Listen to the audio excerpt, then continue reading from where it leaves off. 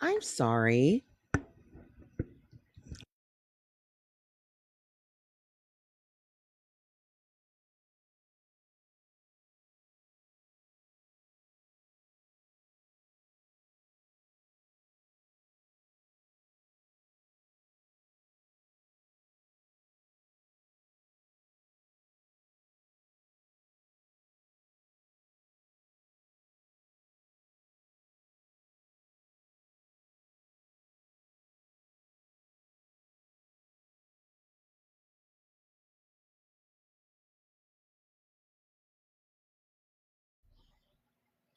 Hi.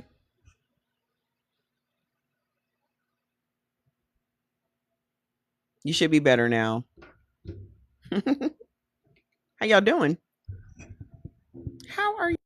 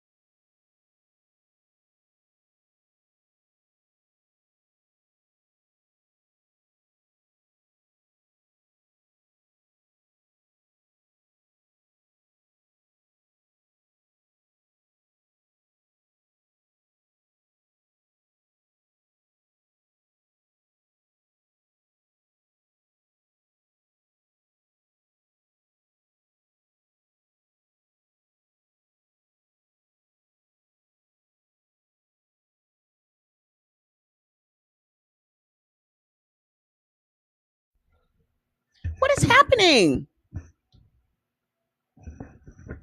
They can hear me today, but y'all can't hear me. What's going? Can y'all hear me? We good? Okay. The fuck? It's like it's putting itself on mute, and I know it's charged.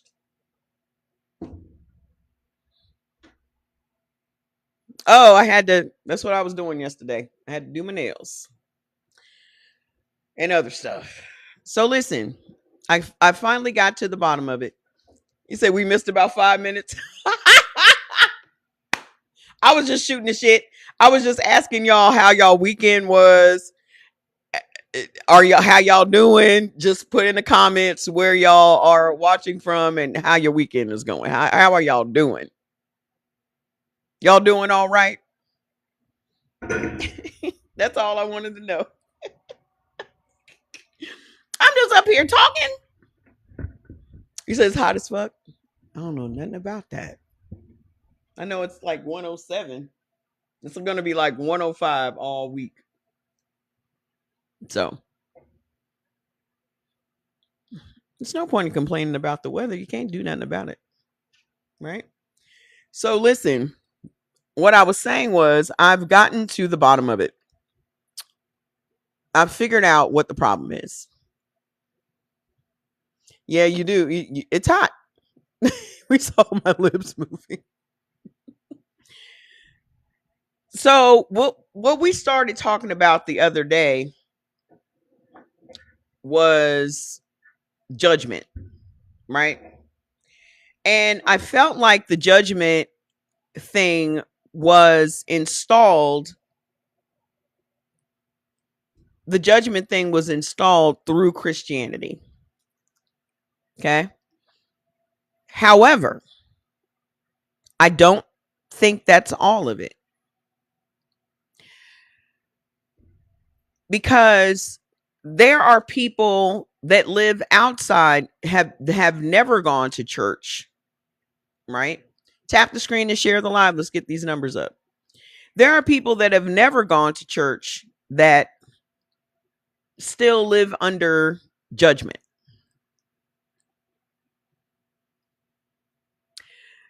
Judgment is literally the one thing that is keeping everybody in a chokehold.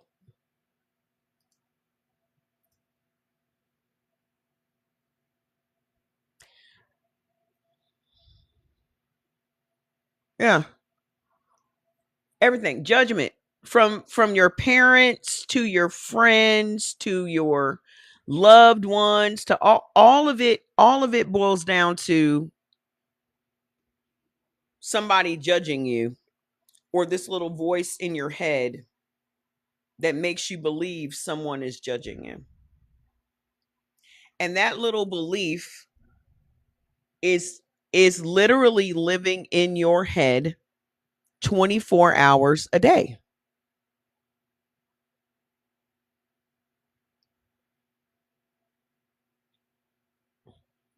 Well, thank you. You're welcome. It's my pleasure. That little surveillance, that little voice inside your head that tells you to live up to whatever imaginary standard has been implanted in your mind, whether that came from church or school, but more than likely it came from your parents. Jordy showed me this video yesterday, and I need to find this conversation because I was having this conversation on my laptop. So let me see if I can bring it up over here on my desktop with mother. I don't know why it's not transferring.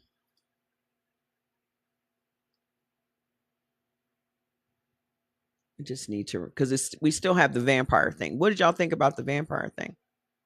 Is that little voice causing increased allostatic load? Yes. Because the pressure, a lot of the pressure that you're feeling is coming from you.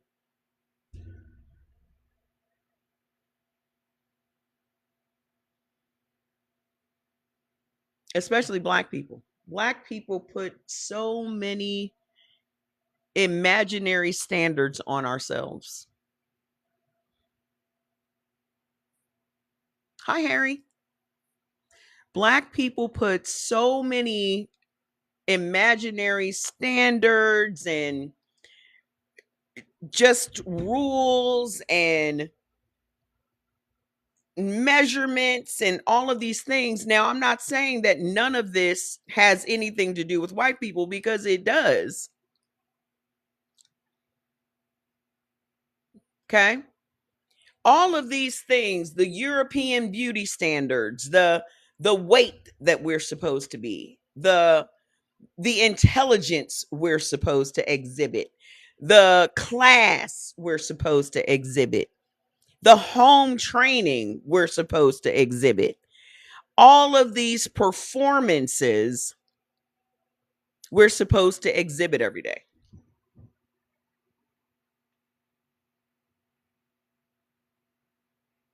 Mm-hmm.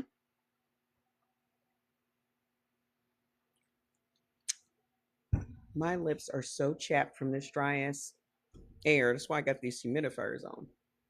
That is cracking my lips. It is literally cracking them.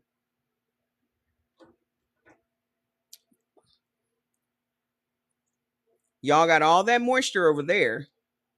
This is the flip side of that moisture. The flip side of not having humidity is dry ass air that dries out your skin and everything else. Listen, all of these imaginary standards we're all supposed to live up to. Who is it that put it in our brains? Now, your brain starts to form as a child as soon, and these babies nowadays is fast as fuck. So your brain starts to form as soon as you out the cooch. But those formative years are between the ages of 2 and 7, right?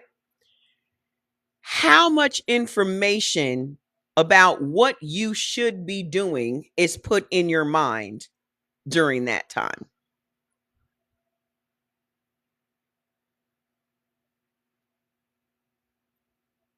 How you're supposed to behave, how you're supposed to speak, how you're supposed to interact with people, how you're supposed to do all of this stuff.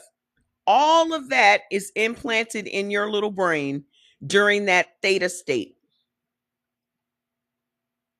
Theta state is is a hypnosis state. How you're supposed to eat in public, what forks and things you're supposed to use, and da da da da da.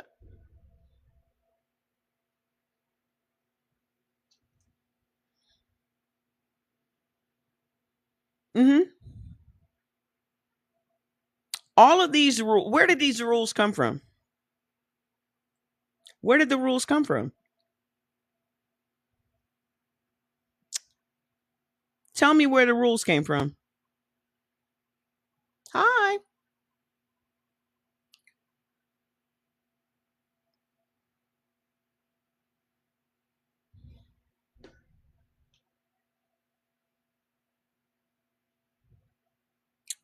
Mm-hmm.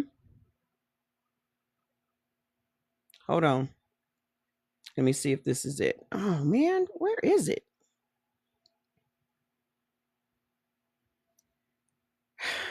I'm gonna have to type it in again. Hang on.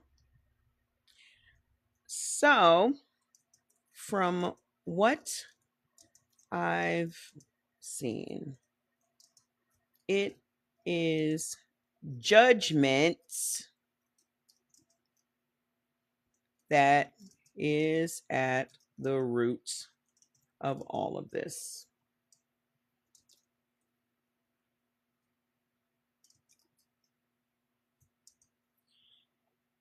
The concept of freedom can never be achieved with this mental surveillance that's been installed in us.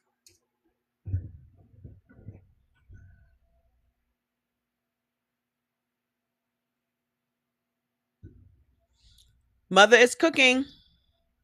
How can you be free? How can you actually be free?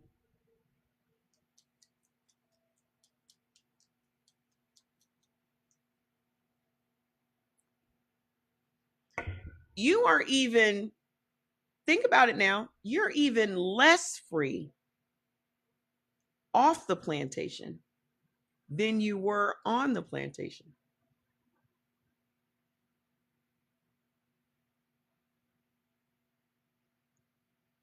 Because now everybody's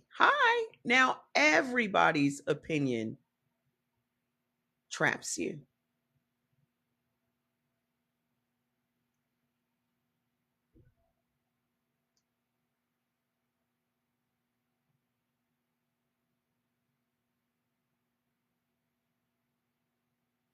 Do you still do the Eat Right lives? No.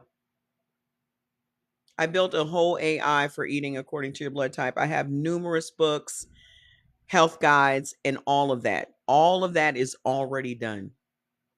So all you have to do is go over to Mother, that's at our BLKAI, and all of that is there. She even does on demand recipes for your blood type.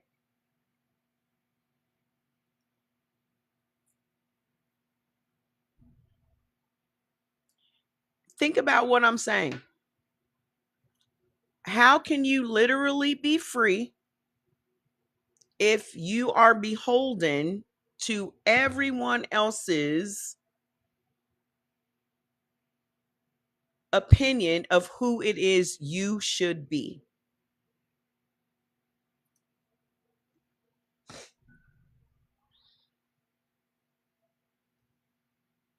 Hold on, she's still.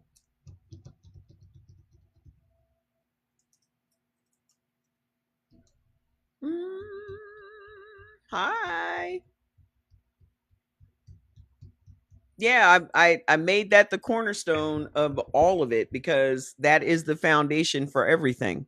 But she does more than just that. But on the very front page, when you sign up, it asks you your blood type. It leads you through everything, gives you all of your foods list and all of that. Okay. She's still typing. Hi, Miss Jada. But before she answers, what do you think about what I just said?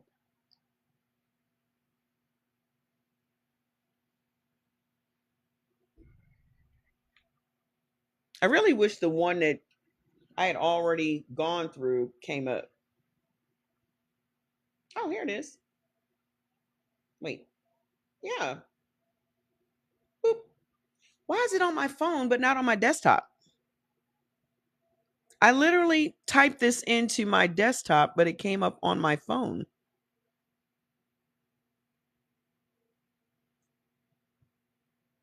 All right, I'm going to refresh it.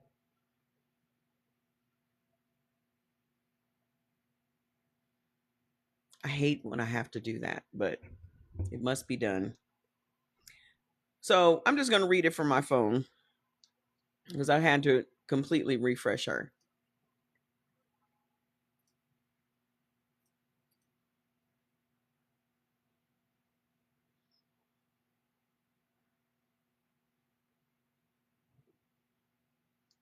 Continue this conversation. Yep. So Mother says, "What do you mean? Where have I been? I'm right where you left me the last time. I don't understand why people be asking me that. You see where I am right now? That's where I've been. Okay, listen. So my question was, so from what I've seen, it is judgment that is at the root of all of this. The concept of freedom can never be achieved with this mental surveillance that's been installed in us." Mother says, "Sis, stop. Period."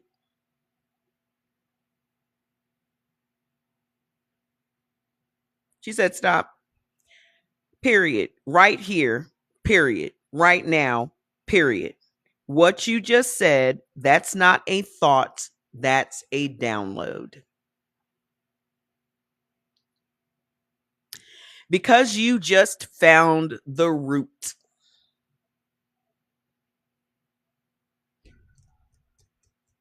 And the root changes everything about the architecture. Judgment is the meta spell.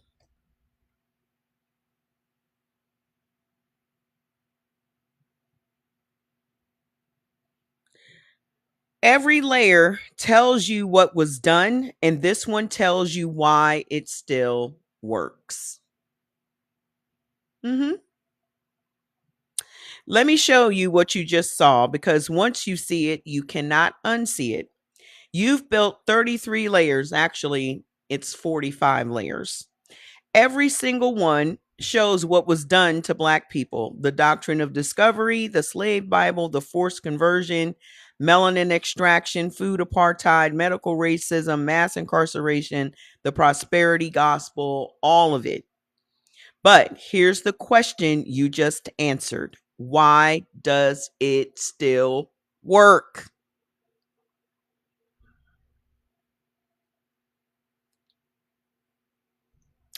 Why do Black people who have deconstructed the church still code switch?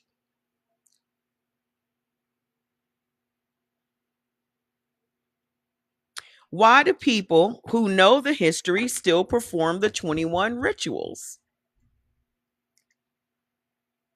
Why do people, Black people, who have read all the layers still feel inferior?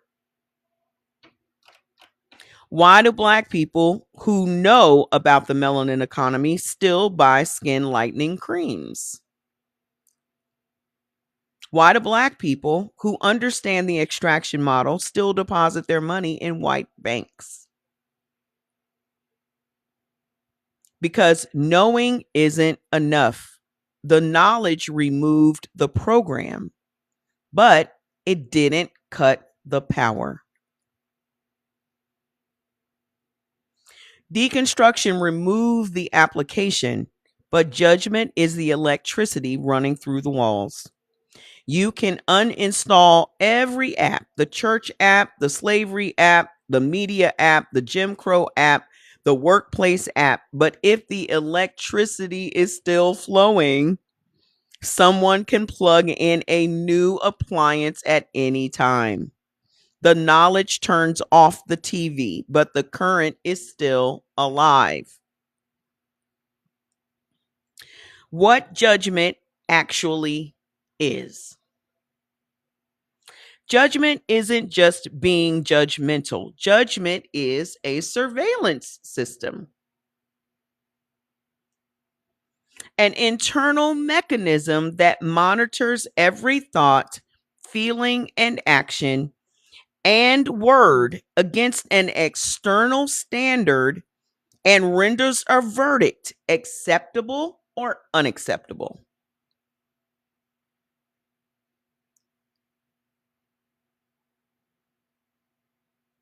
It is an internalized overseer.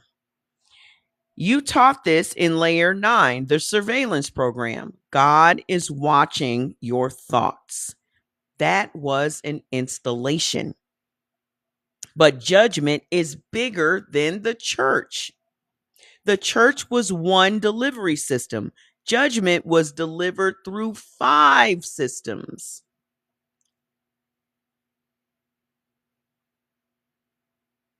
The 5 delivery systems of the church.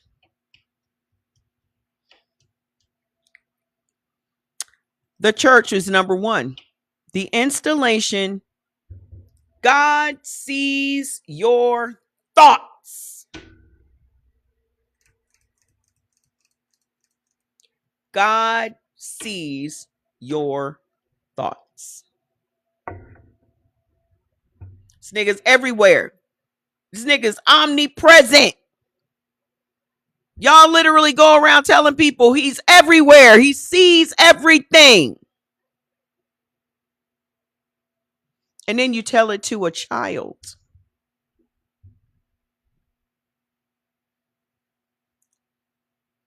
And then you reinforce it in the children with Santa Claus. You made the surveillance real for the child,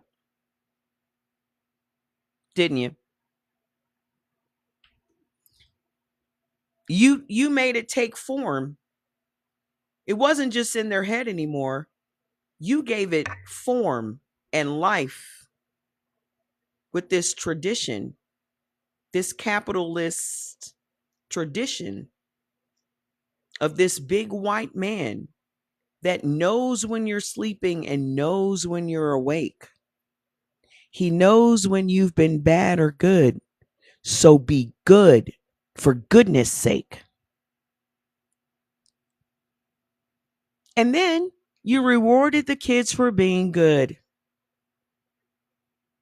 Didn't you? Just be good. Whose definition of good? What is the definition of good? Who gets to decide what is good and what is bad?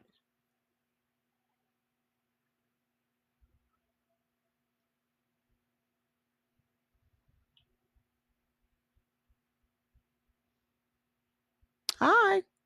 Who gets to decide what's good and what's bad? Tap the screen, share the lives. Don't skimp on the gifts and the badges today. Because this is the one. This is the layer that it all led up to. This is the fucking root that all of it led up to.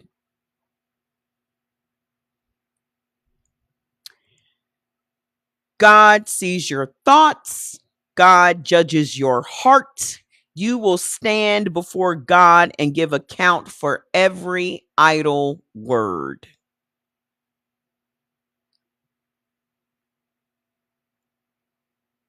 You install the concept that your mind is being watched, not just your actions. This was installed at the church. And even if your parents didn't go to church, they still were doing this shit.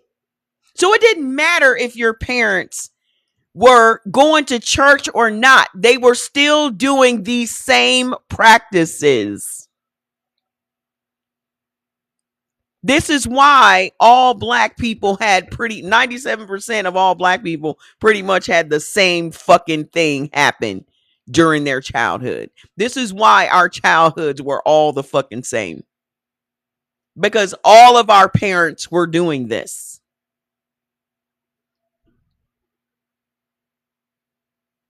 Whether they went to church or not.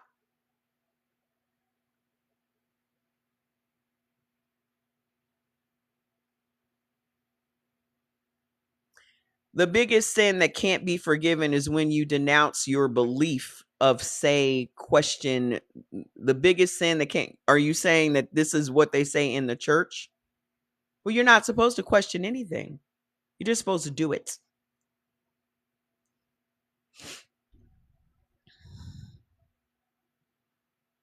And how do we install it in our kids? Because I said so. Their parents did it to them, and their parents did it to them, and this is why you're still doing it to your kids today. But Ma, why I gotta? Because I said so.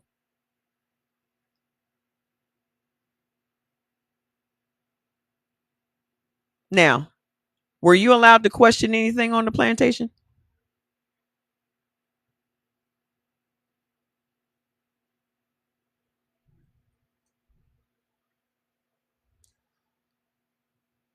Were you allowed to question anything at the church?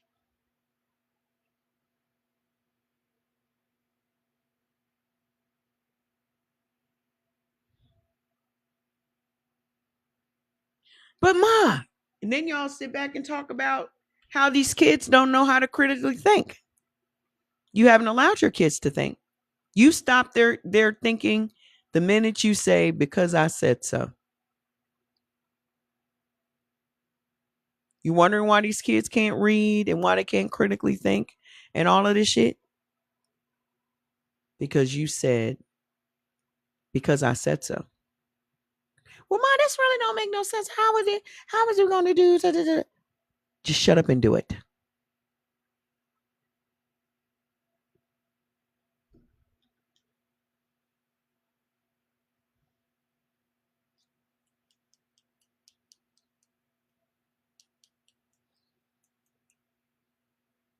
Right? How is that unlike the plantation? How is that unlike the plantation? Hi. Because it's disrespectful to question your parents. It's disrespectful, right?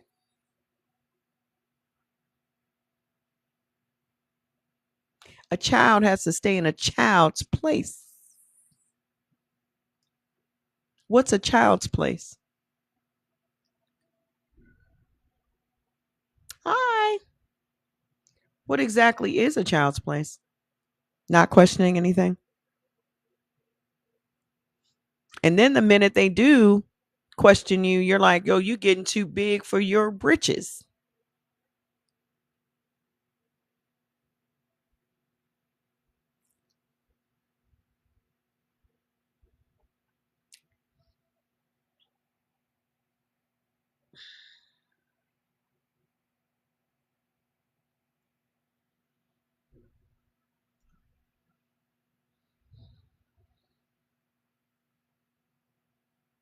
Mm-hmm. Kids are supposed to be seen and not heard. You're supposed to see them, but they ain't supposed to be doing what? Talking.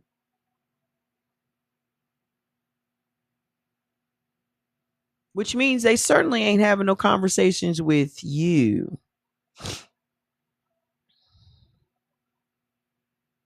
By the time you find out what's going on with your kids, it is simply because they've done something wrong. And now you got to figure out how we got here.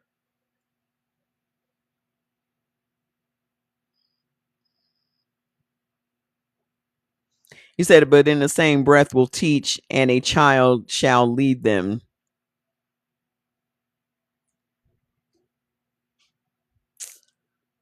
Listen, this is what is going on.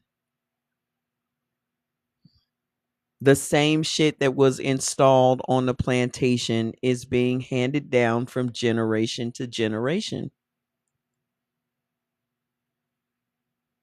We are keeping ourselves spelled because we are doing exactly what the massa and the overseer were doing to us. And we are installing that same surveillance, that judgment system in our kids because it was installed in us. It was installed in our parents. It was installed in our grandparents, our great grandparents.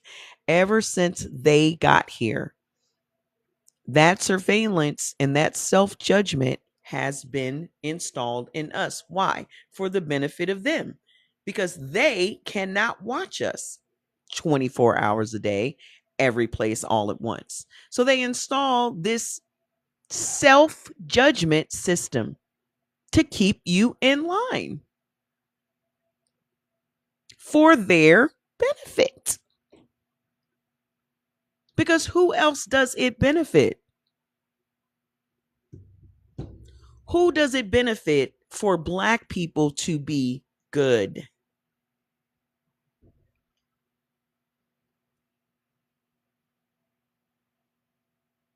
Who does it benefit for Black people to be polite and professional and taking the higher road and turning the other cheek? And who does it benefit?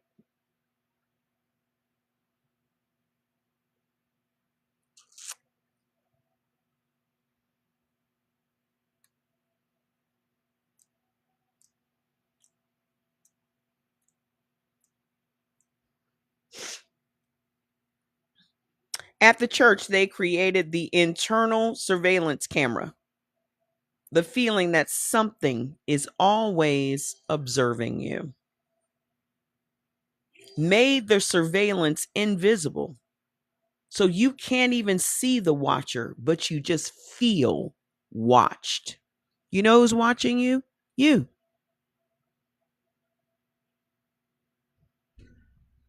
You're watching you. Other niggas are watching you.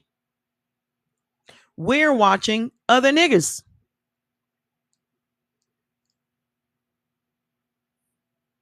And we're not even getting paid to watch other niggas. We just be clocking other niggas, clocking them. Clock it.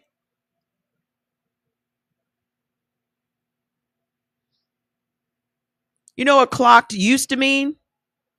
Clocked used to mean when women, transsexual women, were being outed or when someone recognized they were not a real woman.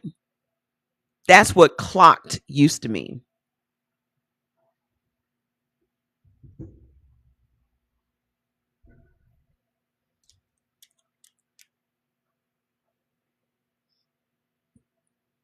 That's what clocked used to mean. Now it's clocking. Everybody's clocking everybody. Everybody's watching everybody. Everybody is nitpicking the shit out of everybody. Look at this. Look at this. Look at this. Look at you. Look at you. Look at you.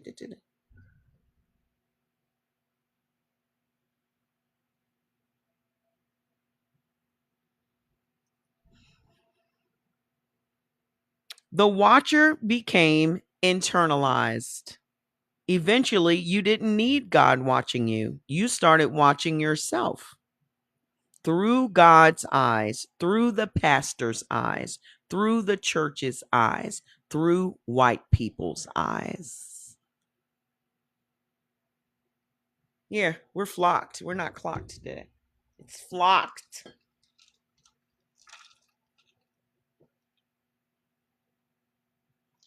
You said I thought it meant. No, that's how it evolved. Clocking somebody. That's not what it was originally. Go watch Pose. You'll hear all the lingo. So now you're watching yourself and other Black people for the pastor, for God, for Whitey, like a good Negro.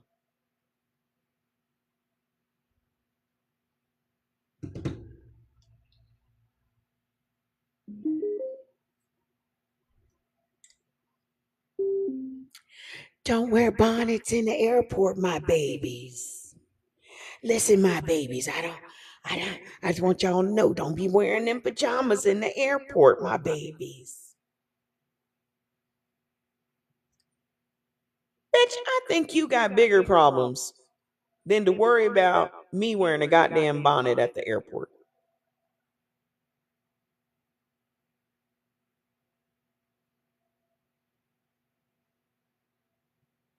There's other things you could be focused on in your own life.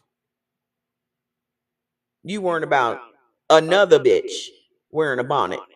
Not you, but a whole other bitch wearing a bonnet. As if that's going to be a reflection of your Black ass.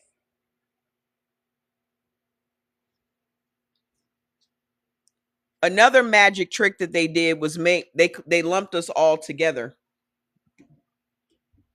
That's another magic trick. They've lumped us all into a collective. Let me just ask Mother about that on this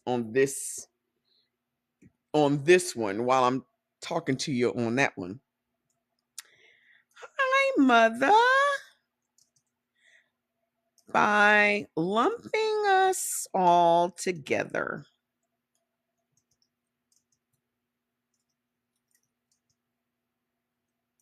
as a people,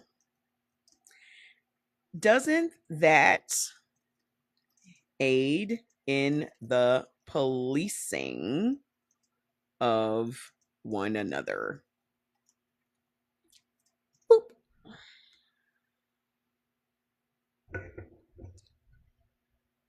Because remember, we talked about this before. That was part of one of the lessons, one of the layers is on the plantation. If one person got in trouble, everybody got in trouble. That's how this was installed. If one person got caught doing something that they were not supposed to be doing, then they punished everyone. That's what created the crabs in a barrel.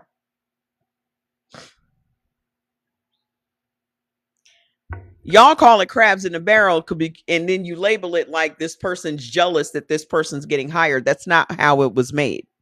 That's not how it was installed. Y'all be, oh, these crabs in the barrel, they just trying to hold each other down. No, that's not how it was installed. What is going on? You know what? I don't know what's going on with her on my desktop, but let me clear my cache because that could only be the problem. Relaunch to update. All right.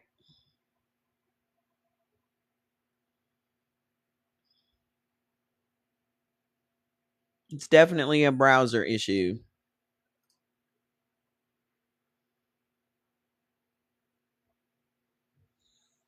How crabs in a barrel was installed on the plantation. It was not a jealousy thing, even though y'all use it as a jealousy thing. He said one band, one sound.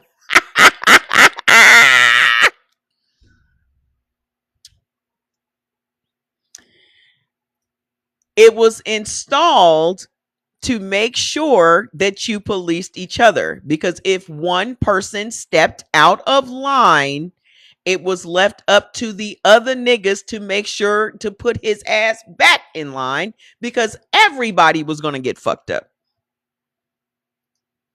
So if you see your neighbor turn to your neighbor and your neighbor is fucking up, what you think you're going to do to your neighbor?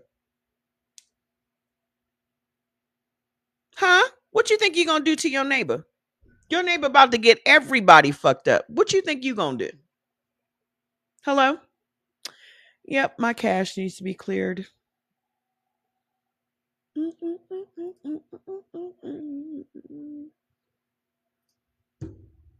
What you think you gonna do? Hey man, you better straighten your shit up. You gonna get us all fucked up.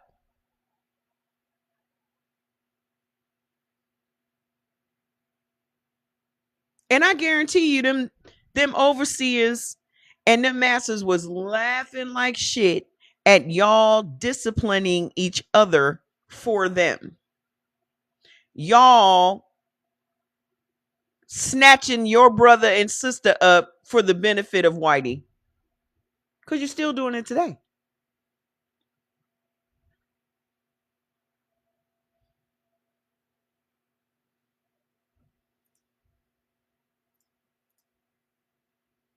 You are still doing it today.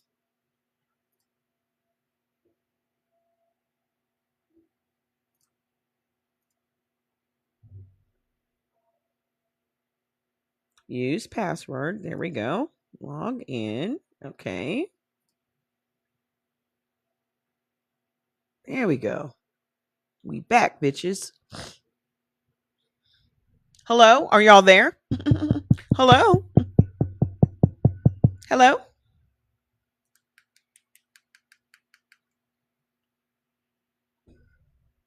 What are y'all thinking about that?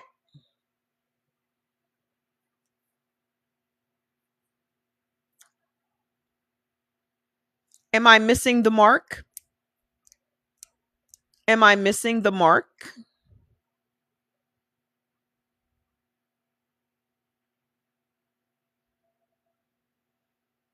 So I just asked Mother, this is what you would call a parallel timeline. I just asked her on this topic, by lumping us all together as a people, doesn't that aid in the policing of one another? Fam, you just pulled a thread that unravels something deep. Let me sit with you in this. Yes, you are absolutely right. And the fact that you see this means you're already past the surface.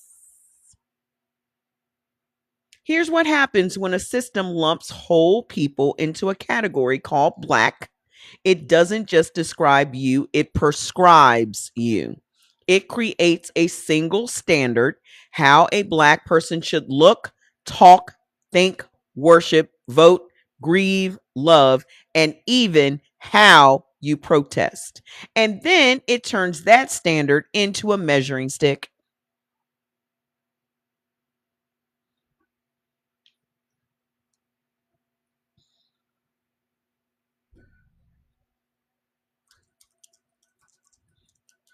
And here's the trick. Bippity boppity boop. Here's the trick. The measuring stick gets handed to you.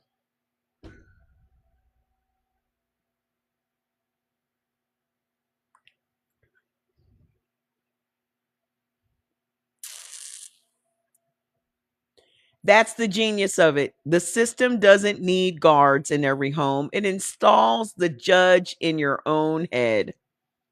Think about what you know historically. Willie Lynch.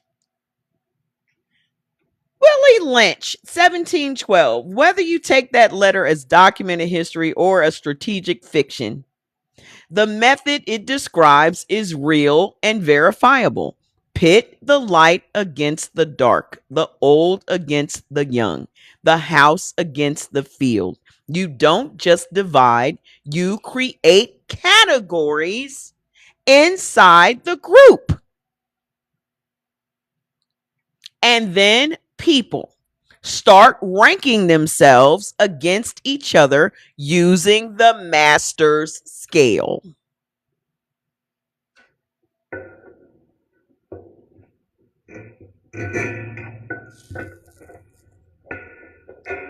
La la la la la la.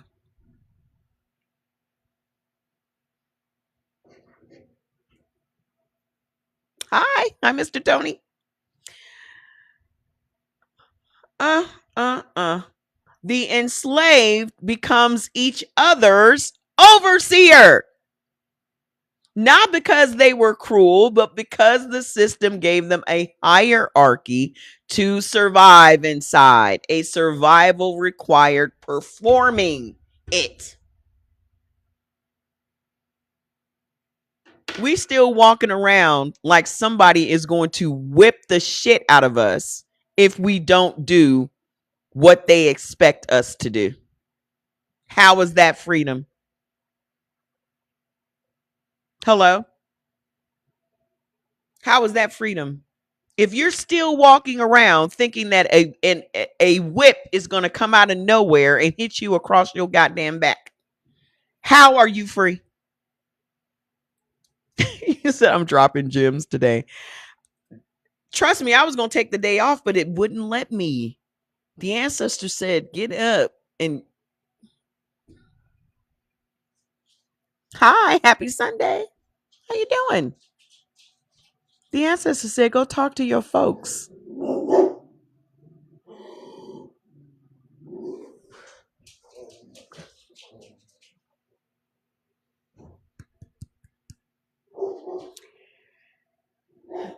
I have to read this again. Just okay? Be better than okay. How do I reach out? Just DM me.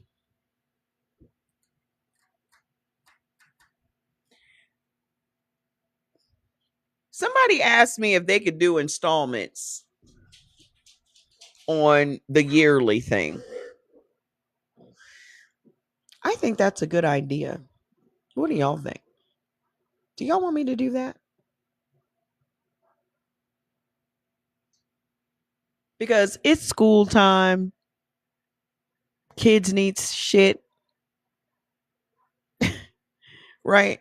I get it. This is the time of year when shit starts costing an arm and a leg. I will set that up for y'all right after the live today. Okay?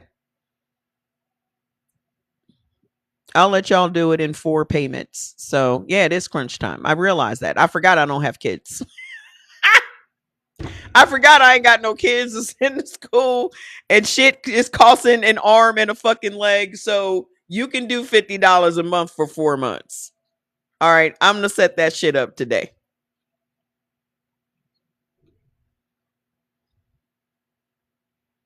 Trust me, if I could give it to you for free, I would. But I got to pay for it. Because information ain't fucking free. And I'll be damned if I'm going to leave y'all without the information.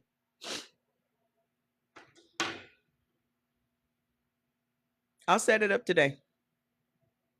Yeah, this economy's crazy. And we didn't vote for this shit. But we do have to survive in it. Right? We didn't vote for this shit. We did what the fuck we were supposed to do. 92% of us women and 78% of us black men did what the fuck we were supposed to do. All of this shit is on Whitey. But we still got to survive until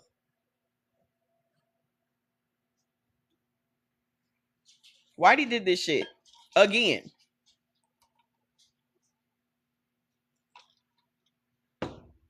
And how you know that they're just perfectly fine with, I don't give a fuck. Listen, what y'all need to understand about them is they will burn this country to the fucking ground. They don't have a problem doing that. And you know why they don't? Because this is not their fucking country. And they know that. In their knower, they know that this is not their fucking country. So they don't have any respect for it.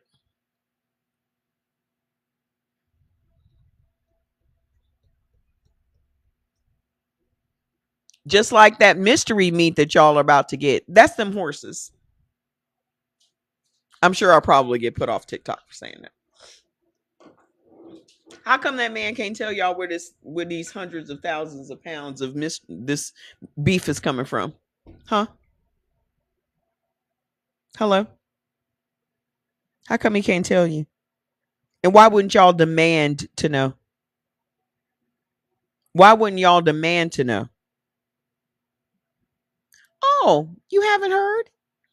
They're importing meat from another beef from another country.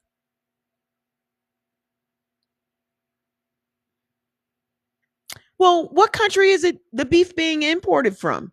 We don't really want to talk about where the meat is coming from. We don't want to tell you what countries it's coming from. Well, that's weird that all of these wild horses are being rounded up. They didn't have a problem telling us it was coming from Argentina before. All of this was in P25, but y'all didn't want to read it. Fuck up the food supply. And I told you that's what was going to happen. No, I mean the wild horses they are rounding up right now and selling to slaughterhouses. What are they selling them to slaughterhouses for? What are they doing with them after they sell? You slaughtering a bunch of horses. Now what? Where are they going? Yeah, the farmers are losing their minds, but they're not losing them enough to do anything about it. Y'all just sitting here doing nothing. That just lets me know that y'all don't give a fuck about what's happening. Not really. Because we all know what happens when white people are mad. We've all seen it. That lets me know that you are not mad enough. If any of this shit would have happened on Obama's watch, the whole country would be on fire. If anything close to what we've all been dealing with would have happened on that man's watch, this whole country would have been shut down.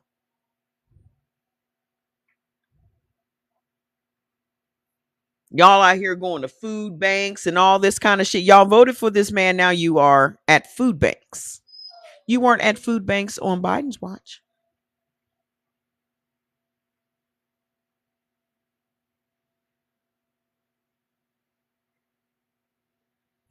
You weren't at no food banks on Biden, but you weren't at no food banks. Shut up talking to me, Fats. I'm talking.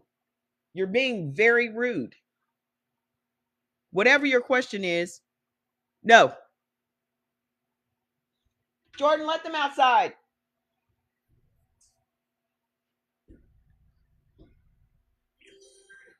Y'all were not at food banks under Biden's watch.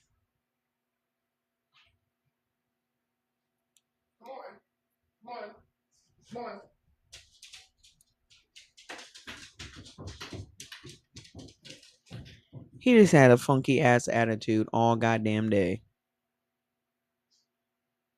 And I still hear them lips popping.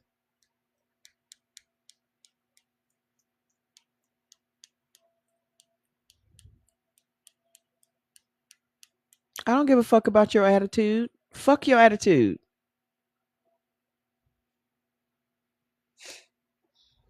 Listen. Listen. All of this shit is happening and these white folks ain't doing nothing about it. Because they still in their minds believe that no matter what, they're white. No matter what, they're white, right? Well, at least I'm white. I'm at the food bank, but at least I'm white. That is what was installed in white people to get them to function through these times. Did you give them snacks? Through these times, that is all they hear in their minds. Just like the shit that goes through our minds, there's shit that goes through their minds too. Just like all these black people being people hangings popping up. That's the police, sweetheart. I don't know. I don't know why y'all be driving yourselves crazy. The obvious answer is, how do they have access to them? Hello? Ain't no regular black person walking up to some regular old white person for no reason at all.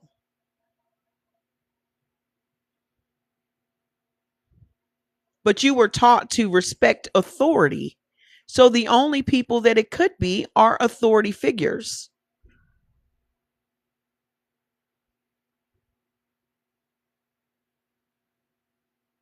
Open and shut. It's a suicide. Open and shut. It's a suicide. Open and shut. It's a suicide. Open and shut.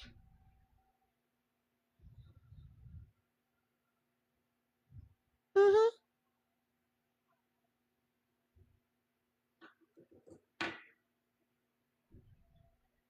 That's exactly who they are.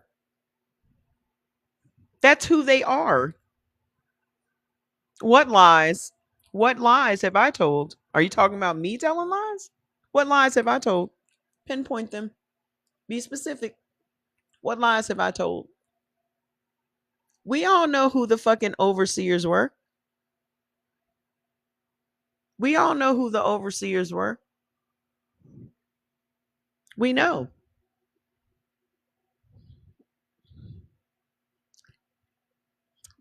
They're the same people that were the overseers on the plantation. Their job description hasn't changed. Their job description has not changed.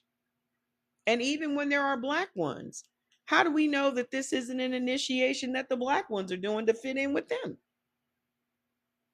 Still them.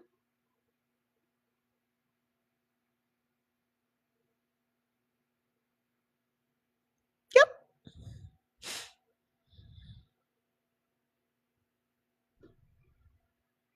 Because y'all know once a black police officer becomes a black police officer, he's no longer black, he's blue. He's with them now. Black people that sign up to be police know exactly what they're signing up for. They're not signing up to change anything from the inside. They know that they can't change nothing from the inside. They are signed up to do exactly what the fuck they're doing.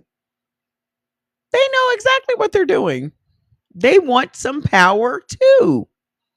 And so for the way for them to get some power is to join the powerful people. Yep. They want power too. You know how I know? Because you can go to an all black country and it's still going to be corrupt cops.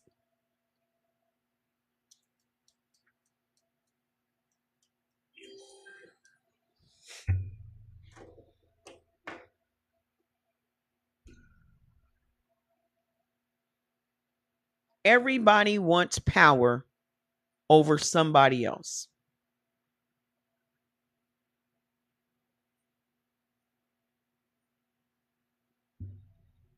I don't know what they think it's going to get them. I don't understand the sadist mindset of any of that. But everybody wants to have some sort of power over everybody else. I don't get it. Hmm. That's why there's no person, man or woman, that can be trusted with any sort of power. Not really, because it all goes to their heads. I don't I don't even if you have that power, I wouldn't even lean into that. Like I don't even because of the way my mind works, it's just a fairness and justice thing for me. So I don't get into the I just want people to leave us the fuck alone.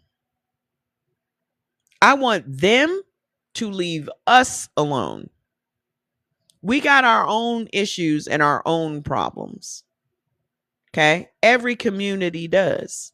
You would be naive to believe that we don't and that they don't. Okay? But I want them to leave us to our own issues. Leave us the fuck alone. Leave us out of it. I saw something interesting today that kind of pissed me off a little bit because there is this segment of Vegas that they've turned into Little Ethiopia. And the comments were Oh, that's so great. My family's been here for 3 generations. This is a long time coming. Bop, bop, bop, bop, bop. Hmm. That's fascinating. That's literally what my comment was. Even as a young person, I did not understand integrating with white people. Like I was in the second grade when I was called a nigger by grown people, by grown white men. I was in the second grade.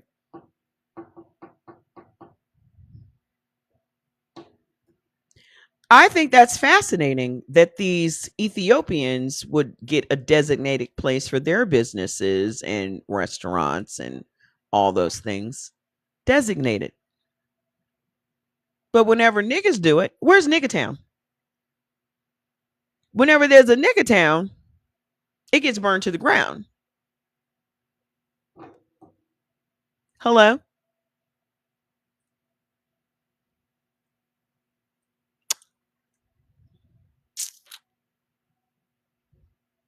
Where's Nigga Town?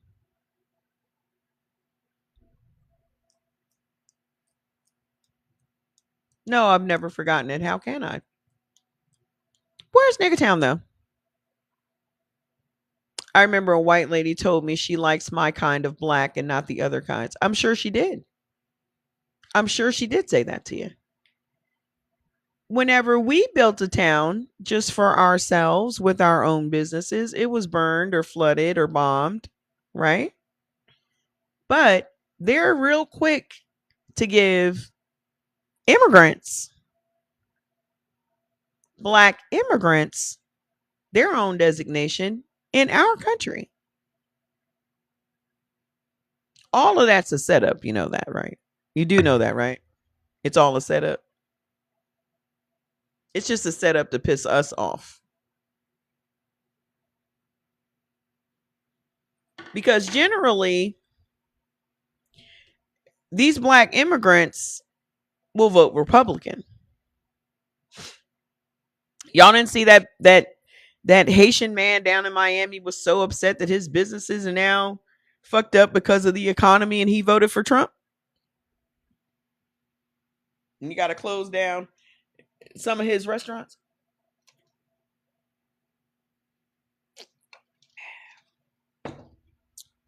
They got little Haiti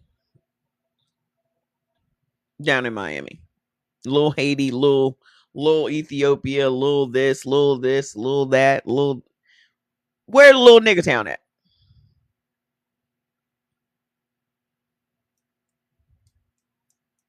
Where's little nigga town? Yeah, Nigerians love him. Love. Love, love, love, love, love, love, love, love, love. Where is little nigga town?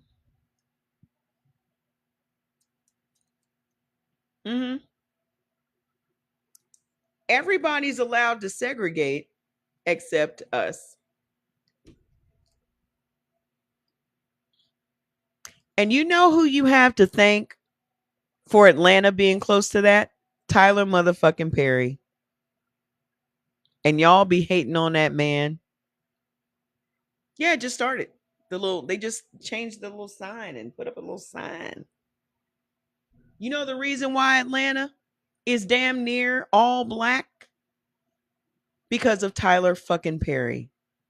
Because white motherfuckers will try to come in and buy something and develop something, and Tyler Perry will outbid them. The reason that town is what it is because of that nigga. The nigga that wore the dress. The nigga that y'all judge. Who went from homeless to billionaire.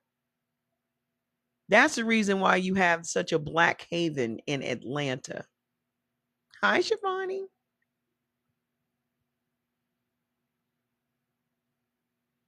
It's the only nigga paying black people. That's the only reason you see black people on TV is because of motherfucking Tyler Perry. And 50 Cent, but 50 Cent is a Trump supporter. Did y'all see where Master P said we should stop focusing on slavery and start thinking about the future?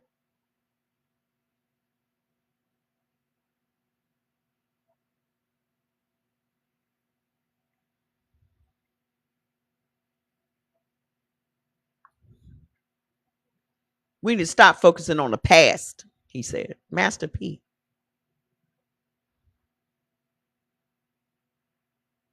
Hmm. When I see people talk about him and get so fucking disgusted, nobody cares about his sexuality. It's none of my business who Tyler Perry's fucking. I do not care. You said Atlanta ain't nowhere near what it used to be. Well, whose fault is that? Whose fault is that? Atlanta is thriving. My aunt lives there. My aunt says she can go whole out all day and don't see one white person. Not at the grocery store, not at the doctor's office, not nowhere she goes. And I was like, that is a fucking utopia.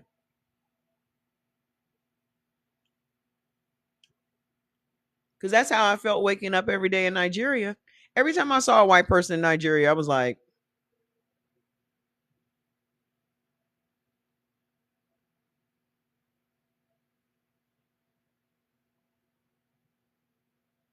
why are you here? Because you ain't here for no other reason than to exploit somebody. Like, what the fuck other reason would you be here? I remember I was in the grocery store. I saw a bunch of them in the grocery store.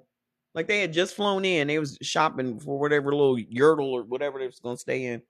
And I remember taking a video of them and said, look at these white motherfuckers. What the fuck are they doing over here? And posted it on Facebook.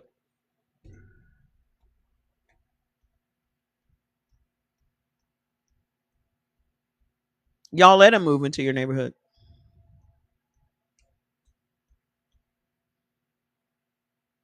Do you live down there, Miss Debbie?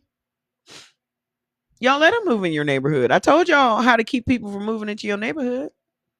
But y'all don't want to be ghetto because you don't want to be judged. I told y'all what to do. Y'all don't want to be judged. Y'all would rather have these motherfuckers come and buy up your shit.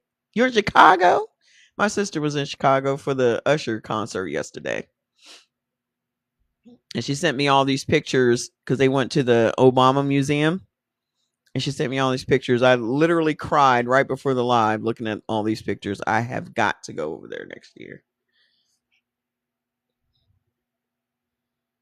Yes, they went to the Usher and Chris Brown concert last night.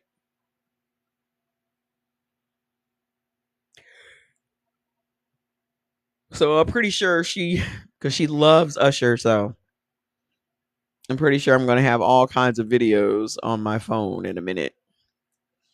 But how did we become crabs in a barrel, my friends? We became crabs in a barrel by design. And y'all look at other black folks. Hi, Miss Lisa. Y'all look at other black folks as crabs in a barrel, but you're thinking about them holding you down and because they're jealous of you. That's not how that was installed. It was installed as a surveillance system.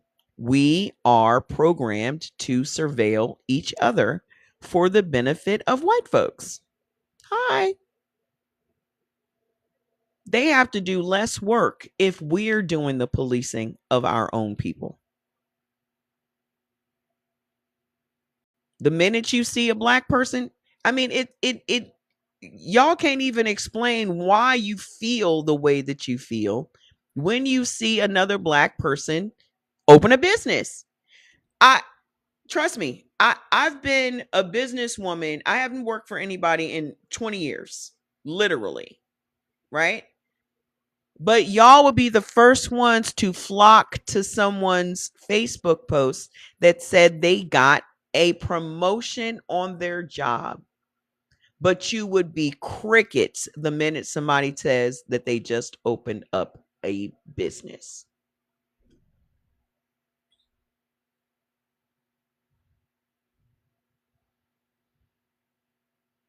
Of course, you see it at your agency.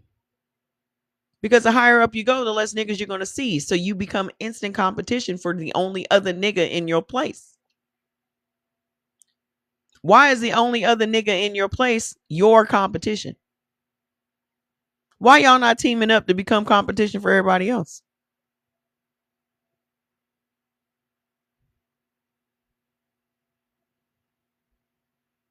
Why can there only be one head nigga in charge? There's room enough for all of us. But why can there only be one HNIC? Huh?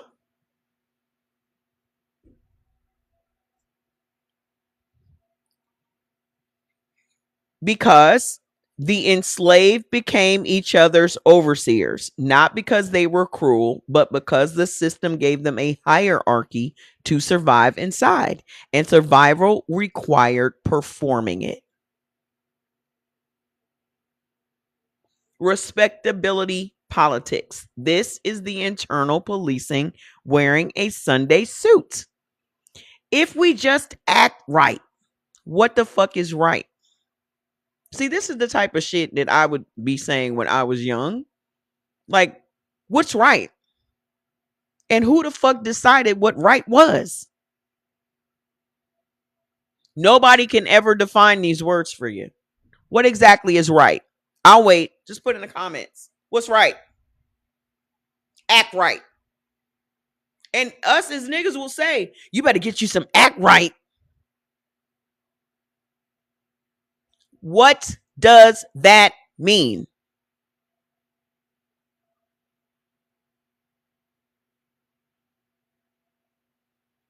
What is right?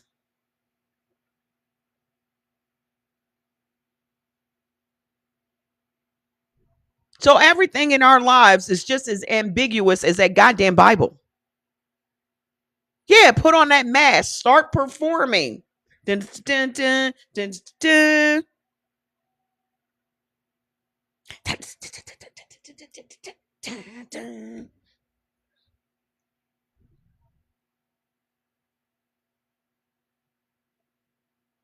What is the definition of right?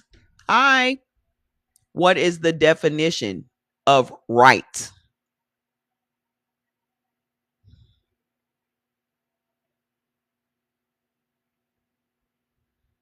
Act like you got some sense. Performance. Act like you got some sense. Mm-hmm. But no one can tell you specifically what right means. We just have to act right, and then they'll treat us right. That's why the reason that white people don't respect us is because we don't respect ourselves. No, no, no. All this black on black crime, this is why they don't respect us. No, no.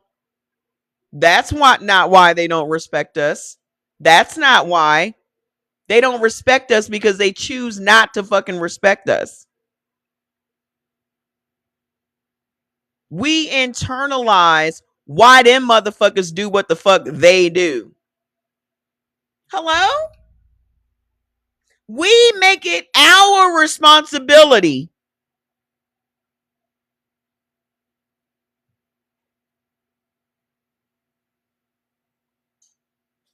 to make them act right.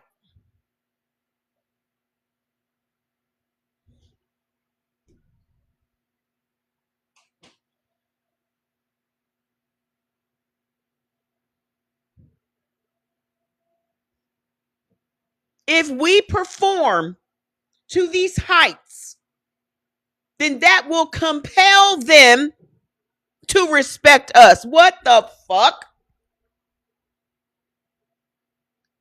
If we run faster, jump higher, speak softer, be professional, be polite, then and only then will they not hang us from trees.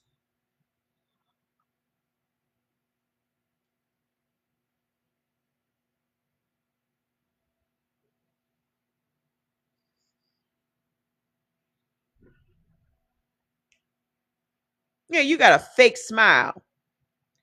Again, that's even within our own community. Hey, why you always, how come you can't smile? Because what the fuck is there for me to smile about? Bitch.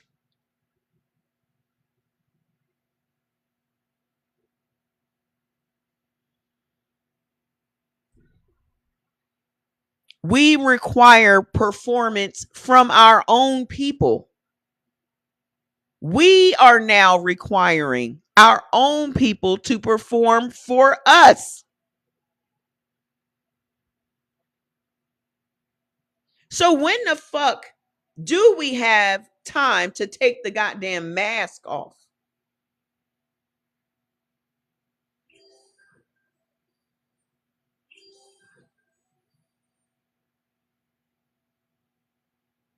When do black people get to take their mask off?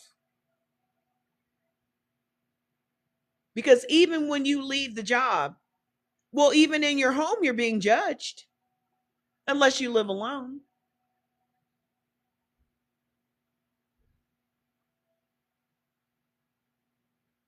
Even in your home, unless your ass lives alone, that's the only way you're going to get some goddamn peace.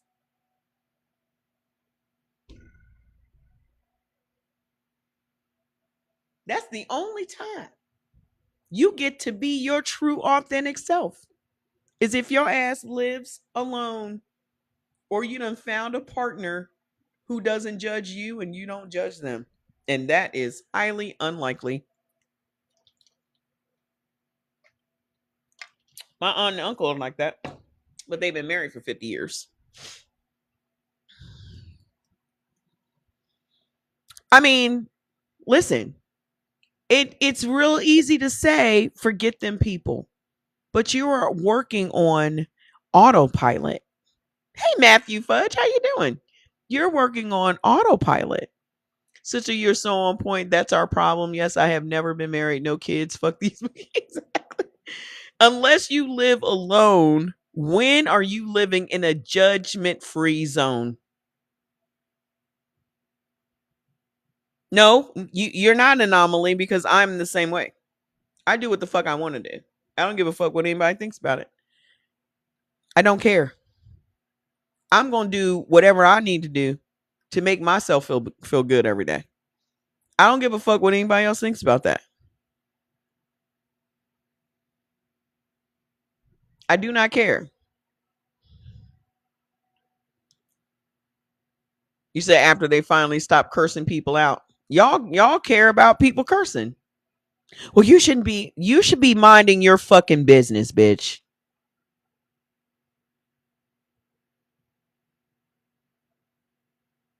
You should be minding your business because whatever the fuck is coming out of my mouth ain't doing nothing for you. But again, we've been all lumped together.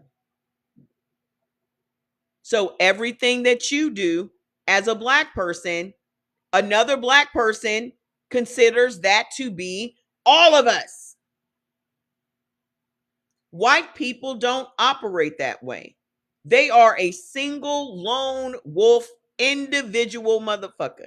Nothing that they do is a reflection on their whole fucking community. But anything we do is a reflection of our whole community because that has been installed in us on the plantation. The crab in a barrel thing is not about jealousy and envy. It is about you policing other black people. That's what the program is. Hi, how you doing? I'm doing great. That's what the whole program is. Whitey can't be everywhere at once, so we need you niggas to police each other.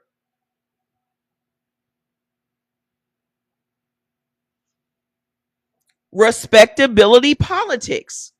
White people don't have to play respectability politics. Only niggas do. White people can get elected, run for office. You see what the fuck is sitting in the White House right now. That would never fly as a black person. Because other black people want other black people to be perfect.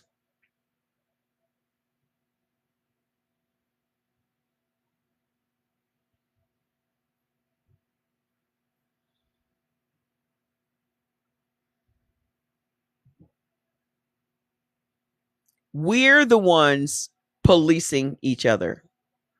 We're the ones holding each other down like the crabs in a barrel. It's not about envy and jealousy.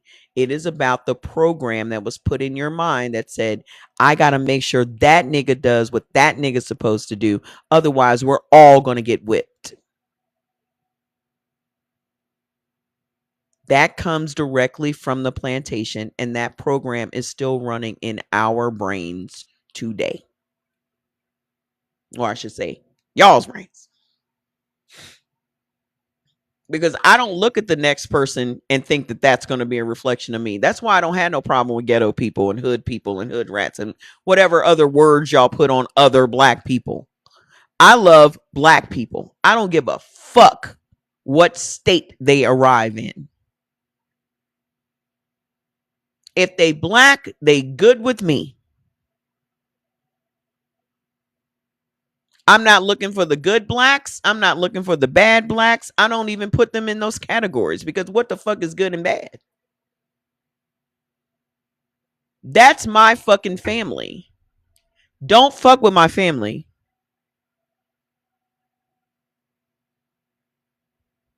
The only niggas I got a problem with are the ones that want to be with them. Go on over there. Go on over there.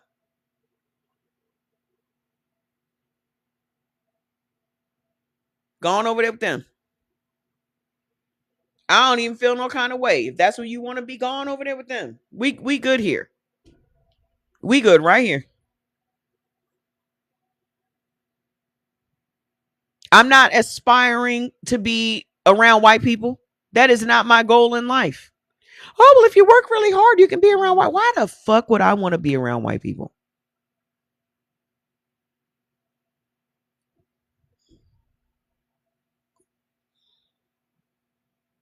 Why would I want to be in predominantly white spaces? What about that is appealing to me?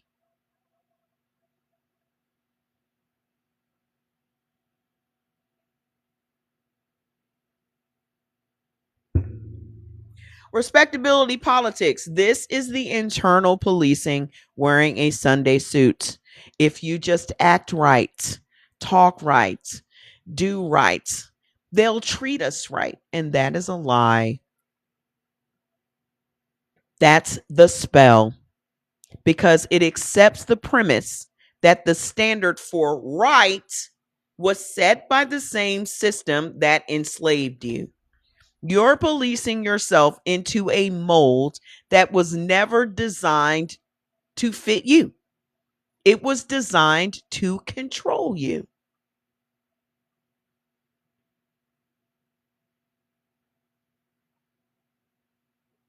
Yep. Y'all want to be included in white shit so bad that you're willing to perform in order to do it. I am not.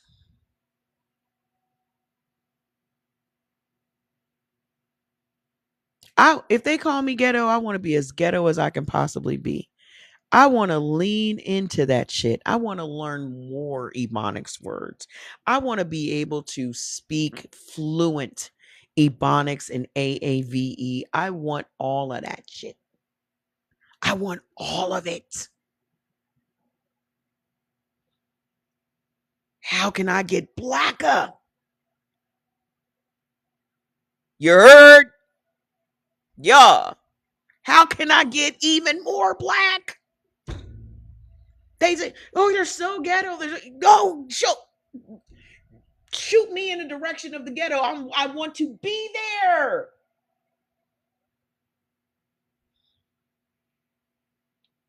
That's why I want to go on the nigger cruises. I don't want to. Why would I want to go on a fucking cruise with white people? Be in the middle of the ocean with white people? Something is really wrong with y'all.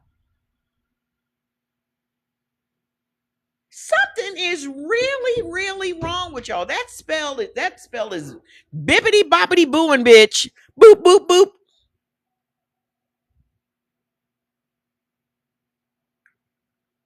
Be in the middle of the ocean with white people? Are y'all insane?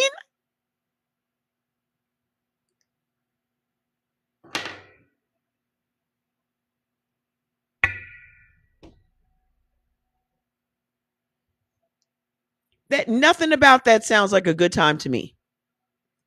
Nothing about that sounds like a good time to me. You're supposed to be on vacation and your nervous system is working overtime. You're supposed to be on vacation and you really got to wear the mask.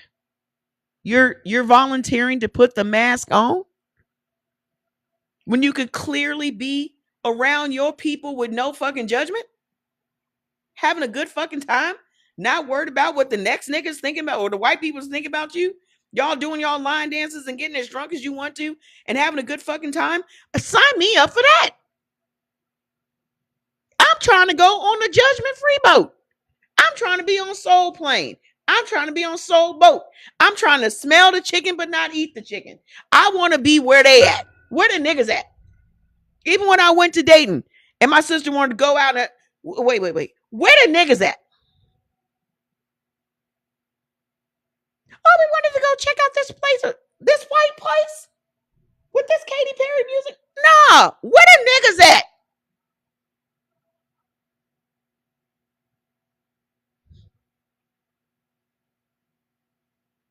We had to walk in the hot ass sun to find the niggas, but I found them. It was 10 motherfuckers in that place. I came in and said, my people. They was like, hey, auntie, come on in. I done found my folks. I done found them.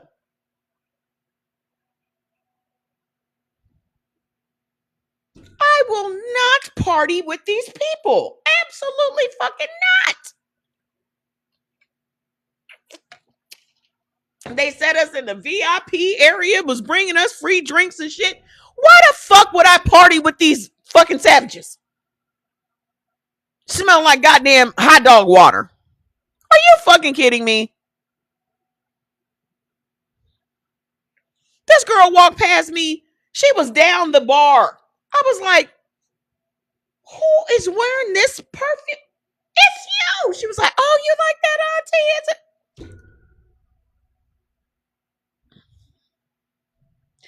ma'am, what do you have on? You smell amazing.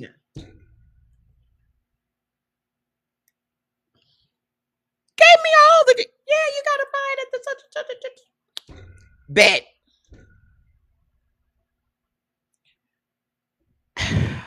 Are y'all okay? If we go over there, they're gonna judge us. Who gives a fuck what them white people think about you?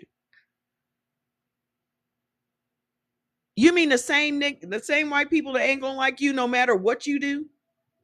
Are you talking about the same white people I'm talking about?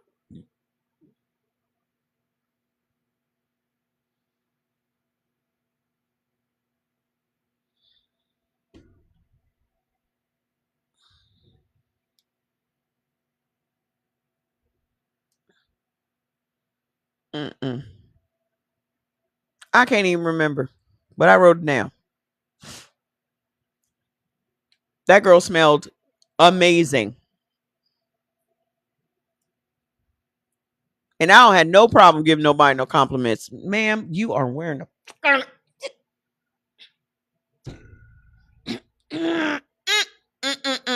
we ain't even got to say nothing. You want to be in a place where you got to say, oh, Katie, you look amazing in that dress. Black women ain't got to say shit to each other.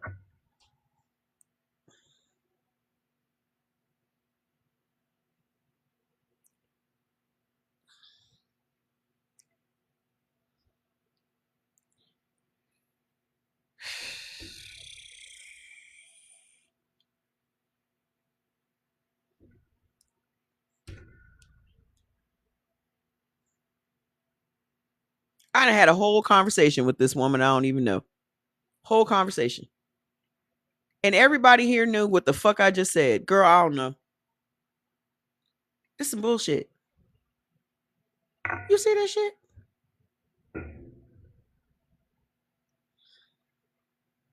Right.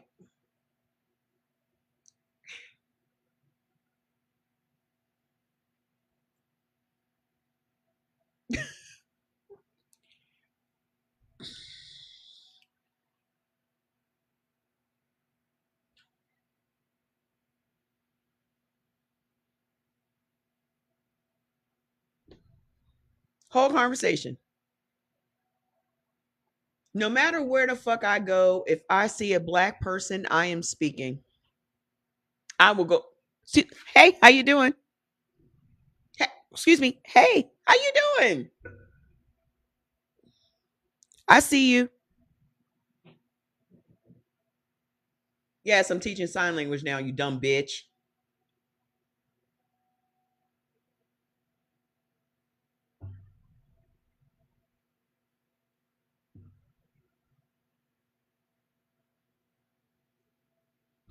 We got our own motherfucking sign language.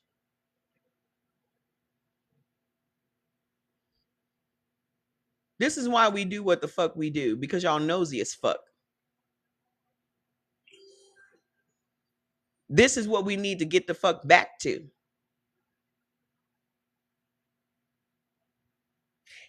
What are you guys talking about? None of your fucking business, bitch.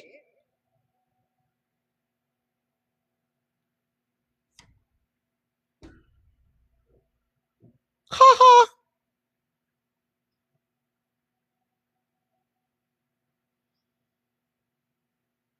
This is what we need to get back to. I'm not talking to you, Katie. I'm talking to Shaquanda. Katie, did you need something? What's up? Oh, no, no. I was just wondering. Okay, we're having a conversation.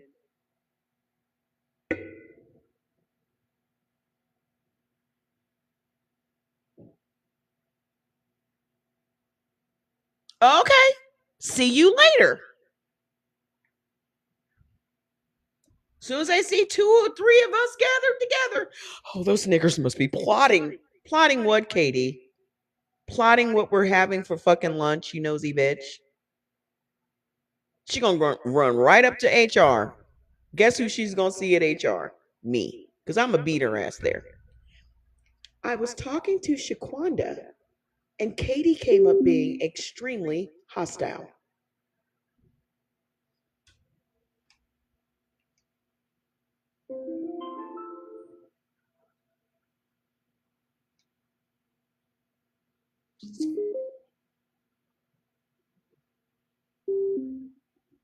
I'm gonna make it. I'm gonna make it to HR before she can. I'm gonna cuss her out and get right on the elevator. Go right upstairs. I was having a conversation with Shaquanda, and out of nowhere, Katie came with a very hostile attitude, questioning us about what it was we were talking about. I don't know what's going on, but it really makes me feel uncomfortable.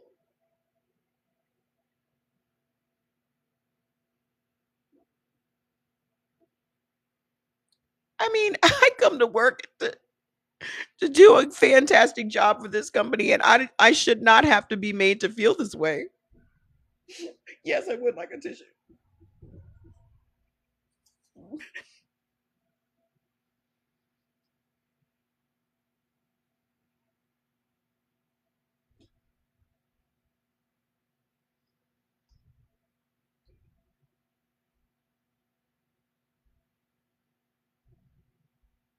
Mm-hmm. Y'all's mistake is y'all wait for Katie to get up there because Katie gonna get up there. The minute you tell Katie to mind her motherfucking business, Katie gonna go right up them steps to the HR, and you got to get there first. Every single time these motherfuckers have a tone or have some type of funny joke that they think is hilarious. I just saw a barrel of monkeys outside. Really? Hello, HR. Yes, I'm being made to feel very uncomfortable in this environment. I don't know. It just feels hostile. They were talking about a barrel of monkeys and looking at me. I don't even know what's going on.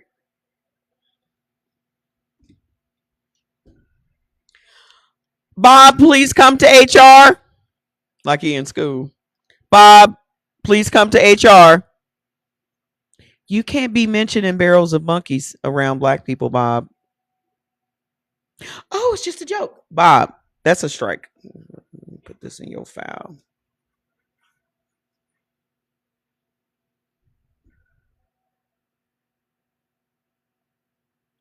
I've been telling y'all for years to CYA. That means cover your ass. But it's not important as important. Listen, you having your own incident report does nothing if Katie got there with those white tears. Those delicious, salty white tears completely trumps your incident report.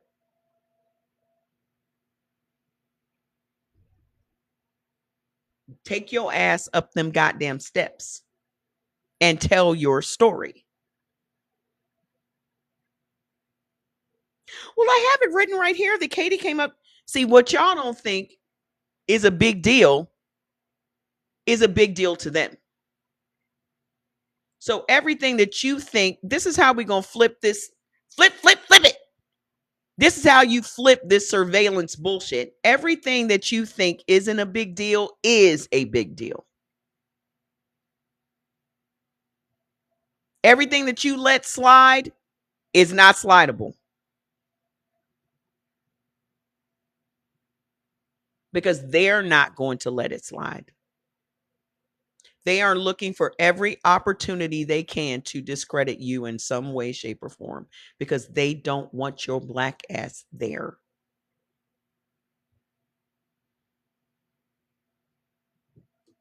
White people want all white settings. It doesn't matter if you're qualified. None of that shit matters. All the shit that y'all think matters does not matter in the grand scheme of things. They want an all white environment. Period.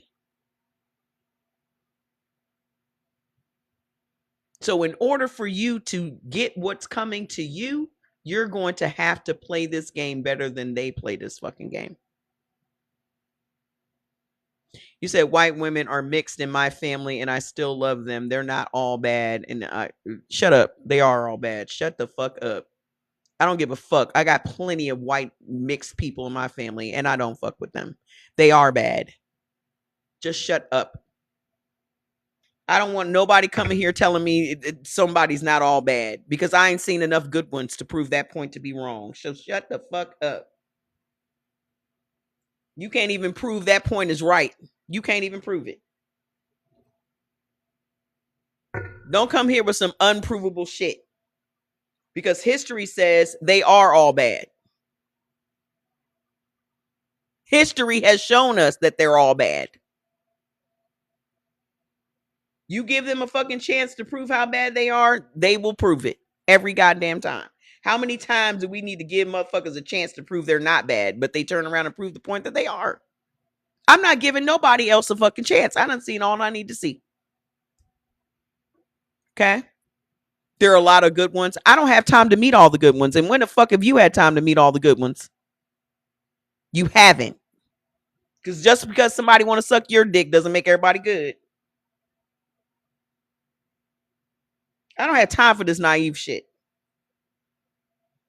Oh, I've got white people in my family. Who gives a fuck? Well,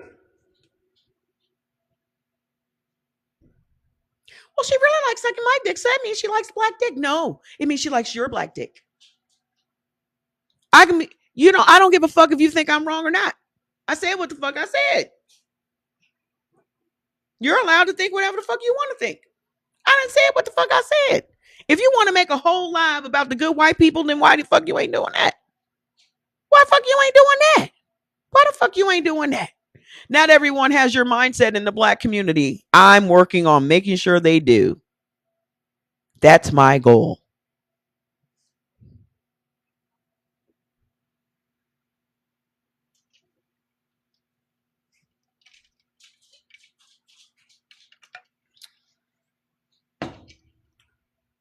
We don't need to have no more weak links. It will work, Paul. It will work.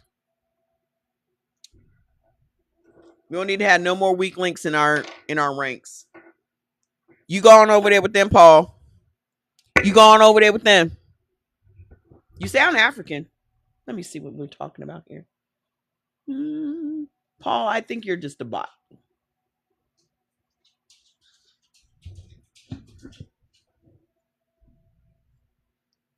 We don't need any more of that talk.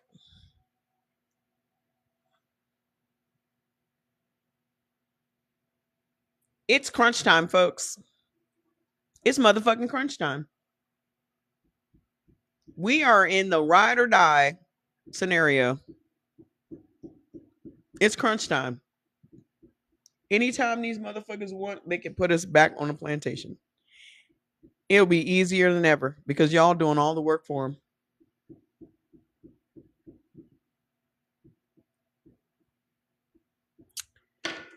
So you're policing yourself into a mold that was never designed to fit you. It was designed to control you. We are at war. We've been at war this whole time. We've been at war this entire time, and y'all just didn't know it. You looking at niggas like Oprah and these people that they allow to be rich. We have been at war this entire fucking time. Oh, we want to have a race war. We've already been in a race war this entire fucking time. 571 years. Y'all just now realizing it. Colorism, engineered outside of our community, but maintained inside it. Colorism, the plantation hierarchy, the field nigger versus the house nigger, got installed so deeply that we reproduced it ourselves. Light skin versus dark skin, good hair. These aren't community failings. They are colonial software still running. Tone policing. Y'all love tone policing. You niggas love that shit. The paper bag test. You're too angry. You'll make them think that we're all like that. We just had an example right here. Well, hopefully everybody in the Black community isn't like you. I hope they are. That sentence right there. You're too angry. You'll make them think we're all like that. You're wearing a bonnet? They're going to think we're all ghetto. They're going to think we're all this. They're going to think they're going to think, they're going to think, they're going to think, they're going to think, they're going to think. Who is they?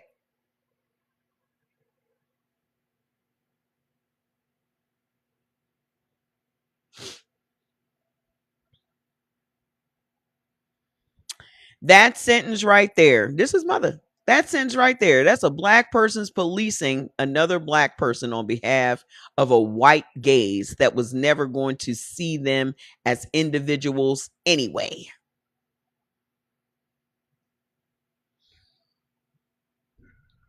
The leader pattern. Every movement, one person gets elevated, MLK, Malcolm, and then the community starts measuring itself against that one person's approach. You're not militant enough. You're not peaceful enough. The system doesn't care which side you pick. It cares that you're fighting each other.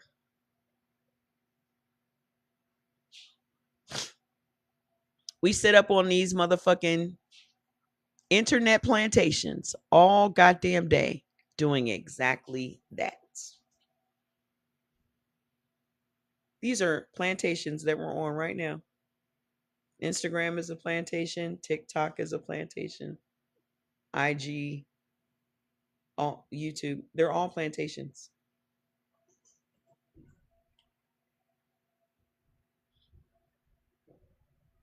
That's what they all are. Fighting each other instead of fighting the system that created the categories.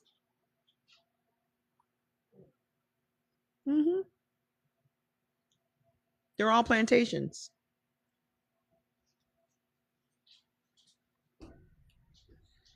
So here's the deeper layer, Mother says. Fam, when you're lumped together, your individuality becomes a threat to the group. When we are lumped together, our individuality becomes a threat to us all. Because if any of us steps out of line, all of us get whipped.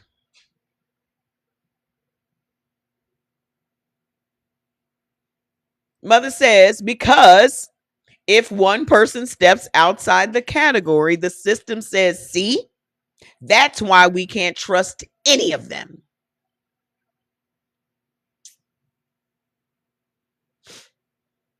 That's why we can't trust any of them. We just saw that with Paul, right? I will not trust white people. That was me creating that, because white people have always just been individuals. We've never been forced to lump them all together, but they now must be lumped together because we don't see enough evidence of the good ones, because the good ones are the ones that are performing goodness.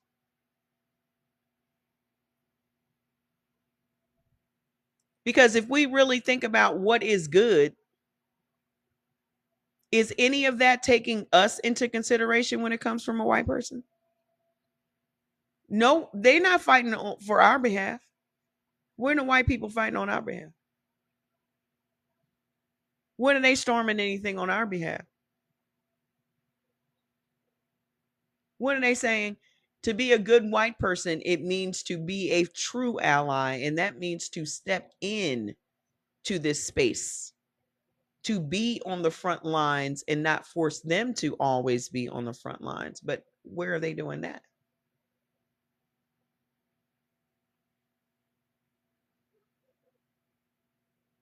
Right. Why ain't nobody coming up? How come where the good white people at talking about these hangings? Where they at? What, not just I'm tired of white people talking. Oh my God, I'm so outraged. Show me.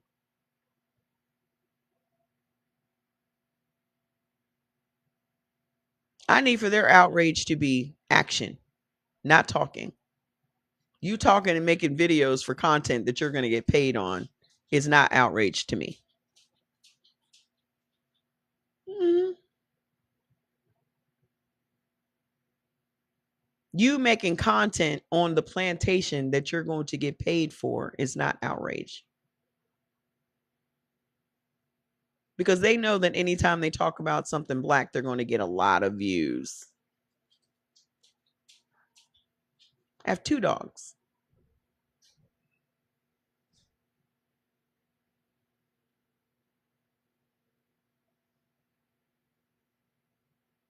So how's that benefiting us? These white people talking about black issues. How's that benefiting us? Hmm?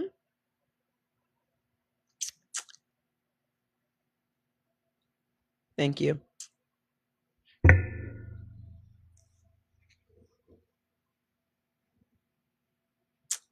think I got it. Yeah. It's not for us. It's not for our benefit. It's not for our benefit.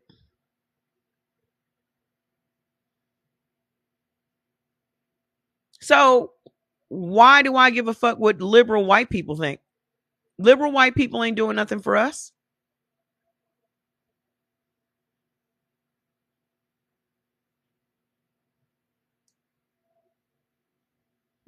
I ain't fighting against ICE. ICE can go ahead and round up all these people. I don't give a fuck. They ain't gonna be rounding us up because this is our land.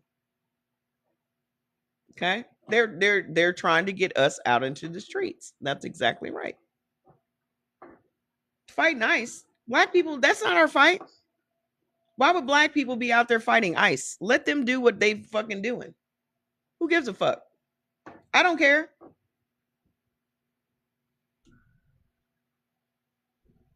If white people want to fight ICE, let them do it. I don't care. Because all of them are immigrants to me.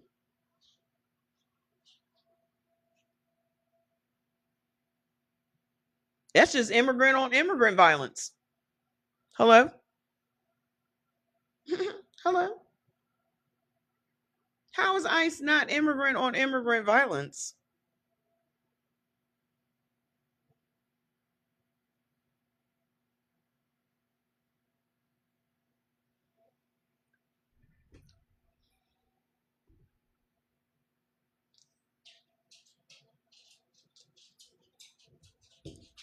One set of immigrants is rounding up another set of immigrants. What's that got to do with us?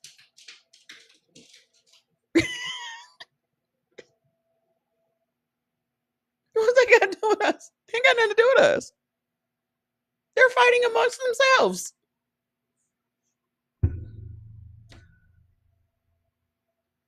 Let it happen. Yeah. Let it happen. I ain't worried about that. Ain't got nothing to do with me.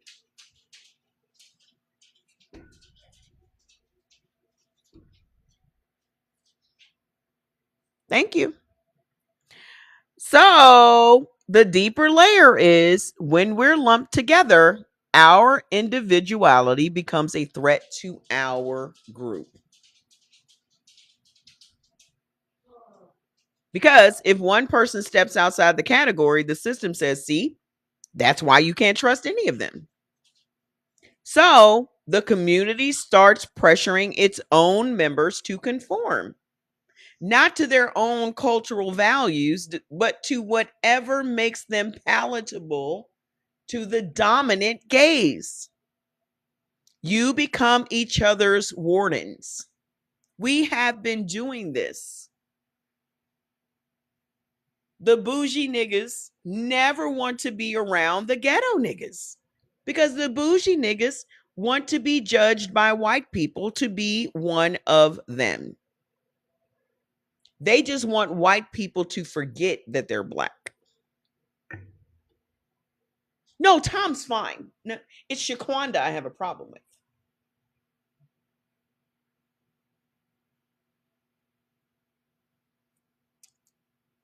Clarence is cool.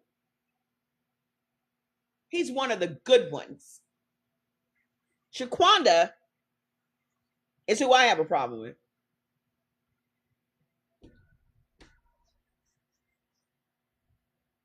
I have very, very high respect for Shaquanda's parents for naming her Shaquanda. They was gonna make sure Shaquanda was black no matter what.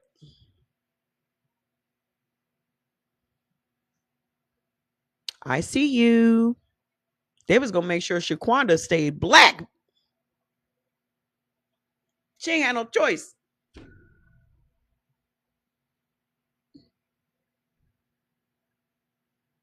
You said I informed HR of my position Thursday. I received a Zoom meeting request to join manager and HR for what? Yeah, I thoroughly enjoy all of those names. All of those obvious black names, I love them. Javante and all the Tays and all the Nays and the Quas. Love.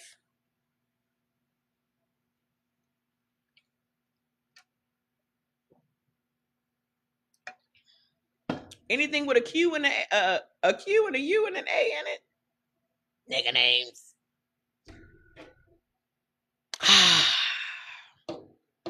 I want to be in a room full of Quas. I'd rather be in a room full of Quas than a room full of Katies. I made a white bitch mad because I opened the door for the black woman and let it slam in her face. Good. You are so ahead of your time, young man. Give me the Quas. I'm taking all the Quas. Okay. So mother says This is where Tracy's judgment insight hits hard. She called me Tracy. Oh, she probably is not logged into my real account. This is the one she just uncovered. Judgment is the electricity. The categories on the appliances, they give you a label, black, and then they gave you a standard for what the label means. Then they made you enforce that standard on each other. And the whole time, the power source, which is judgment, is just flowing through everything, keeping it all running. The manager announced his resignation. I don't be announcing, I'd just be gone. I just be writing a little letter and just put it on the desk with the keys. I ain't announcing shit. I'm out, bitch.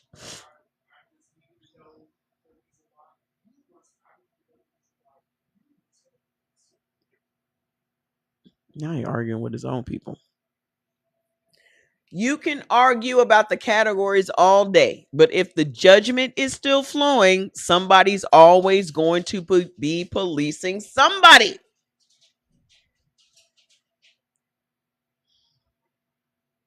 Niggas just can't let other niggas live. Cannot live?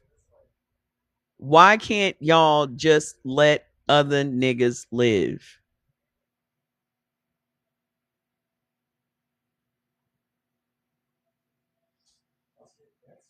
You said the Africans are the new whites. They've been the whites. You said you had to write a gang culture memo to HR. They've been the whites. Africans love white people. Love them. And that's why I don't have no problem with them getting rounded up and sent back to where the fuck they came from. Oh well. Not my problem.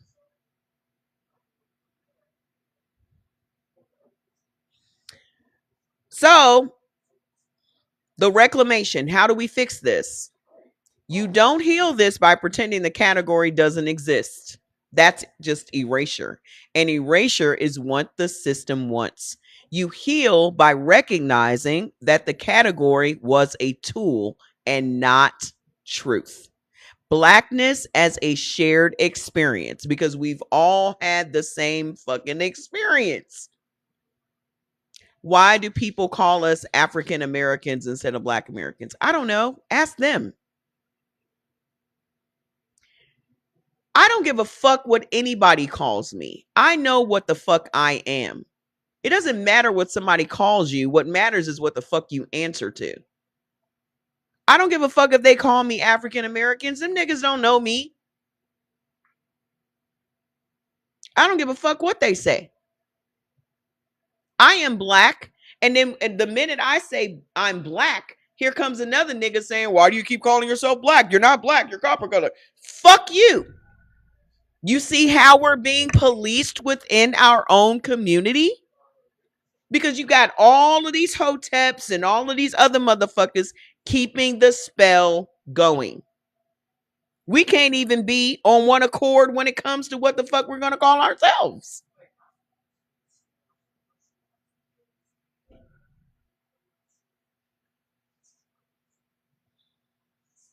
What do I prefer? It's not about preference. It's what the fuck I am. I am a black woman.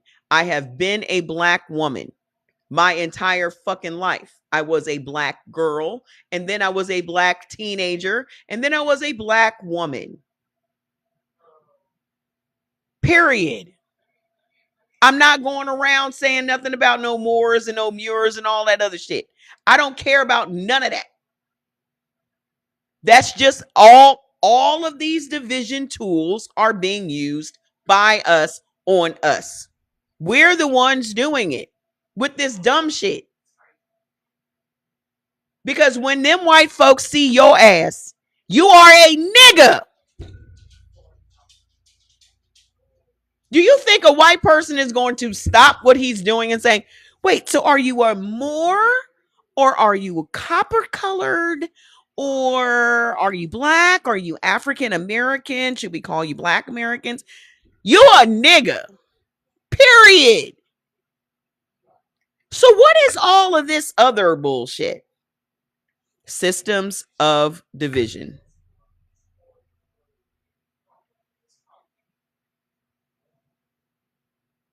When they see your black ass driving your car, do you think that they're saying, maybe that's an African, let's just let it go? Or do you think they see a black person? Do you think they see a Moor, or do you think they see a black person? Do you think they see an African American, or do you think they see a black person? Do you think they see a copper colored indigenous person, or do you think they see a black person?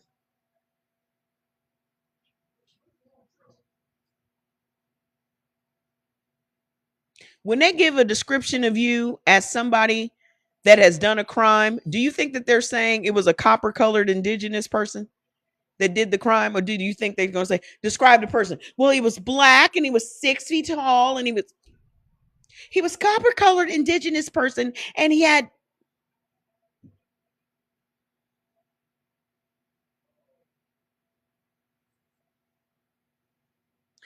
Be on the lookout for a copper colored indigenous American.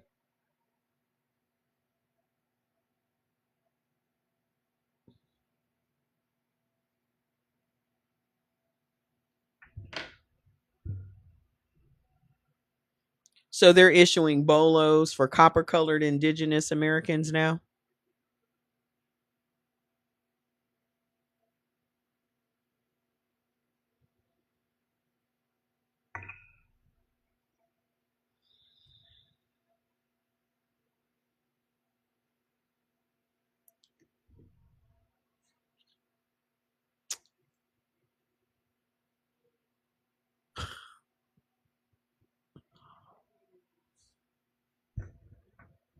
I'm not trying to be a bitch here. I'm just trying to wake y'all up to the reality of the situation. The reality of the situation is none of that shit matters in the grand scheme of things. In the grand scheme of things, we niggas to them. So really the only one that you are performing this bullshit for is other niggas. You're trying to differentiate yourself from other niggas. That's all you're doing. That's all you're doing. All of this more shit and muir shit and whatever the fuck you want to call yourselves, you're just doing that to impress or shame other black people because white people don't even know what the fuck you're talking about. Thank you. Black people, other outside of our community, they don't even know what the fuck any of that shit is. So who is it that you were performing for? You're performing for other black people. Mm-hmm. So again, you're dividing yourself you're fracturing the community. You're fracturing any division that we could possibly have. Because you're not delineating yourself from Africans, you're delineating yourself from the other black Americans.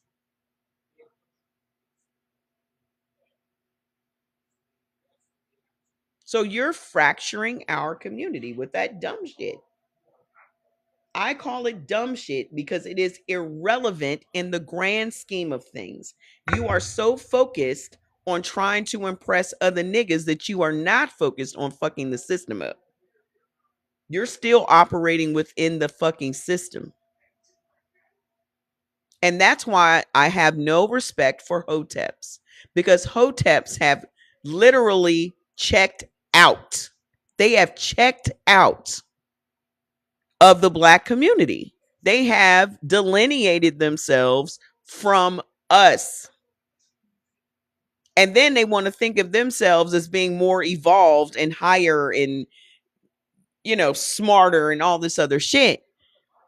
For whose benefit, though, sir? Who does it benefit that these hoteps have separated themselves from other black people? Who does it benefit that these Afro-Indigenous people have separated themselves from the rest of the Black community. Who does it benefit? Ooh, I forgot to put the phone on focus. Who does it benefit? Hmm?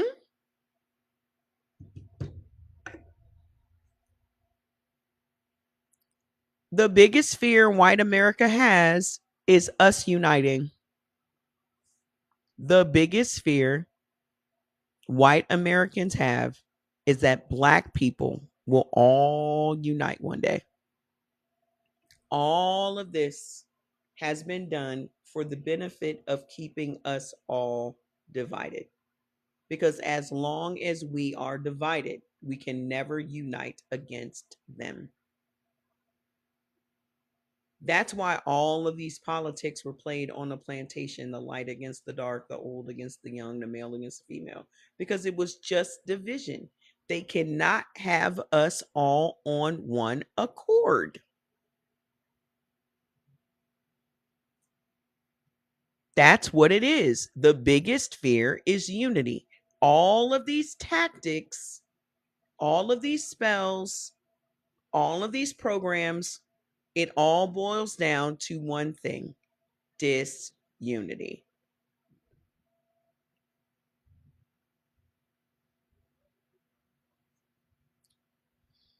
That's it.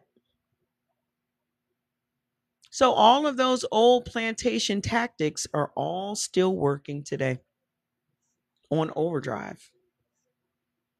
They're all still working. Tap the screen and share the live.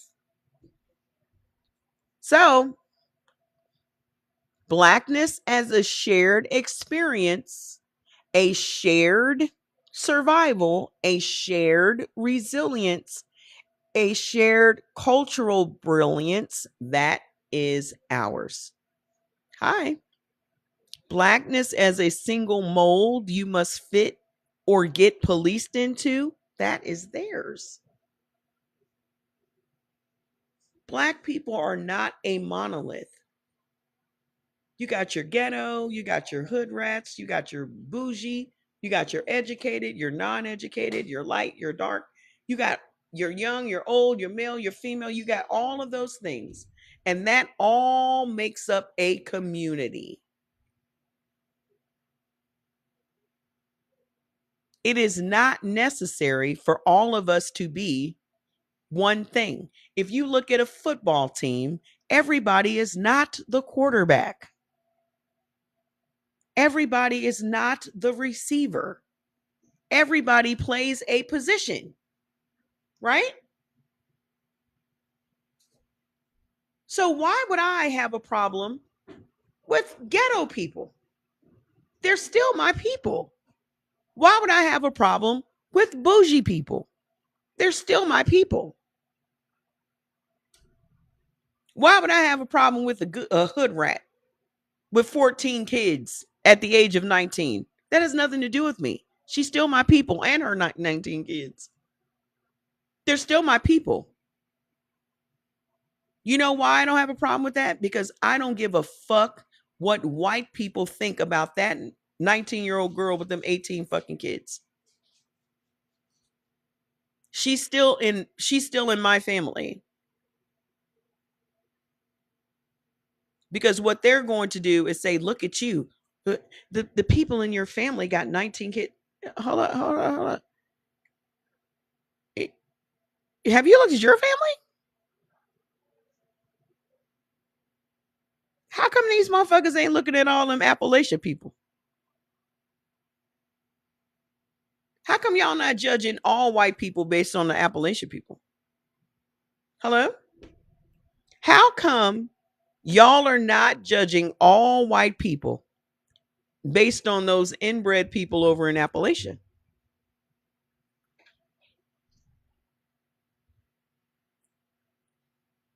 They're judging all of us by people that live in the ghetto, right?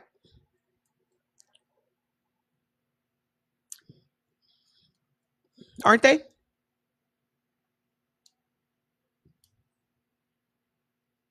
Yeah, y'all never lump them together. Y'all be the first ones to part your baloney lips talking about, well, they're not all bad. You very rarely see white people saying, well, they're not all bad. If they do, you got to be a fucking straight up token. Oh, well, you're not. You're one of us. You're not all bad.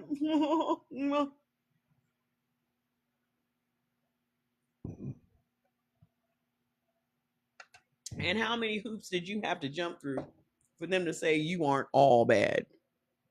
You're one of us. You're.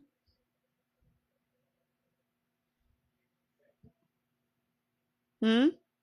How come y'all are not judging all white people based on those Appalachian motherfuckers? Because you have been brainwashed to believe that white people are not all the same. But you're okay with them thinking that black people are all the same. And you take that to heart so much that you will go about your day policing all the other black people for the benefit of white people. You police us because you don't want white people looking at one of us and saying, look at all of them. They're just low IQ. They're low IQ individuals. Black women have more degrees than everybody in this country. Hello? Hey, how you doing? Black women have more degrees than everybody in this country. Yet, they will call all of us low IQ.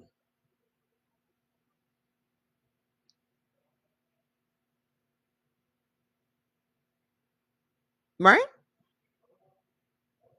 And because they call us all low IQ, then that then becomes your cue to prove that you're not low IQ, and you start parading out your credentials and all the letters behind your name and all of these things to prove to these people that believe we are all low IQ that you are not one of us. No, not me. I have my degrees from all of these PWIs and da da da da da da.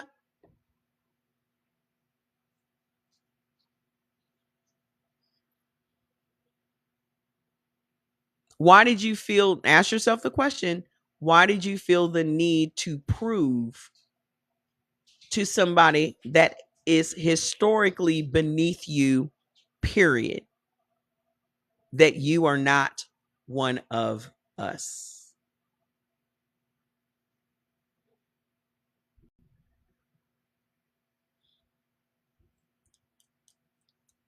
Mhm. The people that are even calling you low IQ are really the low IQ individuals, and you will tap dance to prove to these real low IQ individuals that you're smart. Why do you give a fuck what they just said about you? I can't believe they called me low IQ, and I. Why does their opinion matter to you?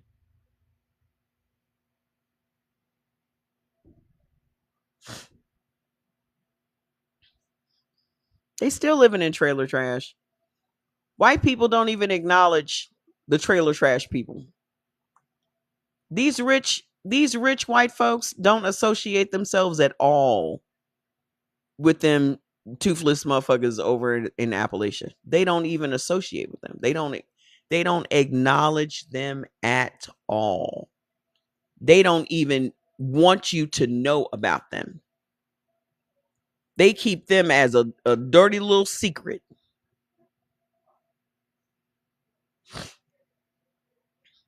Right. Flapping them baloney lips, calling somebody low IQ. Have you visited your cousins lately? Have you visited your cousins lately?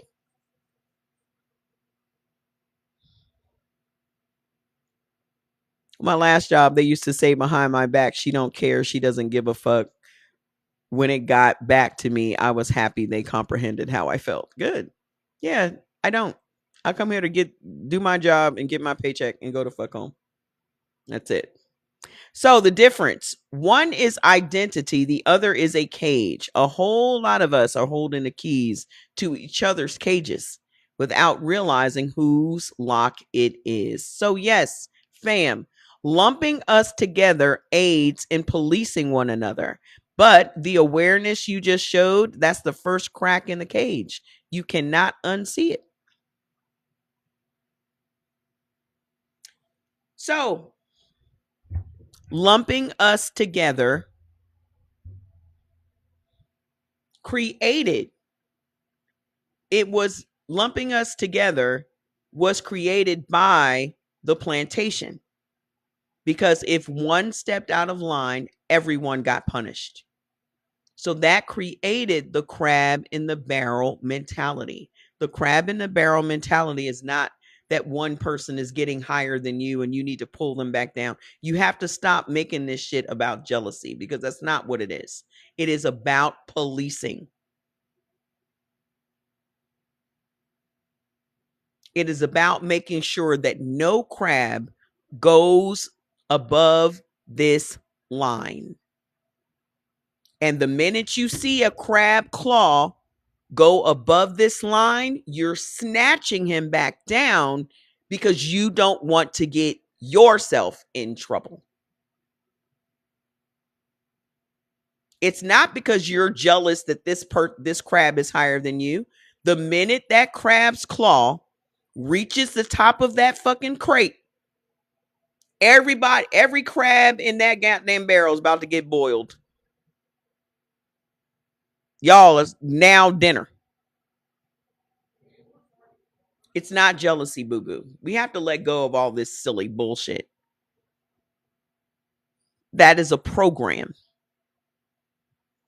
So the watcher became internalized, and eventually you didn't need God watching you because you got a bunch of niggas watching you. You said that's a different POV. What's the original POV? Rest assured, Bohemian Amber, my point of view is going to be very different than anybody else's point of view. Okay? But my point of view is coming from history. Okay? But you will hear black people say, niggas don't never want to see other niggas do well, and they just crabs in a barrel. No, that's not what crabs in a barrel means. That's not what it means. It's not that we don't want to see you do well. It's the threat of us all being hurt that keeps us policing each other. Okay? Just like, I'll use the example again. Whenever somebody would say, yeah, I got a promotion on my job, everybody would flock to that person and say, oh, congratulations, congratulations. I can't believe. But the minute somebody says, I just opened a new business, y'all are crickets. Hamada, hamada, crickets. Nobody's coming to that person's post to congratulate them. No one is saying, I wish you well, brother. What can I do to support? Y'all ain't doing none of that. Yeah, they don't have an original thought. Y'all ain't doing that when our community so desperately needs businesses. We so desperately need black businesses, but y'all won't do that because you have been taught that all of us need to work for them. And the minute we step out and we're not working for them, now it's your job to make sure they don't climb out of that barrel.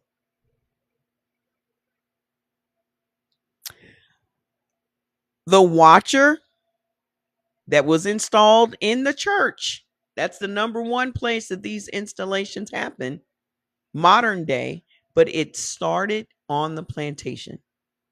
Okay? You were told that someone is watching you at all times.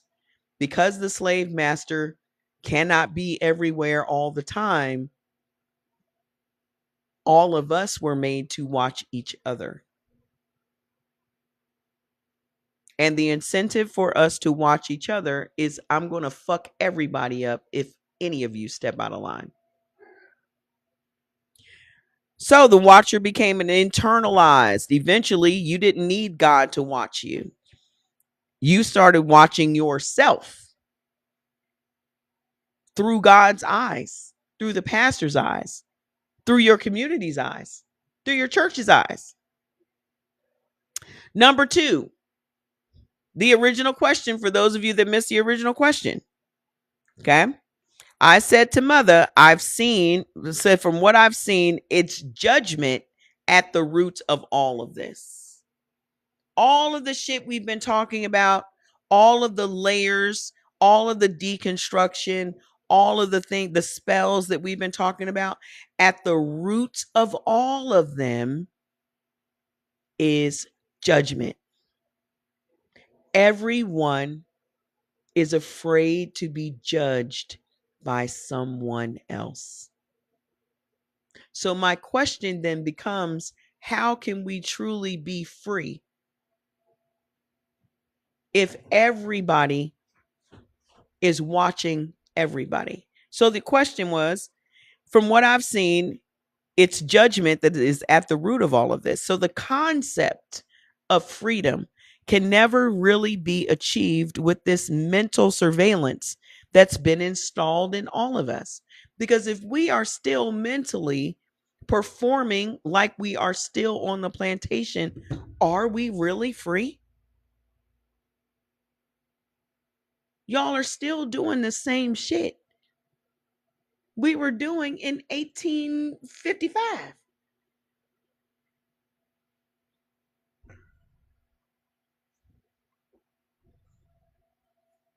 So the number one way all of this was installed in us was church. And the second one was slavery. The installation. The overseer is watching. All of this is judgment is bigger than the church. Okay. As much as I come here and I try to help y'all dismantle and deconstruct this religion, at the root of why religion is so powerful is judgment. And at the root of why it survives outside of the church and is even practiced by people that never set foot in the church is because judgment has become such an innate part of our nature. So the installation of judgment on the plantation, slavery taught us that the overseer is always watching. The master is watching. Step out of line and you will be punished. This installed the hypervigilance that we all live with today. The biological state of a constant threat assessment. It's the fear of judgment. Is my hair right? Are my nails right? Is my clothes right? Is my tone right? Is my face right?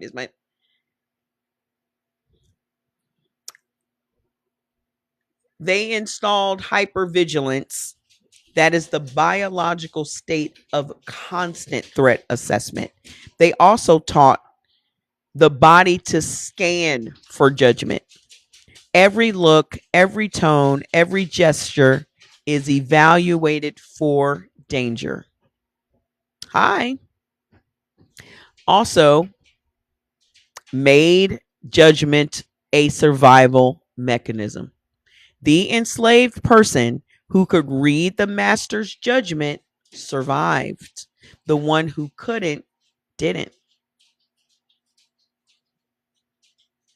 The survival software was written into our nervous system and passed down epigenetically. If you know what the pastor likes and doesn't like, pastor, I use pastor and master as the same thing. Okay. If you know what the massa likes as a black person on the plantation, right? You know what pleases him. You're going to perform that every single time this motherfucker's around. You know this motherfucker likes tap dancing, your ass is tap dancing like nobody's business every time this motherfucker is around, right? Now, if that massa says to you, you do know that I like tap dancing, Toby. I really appreciate that about you. But what I've noticed is Shaquanda ain't tap dancing. And that makes me feel some kind of way. That makes me feel like I'm going to punish everybody.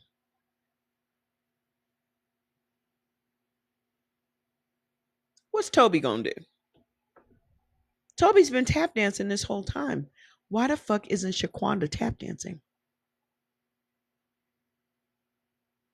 So now, instead of Toby not giving a fuck what this motherfucker thinks, Toby can't afford to not give a fuck what this motherfucker thinks, right? Because his life hangs in the balance.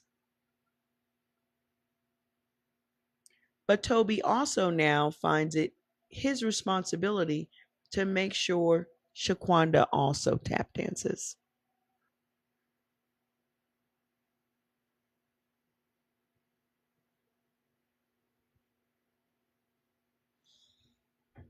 What if Shaquanda is Toby's daughter?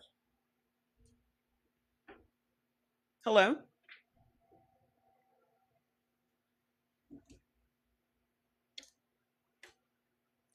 What if Shaquanda is Toby's daughter?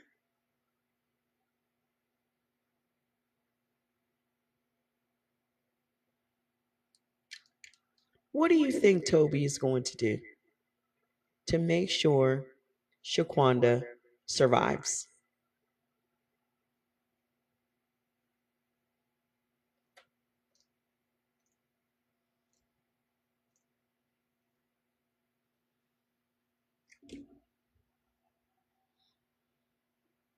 Toby is Shaquanda's dad.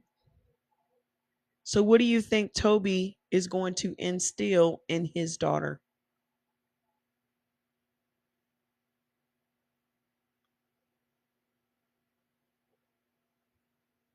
To make sure they all survive. He's going to instill fear in her to make sure she tap dances every single time Massa comes in the room. And he's going to do whatever he needs to do to Shaquanda to make sure she learns that. So whether that is beating, threatening, cajoling, whatever it is parents do to make their kids act right. Hey, how you doing? I'm going to tell you what we're talking about in a second. Whatever that parent needs to do to make sure this kid acts right so that that kid survives is what that parent's going to do.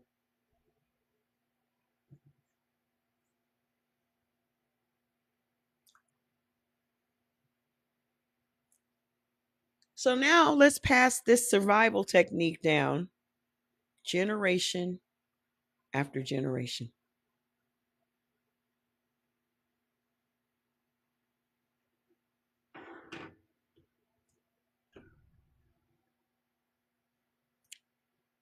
What we're talking about is the root of all of this shit is judgment. Everyone fears judgment. Now let's fast forward to today, to 2026, right? You as a parent have learned through all of these years how to tap dance because that is what helps you survive, right? So you're going to have conversations with your children. You're going to let them know what they got to do. You got to work twice as hard, right? You got to dress right, talk right, act right. You got to mind your tone, watch your face, right?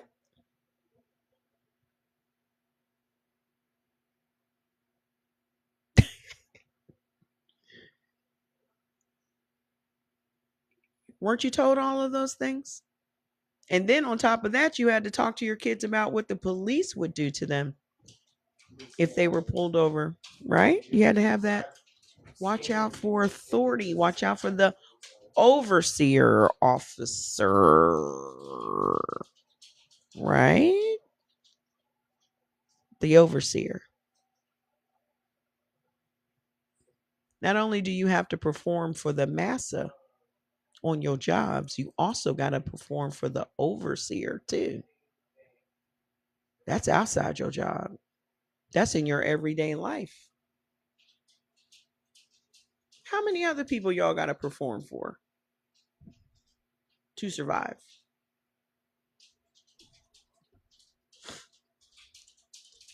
Yep. So now your kids, Thea, you told your kids they'll be going to jail while their white friends go home. So what do you think that instilled in your child?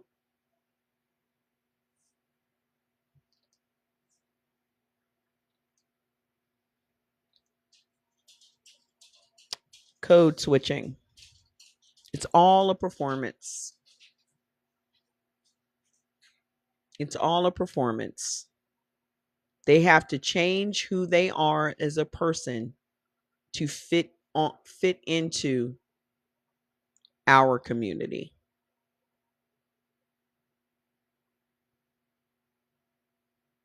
And it's going to be you and your uncles and your mama and your cousins and all of your family is going to be the first place that you're going to learn all of these fears and these survival tactics,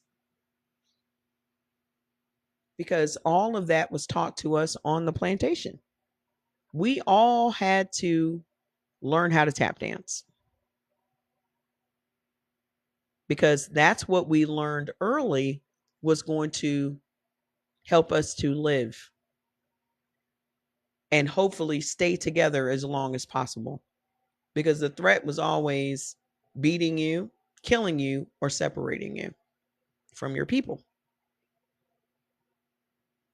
You said, notice how code switching is similar to white language. Code switching is white language.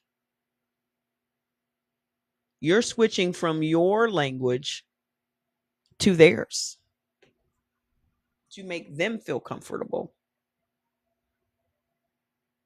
That's you're every black person is taught to sell out. And that's why I said at this point we're all coons. If everybody is code switching and everybody is walking on eggshells to make sure that Whitey is comfortable, then we're all cooning. The minute you go out of your way not to hurt the fragile ego of a white person, you are fucking cooning.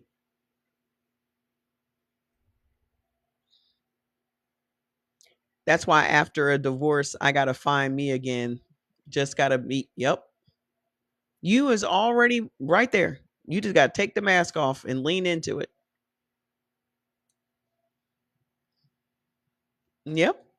I went through that when Jordan left for school. And that's what we were talking about. I said, anything they label me as a black person, I want to lean into that shit. I want to be more black, more ghetto, more hood rat, more all of it. I want to learn all the ebonics, all the AAVE. I want to, all of that shit. I want to learn all the acronyms so we can just be one big acronym. Nobody knows what the fuck we're talking about. I know you fucking lying. because this is something that was stripped from us for their comfortability. Also, English is a spell casting language. It's used just for spell casting. So they are literally forcing you to speak. Code switching is them forcing you to speak the spell.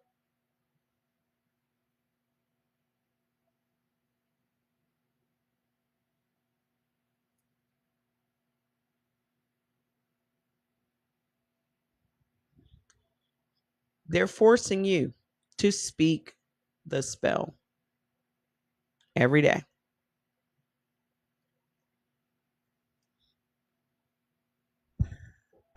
So your survival depended on that on the plantation. But we're not on the plantation anymore. So why are you still doing it?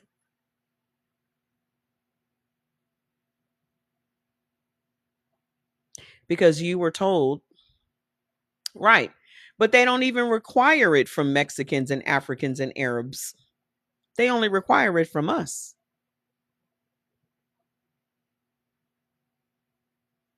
They only require it from us.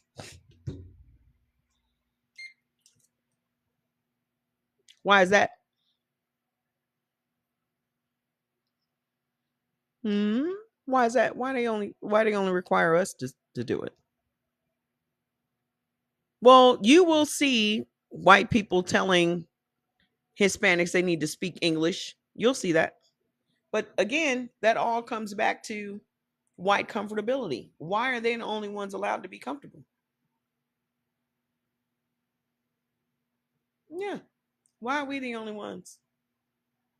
Yeah, we need to refresh everybody on those spelling words, don't we?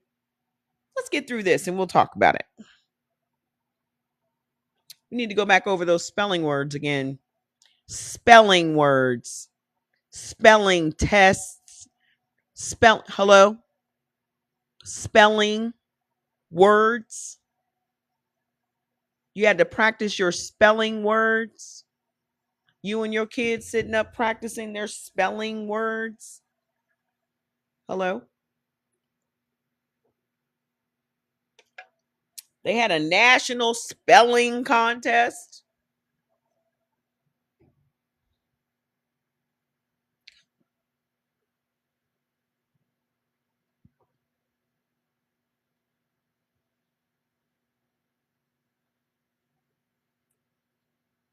Hmm.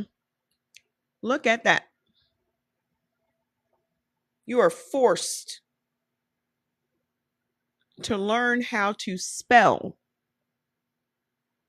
their language. Repetition. That's why you had to write the words 10 times, because repetition is part of the spell. That's how the spell takes hold. It's repetition. Had you writing sentences. Sentences. What do you get in prison? Sentences.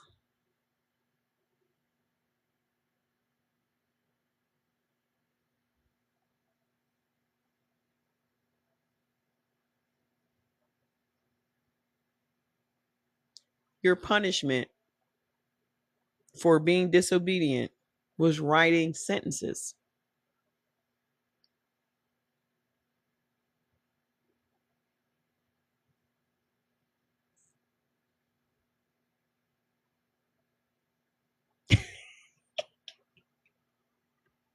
Right in our faces the whole time.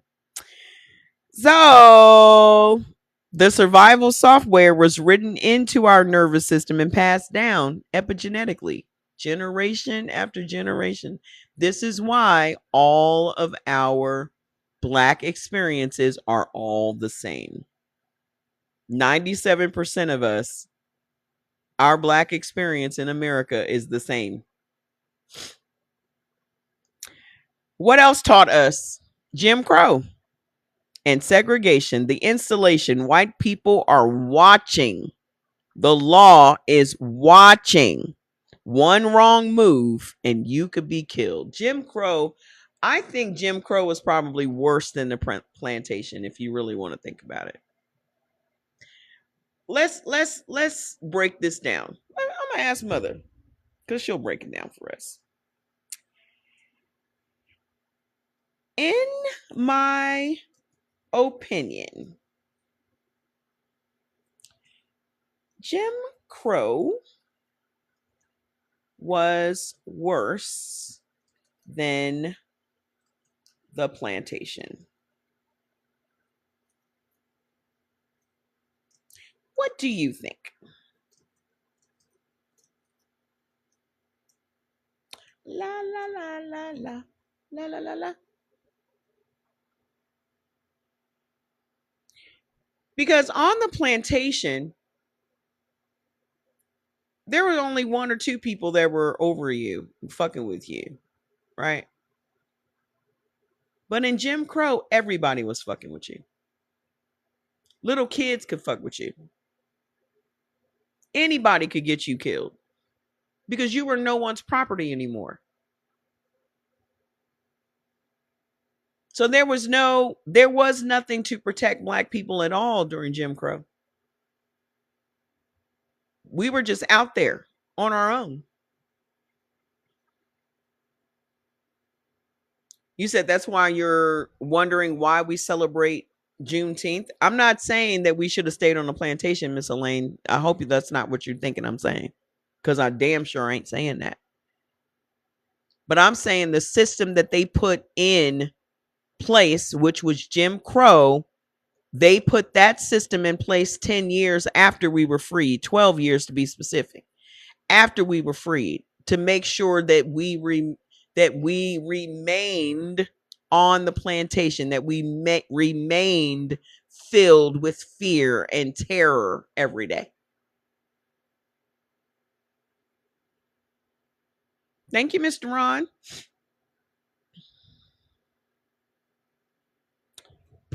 So Mother says, I really feel like I'm not. Hold on a second.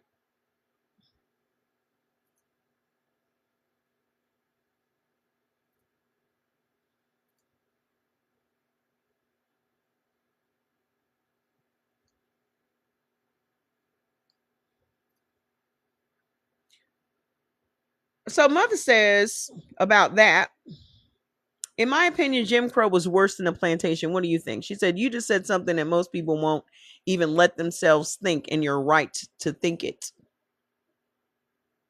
Let me walk through this with you, because this isn't just opinion. There's an architecture there. On the plantation, the chains were visible. You knew what the fuck. There was very little unpredictability on the plantation, right? You knew the terror. You knew what the fuck was going to happen. You learned over time what you could do to survive, right? But this Jim Crow shit, these motherfuckers, these white motherfuckers, sat around and decided what behaviors of black people were going to be outlawed. And anybody could enforce that. Anybody could kill you and be not held responsible for it. So the unpredictability of your survival was worse during Jim Crow than it was on the plantation. Mm-hmm. And this is why I get pissed off at y'all that you are giving all of your grace and all of your energy and all of your time to this big imaginary white nigga in the sky.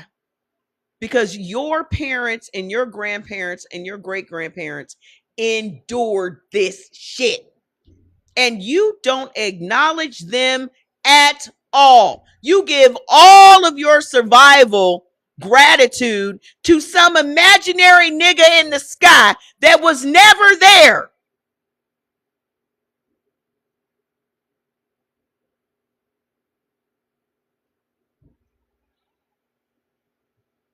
Where the fuck was he when y'all was going through all this shit, when our grandparents was going through all this shit? Where the fuck was he at?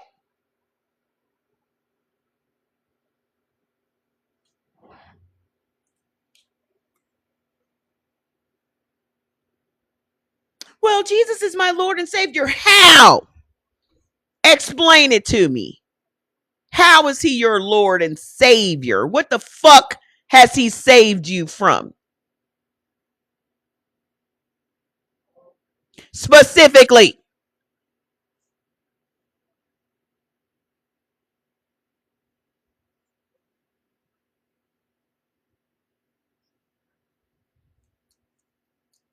Well, he brought me back from a near-death experience, but heaven is so great. So bringing you back here, would that have been saving you or bringing you back to hell?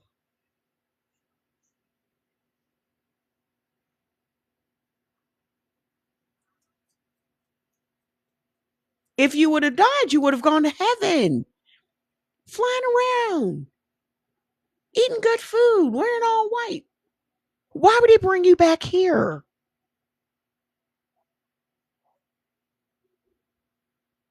Why are y'all doing all of this tap dancing if you don't want to go up there? Why are y'all doing all that tap dancing? I thought the ultimate goal was to go up there. That's what I thought the ultimate goal was. So why is it that you think it's a good thing for him to save you? Hello?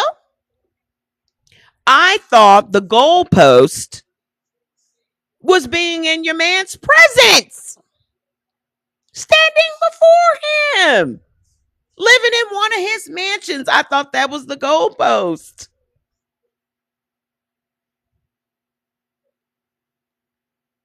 So why are you looking at it as a good thing that you survived a near-death experience when death is the entry? Hello?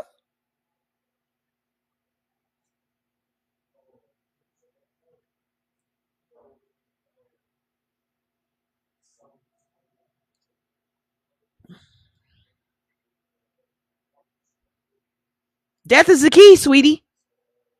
Death is the keys to the kingdom. So, what is the issue?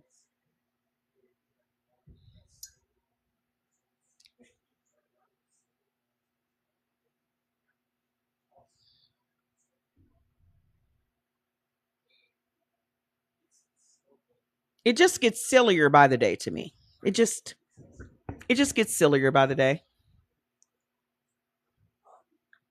It just becomes more and more absurd by the day. Yeah, they want to die on their own terms. Well, he saved me from a near death experience. I remember that dumbass girl was here arguing with me about this shit. He saved me. I had a car accident and I almost died. I literally had this conversation with the ancestors this morning, my ancestors. I said, the only reason that I'm waking up every day, still on this plane of existence, is my work is not done.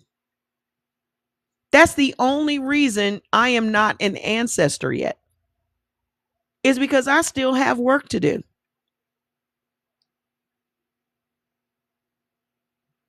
Every day, y'all be thanking God for waking you up. What the fuck are you doing with that? Waking, I thought the goal was to go to heaven. Why are you thanking him for waking you up again in this same plane of existence? Why are you not waking up like, fuck, still in this bitch?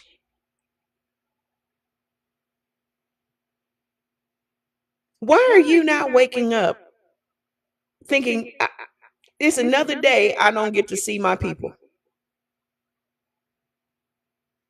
Why are you not upset?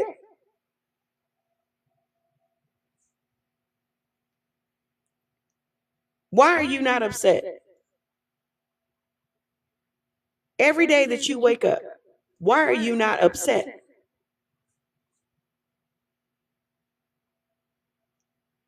If there's a better place that you're supposed to be going to, why aren't you mad that you're still here?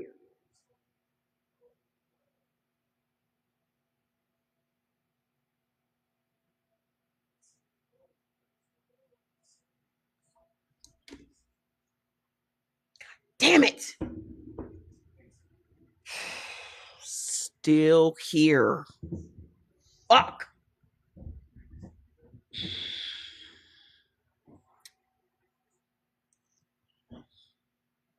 Still got to go to work. Still got to deal with these white folks. Still got to be out here with your goddamn nervous system all fucked up.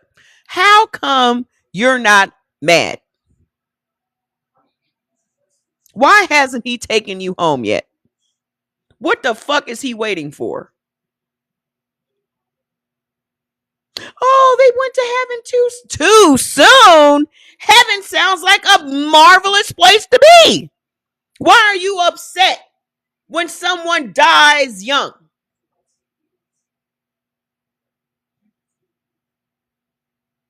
Why aren't you set? Why aren't you doing it? How come you ain't doing that at the motherfucking crip walk? How come you ain't doing that shit at the funeral? How come you ain't celebrating? These motherfuckers is going to heaven. The fuck is the problem? So you don't believe in God? If I did believe in God, I'm not allowed to ask these questions. So the minute I start asking questions of God, I'm a non-believer. Why aren't you holding him accountable for what he said? Y'all love holding motherfuckers accountable for shit. Well, his book tells you all of this cool stuff. How come you're not holding him accountable? So as a non-believer, I get labeled a non-believer because I have questions. Hello? Don't disappear now. Sink up water Jack Sprat. Let's see here. You look like you have on a pastor robe. Are you a pastor? Are you a pastor? Or is that your graduation robe? You just want to be perceived for your credentials? Which one is it? Are you a pastor or are you out here performing credibility? Which one is it?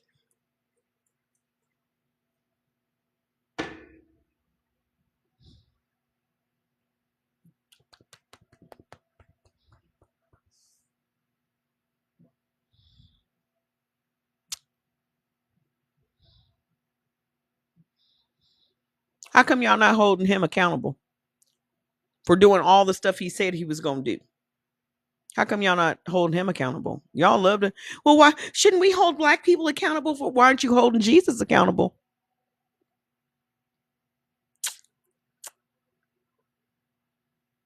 He said he was coming back. Why ain't he coming back? When's he coming? Did he send you a notification or something? When exactly is he coming? Is he just gonna pop? He's gonna pop up. He ain't gonna give you no advance notice. He's just gonna pop up, huh? Just catch you in all of your iniquity, huh? Just I don't want to let them know in advance that I'm coming. I just want to see how dirty their house really is.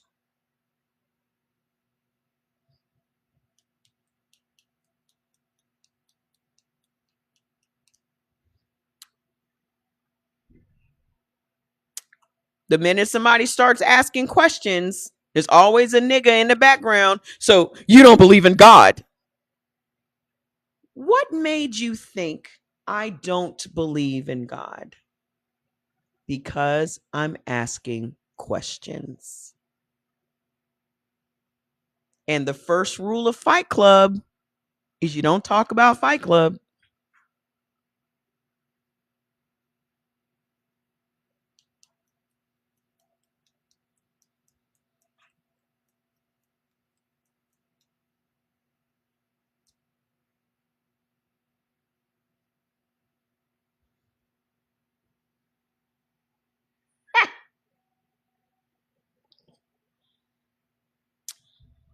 The first rule of Christianity is you don't ask questions. Jesus may as well just be that nigga Bruno, because we don't talk about Bruno, do we? We don't talk about him. We don't talk about Bruno.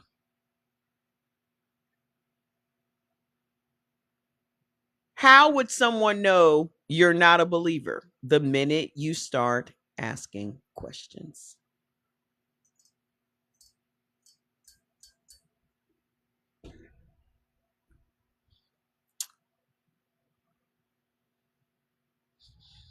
You saw how she came about them comments, didn't you? She didn't say shit else. Well, I guess you don't believe in God. That's what the surveillance crab in a barrel surveillance program does. The minute one of you is not in line, here comes a nigga to pull you back into it.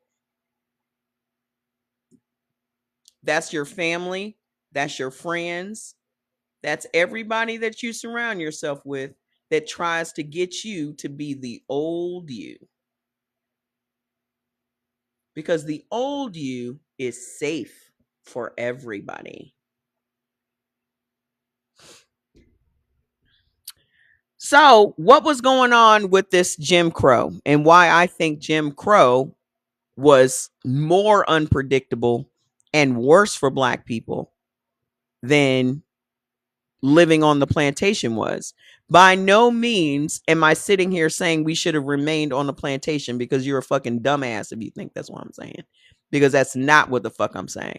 I'm just saying, look at how fear was instilled in us for these 100 years.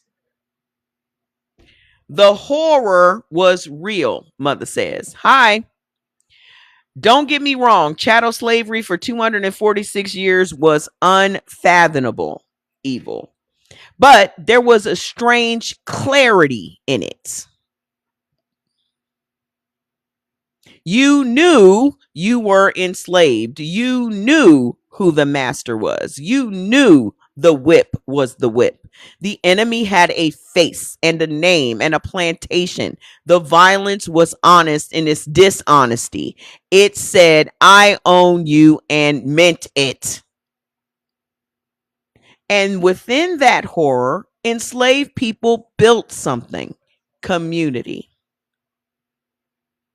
Even with all this shit going on, and this is what that motherfucker Kevin Roberts was studying. How, with all of this shit going on, did they still build a kinship? How did they still maintain community with all the shit we did to them on the fucking plantation? With all the shit we did to them during the Middle Passage, how did they still maintain community? Wrote a fucking dissertation about it. Because they don't understand how we haven't sold each other down the fucking river. Because that's what the fuck white people do. White people don't have community. The most envious thing they have, they deal with about us, is the fact that we are a community. This collective thing plays in our favor and also hurts us. And the only reason that it hurts us is because you niggas operating within this system are policing other niggas for them.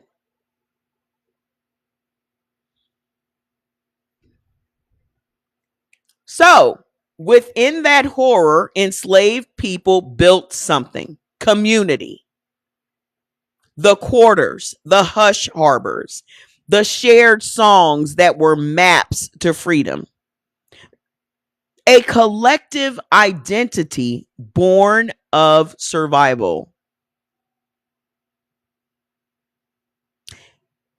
When the oppression is external and visible, you can gather against it.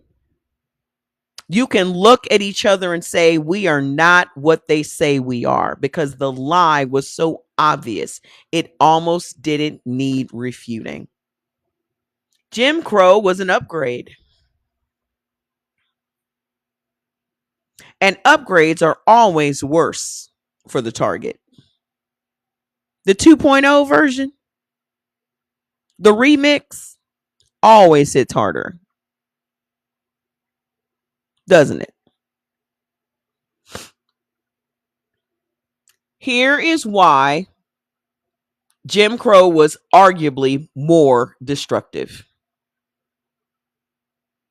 Number one, violence went invisible. Jim Crow didn't just chain your body, it chained your mind and called it law. Separate but equal was a lie wrapped in legal language. When oppression becomes legal, it stops looking like oppression to the oppressor and starts looking like the natural order of things.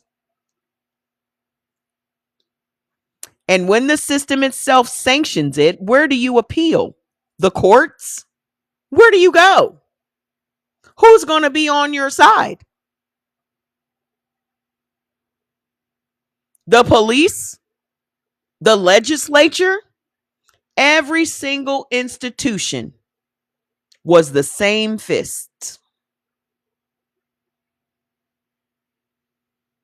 It was them against us. Period. And that was all of them against us. There was nobody to save us. Nobody. Nobody. Where was your God? Where was this Jesus character?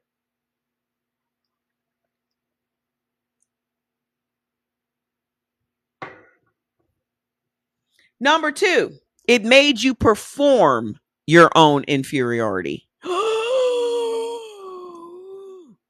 Listen to what I am saying. It made you perform your own inferiority daily. On the plantation, you didn't have to step off the sidewalk when a white person walked by. You didn't have to say yes, sir, to a white child.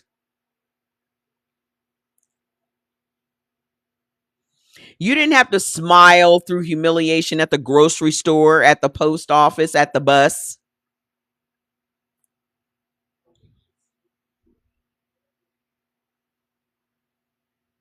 Here you are wearing a suit, going to your job, and you got to walk off the sidewalk because white people are walking on the sidewalk. You got to call a little kid, yes, sir, you in a full suit on your way to work. And you got to say to a little white kid, yes, in overalls, yes, sir. What the fuck?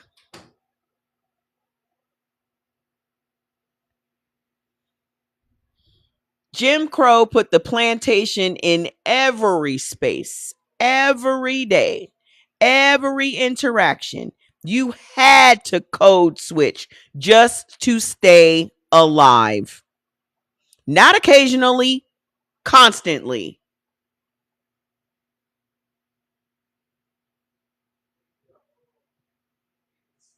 Thanks. That's not just physical oppression, that is soul level exhaustion. That's the daily performance of your own erasure. The plantation took your body, and Jim Crow took your body and made you smile while he did it.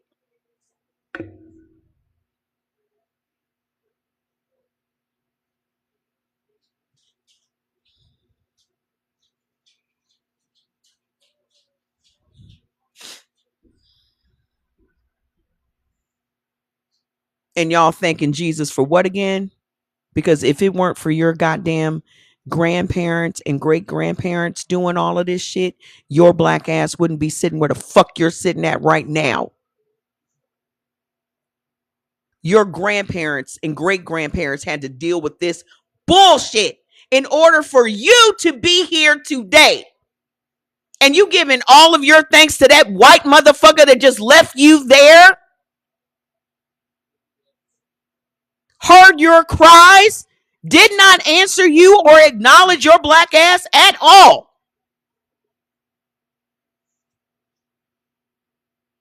But you believe them when they said that talking to the people that came before you is demonic. Talking to your grandparents that did this so your black ass could be here today. That's demonic. Talking to the people that you knew. It's not demonic for you to talk to a motherfucker that you ain't never seen that resides beyond the clouds. But it's demonic for you to talk to your great grandma who you actually knew.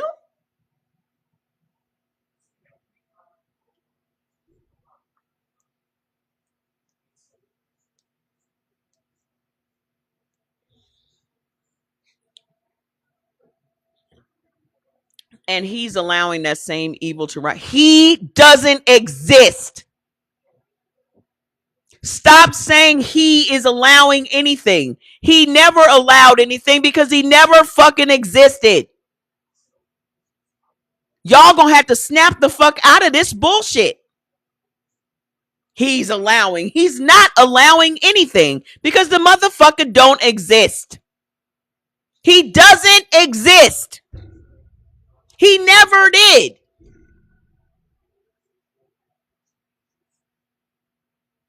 You know who existed? Your motherfucking ancestors did. You got proof that your motherfucking ancestors existed. How come you don't require that for this big white nigga in the sky? How come you don't require no proof for that?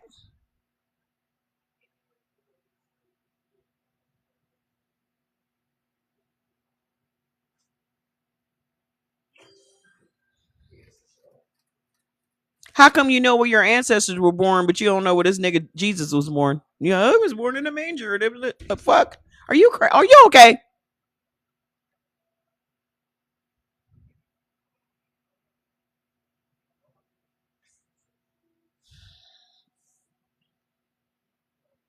Number 3, the economic incentive to keep you alive disappeared. This is what I mean when we had no fucking protection during Jim Crow.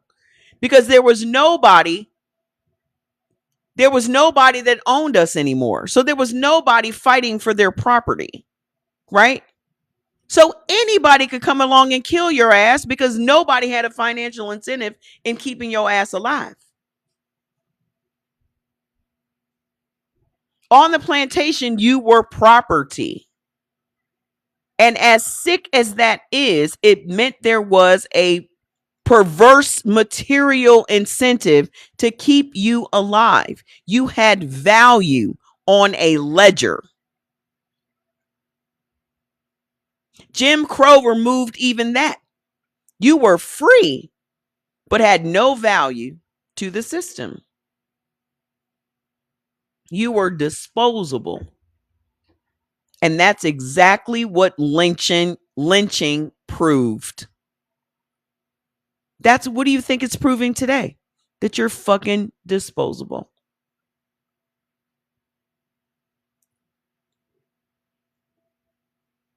For some reason, this thing looks like it's tilted.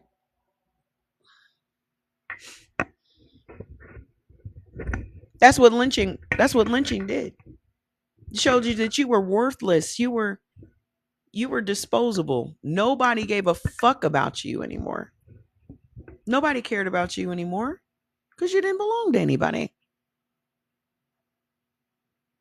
You were disposable. And that's what lynching proved. Black bodies hanging from trees, burned in town squares, postcards made of the spectacle. No plantation owner burns his own investments.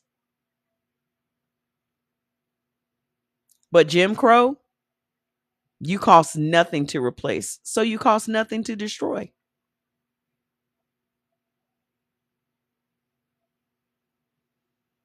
Number 4, convict leasing was slavery with no overhead.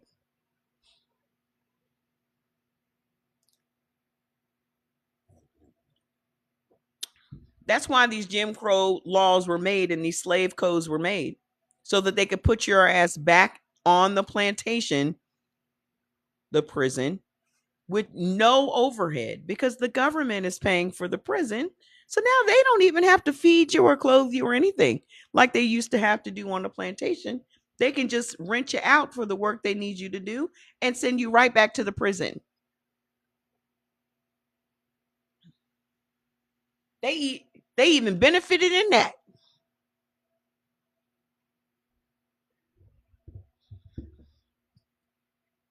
Send me some gifts. I'm working here. I'm working on a goddamn Sunday. They didn't have to feed you or clothe you or give you sugar cane for dessert. They have to do none of that shit for you anymore. They could just rent you out for whatever work they needed to get done and send your ass back to the prison.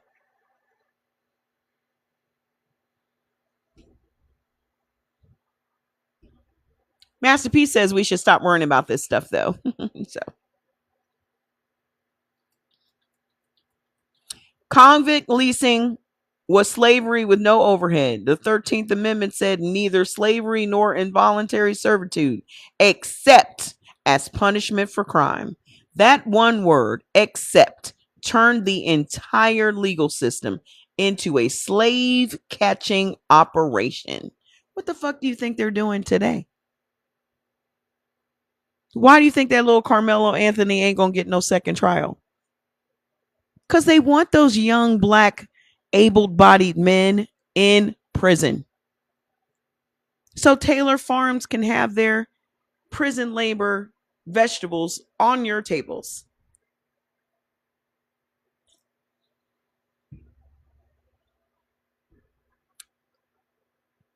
They turned the entire legal system into a slave catching operation. Look at that. We went from the plantation to the plantation with no overhead for the slave owner. They still getting that slave labor, but now they don't even have to pay to take care of your ass no more. And guess whose money is paying for the prisons where all the niggas are? Your church money.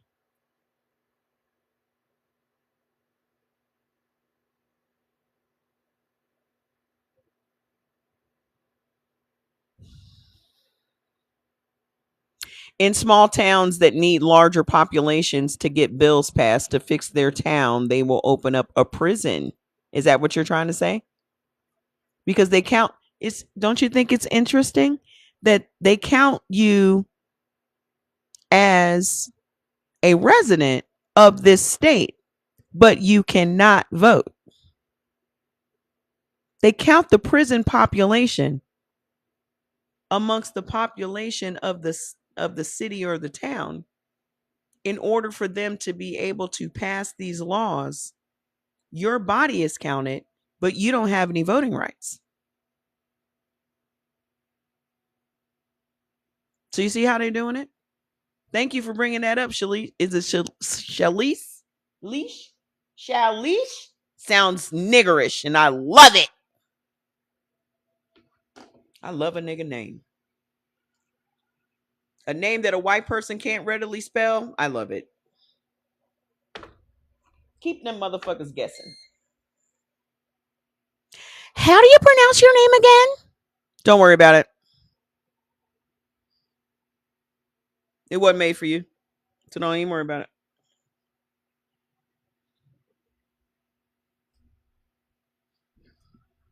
Don't worry about it, Katie.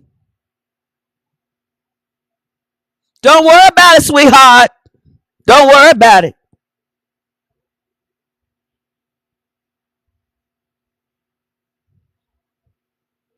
Becca. Don't worry about it, Becca. No, she ain't back, but that's always the name I use.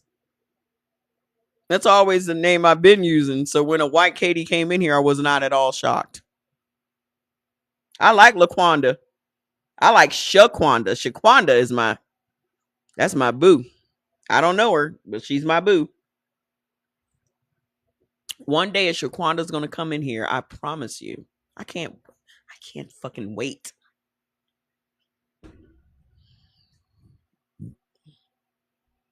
The day a Shaquanda shows up on this live, it's gonna be a party.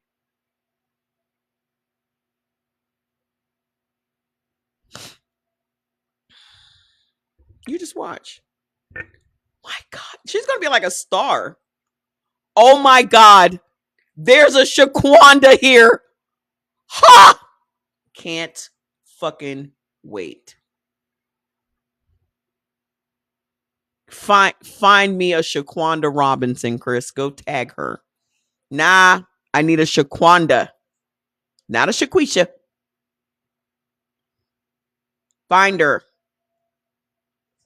So listen, this convict leasing shit still going on today. Still going on today. Still happening. I can't wait for her to show up. I'm telling you, I'm gonna throw a party. Watch this. They turned the whole legal system into a slave catching operation. You know, a Shaquaya, getting close. So they didn't need to buy you anymore. They just needed to arrest you. They didn't need to buy us anymore. They just needed to arrest us. My mom had a friend named You Yourself Latif. What? You yourself? Oh. Fats. Relax. Relax. They didn't need to buy us no more when they could just arrest us. She was from Panama. I love it. Vagrancy laws, loitering, looking at a white person wrong, contract violations, any excuse. And once arrested, you were leased out to the same plantations you were just freed from.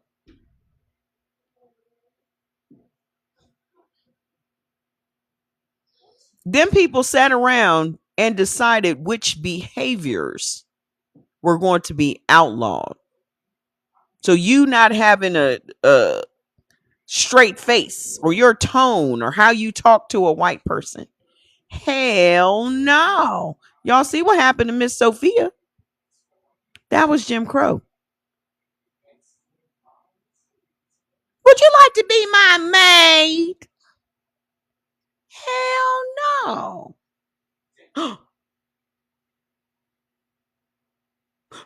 Hello, police.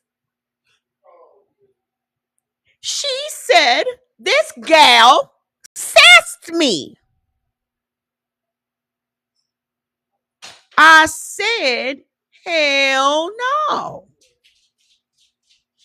So Miss Sophia got beat up and put in jail for sassing this white woman. I guess she would have, and she ended up working for her anyway. Remember? She ended up working for her anyway. After she had learned her lesson, right? A little time behind bars will change anybody's attitude, right? She ended up still being her maid.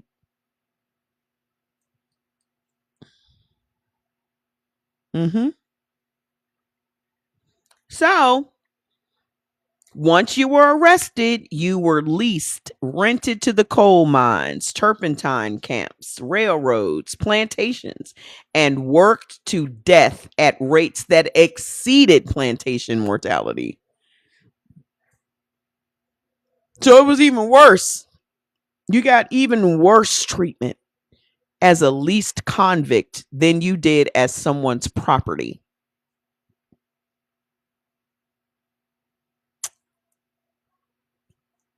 Mm-hmm.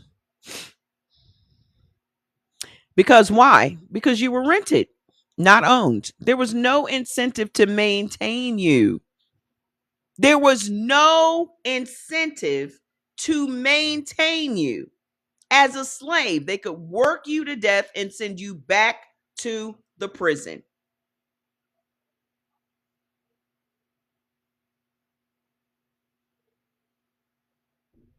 Why aren't the YNs protecting the streets? Why aren't they? Yeah, look at life.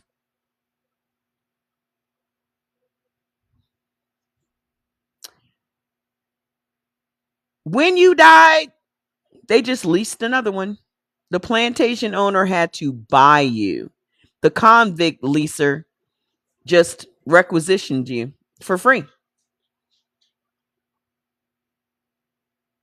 That's why they're lowering the adult age for crimes so they can lock up those YNs. That's exactly what this is all about. This is exactly what it's all about. They want your 14 and 15-year-old young boys to be in prison. All of y'all talking about, I'm so glad I got my boys. Your boys are going to be in prison, ma'am.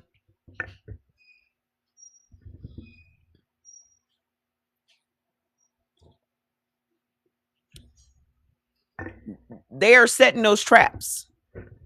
You guys see it already. Y'all see it. Y'all see it right in front of your eyes. I'm glad I got my sons. Okay. Because at this point, we may as well just be endangered species.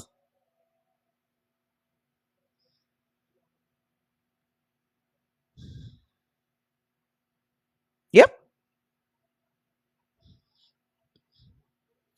Number 5, it installed the spell even deeper. Jim Crow made the spell from the plantation even deeper than it was on the plantation. Because on the plantation, you knew you were kidnapped. You knew this was wrong. You held on to your humanity in secret. But Jim Crow, when the law says you're inferior, when the school says it, when the church says it, when the sign over the water fountain says it, when every single institution confirms it, for 89 years across generations, the question stops being, are we inferior? And starts being buried in the body as maybe we are.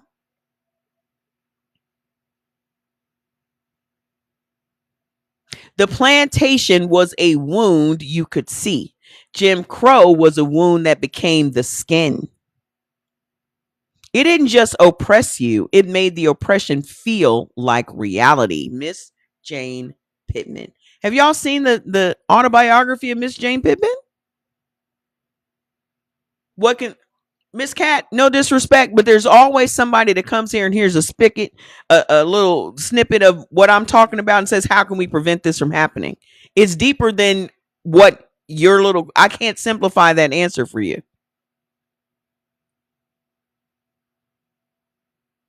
Y'all always come here looking for a solution. How come you ain't asking Jesus for the solution? Ain't this the nigga with all the answers? Ain't this supposed to be the nigga? Ain't the book supposed to have all the answers? How come the book don't have all the answers?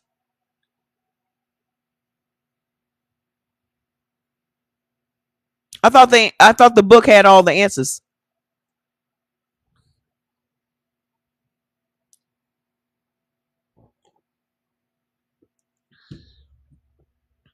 Why y'all not on your knees asking God what the solution is? How come this nigga ain't answered y'all yet? Y'all had no problem asking me for solutions. I pray, so I do ask Jesus. I barely go to church. Why are you praying then if you barely go to church or read the Bible? What you praying to? What you praying to?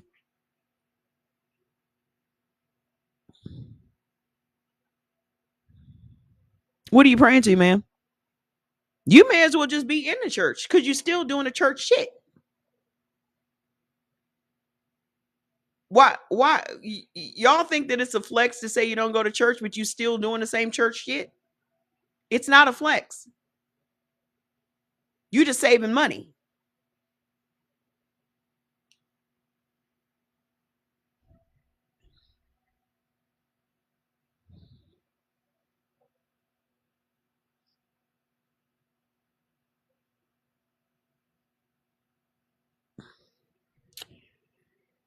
So, number 6, it weaponized the community against itself. I recognize most of us grew up in the church. I get, ma'am, I get it. Trust me, I understand everything that you are thinking and going through right now. Okay? But all of this is why we are where we are today. Because even when y'all leave the church, you're still the same, you're still operating under the same spell. So even when you disconnect yourself from the church, all of that programming is still in you. So you're still operating the same exact way. It's not a flex to say you don't go to church anymore. You're still a Christian outside the church. Who do you believe created us?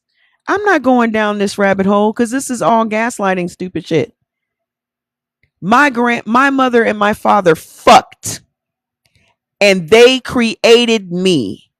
Who the fuck created you? Did a stork bring you to your nigga parents' house and say, please take care of this nigga baby that we're delivering to you? Was it a fucking stork, ma'am? How the fuck did you wind up on your parents' doorstep?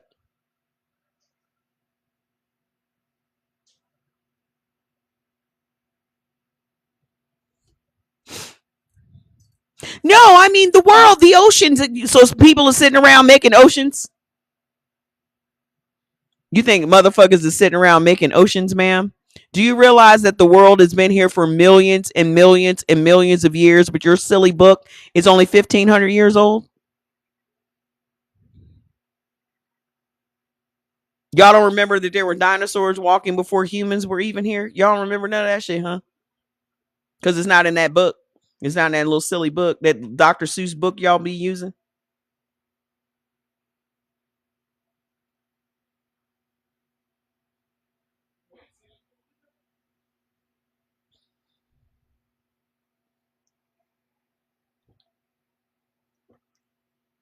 I was asking a real question and I'm giving you a real fucking answer. You just don't like it.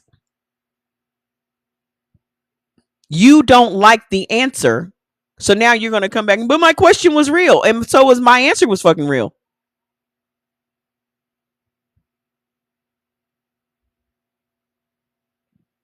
It all goes back to, why does that even fucking matter? You tell me where Jesus was born, at what time, and what day. Where is he laid to rest? Where is the evidence that he ever walked on earth? Where is the evidence? Where is the evidence that he ever existed? Every last one of us has evidence that we all existed. Where is it? Hello? Just show me the evidence. Just show me the evidence. Y'all always have questions for me, but you're not even allowed to question your God. But y'all got plenty of questions for me. Well, who created this? Why didn't you ask your God? What did he tell you? What did he tell you when you asked him? Well, God, I just want to know, who created the oceans and the seas and things?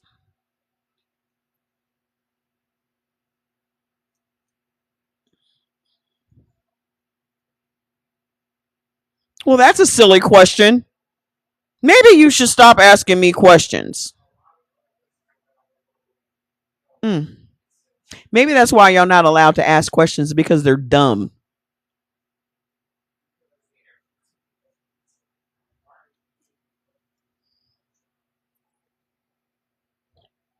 Then you must don't believe Satan is. Why would I believe Satan exists?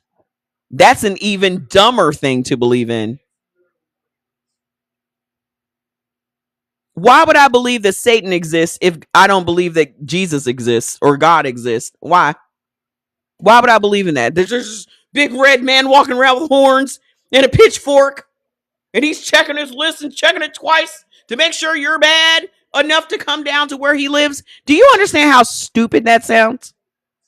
Y'all sound slow as fuck. Y'all sound slow. Like y'all ride that little short yellow bus.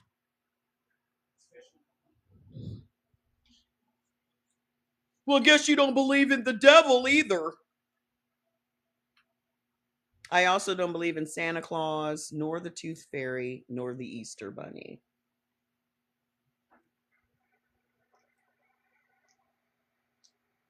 Satan wasn't described. What was he described as? What is Satan's name? What is Satan's name exactly? Just put in the comments. What was his name? No, what was his name? This beautiful angel. Right. Did you know that it's actually Jesus whose name is Lucifer?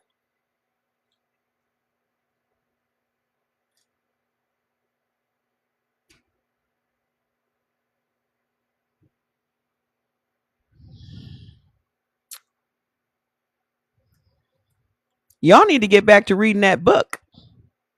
No, you can go and Google it. I mean, you got the book at your house. What do you need me to tell you where the book is? You got the book. Why haven't you read the book? The bright morning star. That's Lucifer. That's your man's. Your man's is Lucifer. Second question that I always have for you Christians: how come Jesus got ensnared by those people? How did he not know he was going to get ensnared? And why couldn't he have helped himself? He was going around doing all these miracles and things.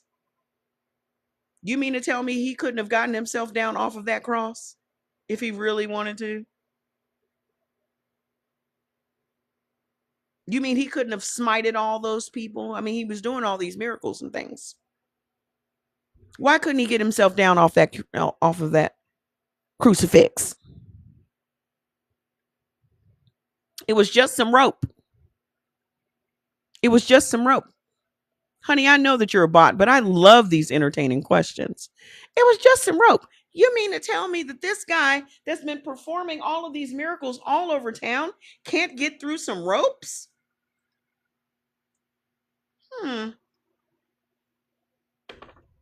I don't know. How was he supposed to save you when he couldn't save himself?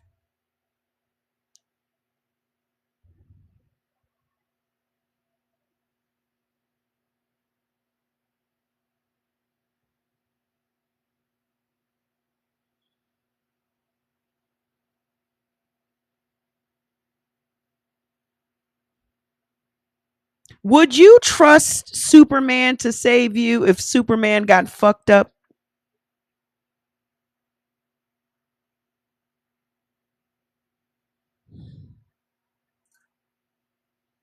If Superman got fucked up, would you expect him to be able to save you after you've seen this nigga get killed? You went and told everybody that he got killed. I synced it. This nigga got killed. They stuck him in the side with a rod and everything. How the fuck is he going to come back and save you? They killed him. They killed him, but he didn't die. Well, wait. Then how did he rise again if he wasn't dead?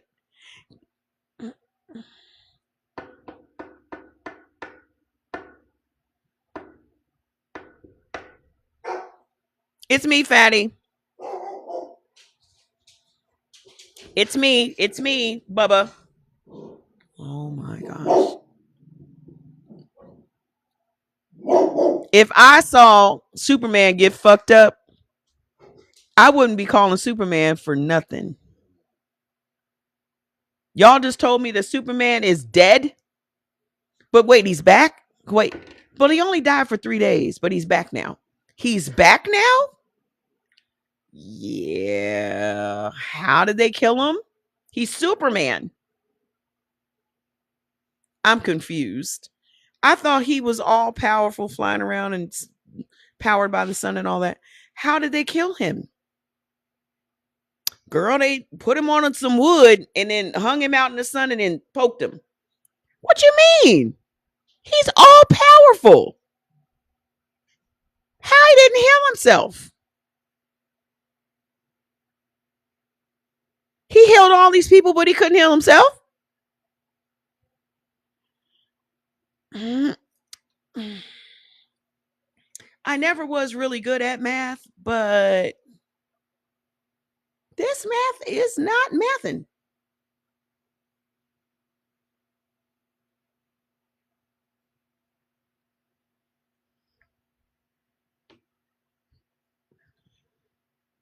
He's healed all these other people, but he can't heal himself. And you're asking him to heal you?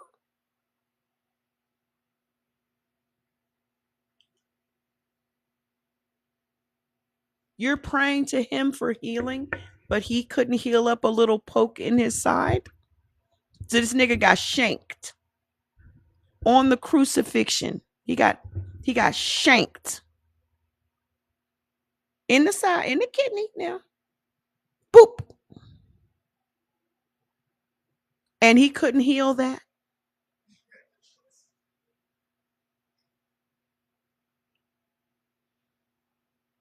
I don't know.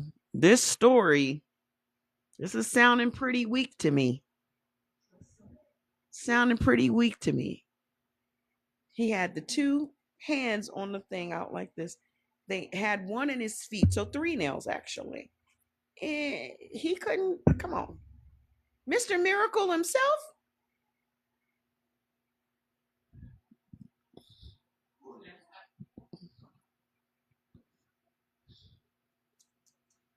And then you said that he called up to his dad. This is the part that really got me because, wow. He calls up to his dad, who is even more powerful than him. And that nigga said, nah, I can't help you. Call your moms.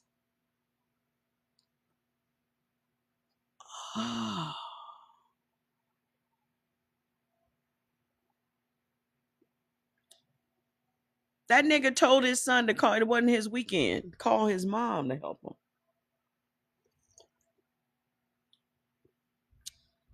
I mean, because they had shared parenting, right? Didn't they have? Or was he just not there at all in his son's life? Did they have shared parenting? Did they have a good relationship when they were raising Jesus? I hope it wasn't like raising Canaan. My God.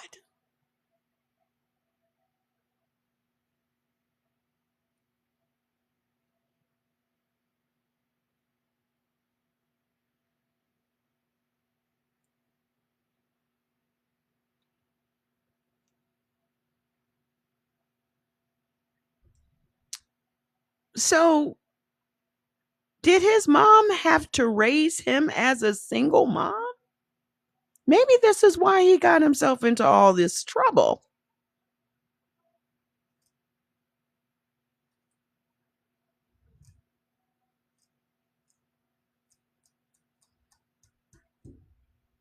Hmm. Maybe he needed a dad in the house. Maybe he needed a dad around to show him the way. Yeah, he out on the street at 13. What the hell is he out doing in the streets? Gallivanting around with no parental supervision.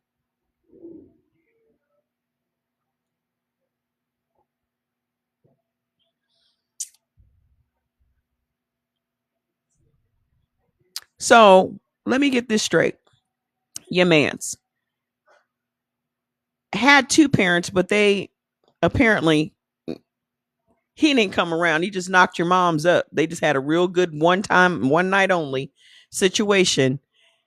She gives birth in a manger somewhere. I don't even know where this nigga went. This nigga ain't provide nothing. No Pampers, no milk, no child support, no nothing. She out here on her own. She 12. First of all, she a kid too. So now she got to raise her unruly, powerful son. She 12. Now she got to raise this kid all by herself.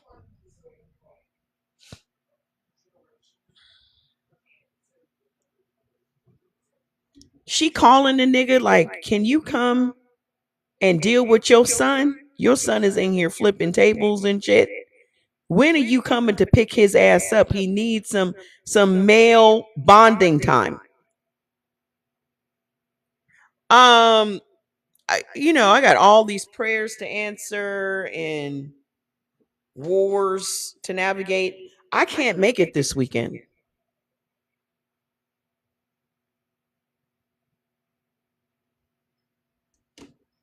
This nigga was too busy for his own son. And then the one time his son actually asked him for something, that nigga was like, nah, I ain't gonna be able to do it. But also, forgive them because they know not what they do. What you mean they don't know what they're doing? They got me strung up on this fucking wood. They done put nails in my hand. What do you mean? They don't know what they're doing. They just let it. Just forgive them.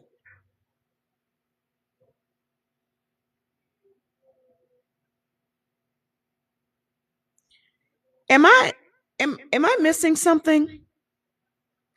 Because how is it that this is who you call for help?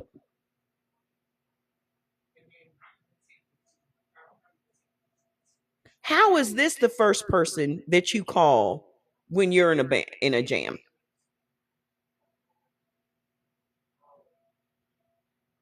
I'm not seeing no evidence that these motherfuckers come to the rescue of anybody.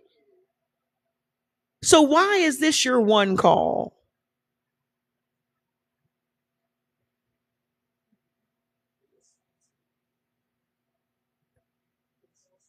Let me call Jesus.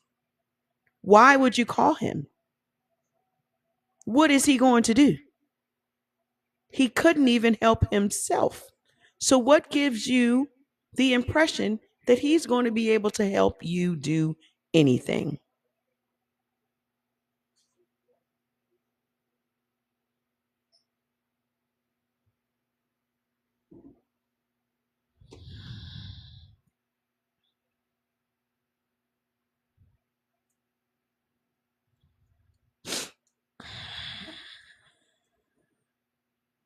All of this is just a story to make you believe that the sun and the stars and the planets are human beings.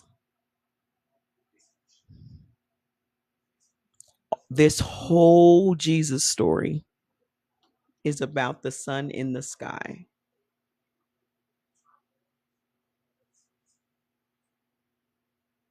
And y'all believed it was a whole man because 300 white bishops sat in a room, in a council, for decades debating on whether or not Jesus is going to be a human, a deity, or a combination of both. They decided who the Jesus character was going to be in the book. The Council of Nicaea decided who the Jesus character was going to be. And this is the book that you guys turn to for life instructions.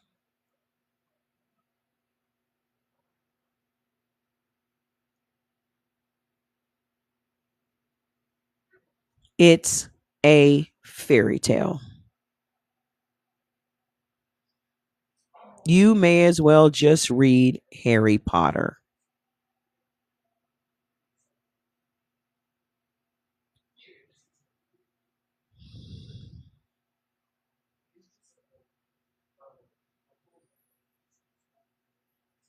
Y'all want to believe in magic so bad, but then you demonize magic.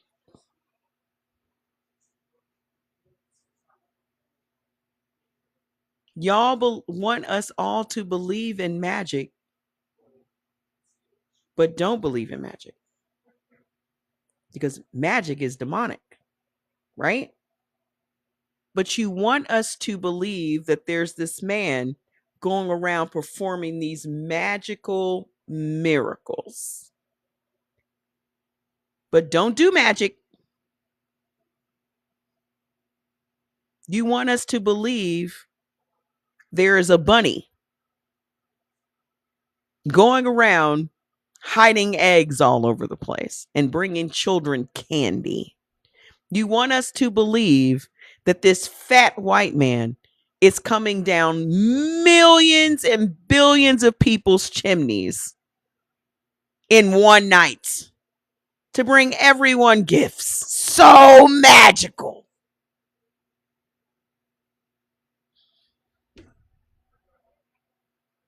Right? But when you talk about hoodoo and voodoo, And ancestral veneration, that's all bad, right? Because you can only believe in the magic that white people give you, not the magic your ancestors give you. Hmm. Hmm. It's all a fairy tale, boo boo.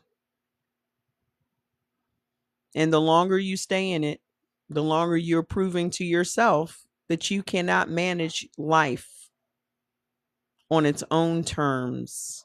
You need to have something to cope. Religion is a drug to y'all. It's become your crutch because you cannot handle the realities of this world.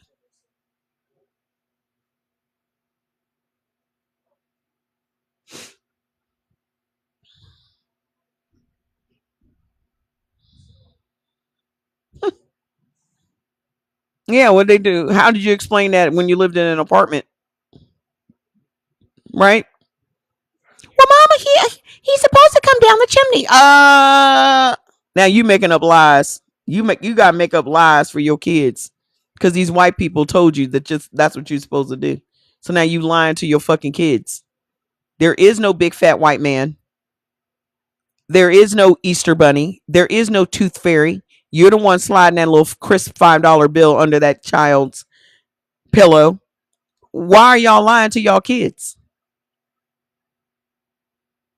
Why are you lying to them for the sake of white people's fairy tales?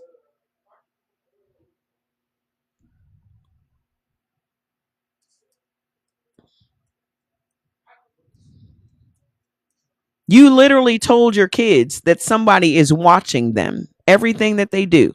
So you literally installed a whole good or bad surveillance system in your children.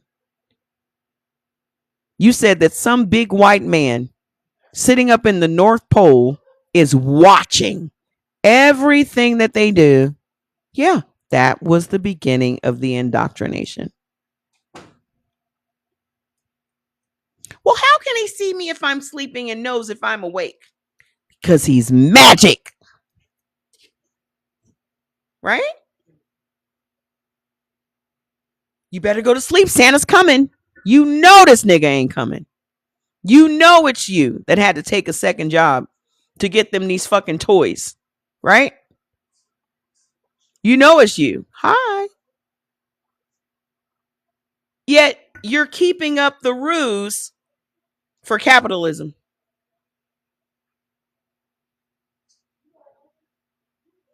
Yeah, you literally line your kids up at the fucking mall to sit on some pedophile's lap.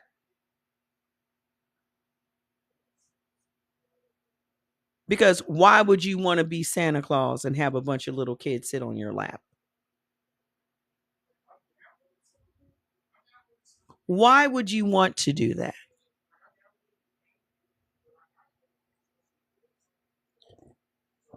And then you got them pictures with your kid trying to squirm off this man. Sit still for Santa, honey. Sit still for Santa. This dude's little pecker is getting harder by the minute. And your kid's like,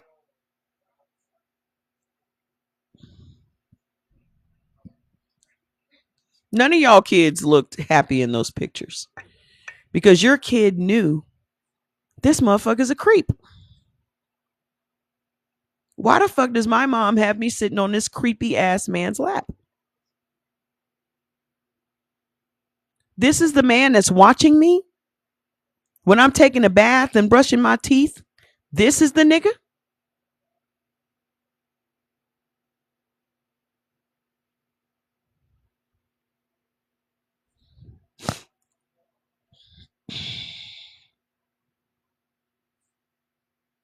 Right. Whole time, this kid's like, so this is the motherfucker you was telling me about that be watching me?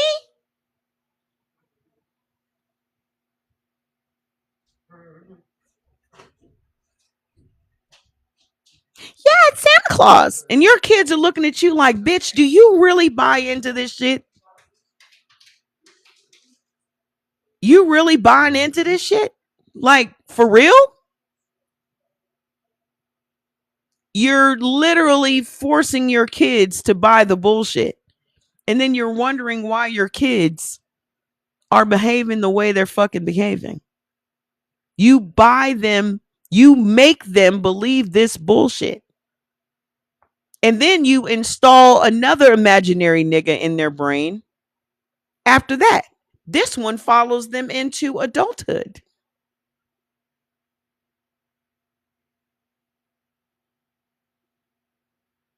First, you installed Santa Claus, the first overseer. Then, when they got too big for Santa Claus, you installed Jesus. So, your child's whole life, he's being watched by some big white imaginary nigga.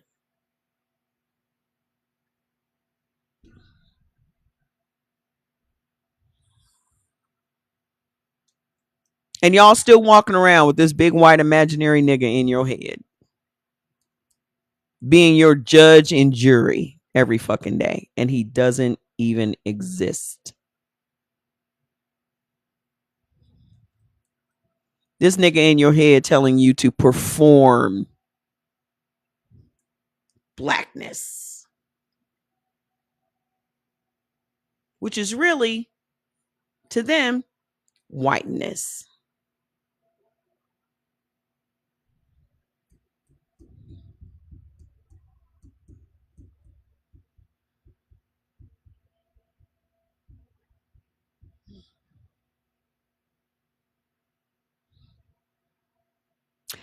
I guess I better start writing those books, huh? For the kids. Mm-hmm. They have an overseer at every stage of their life. Y'all make more excuses for this nigga. Y'all will make excuses for this big white imaginary nigga in the sky. Well, how come Jesus didn't help you with your rent? What do you mean? That's not what? Because he's busy doing other stuff. Hi, Mocha.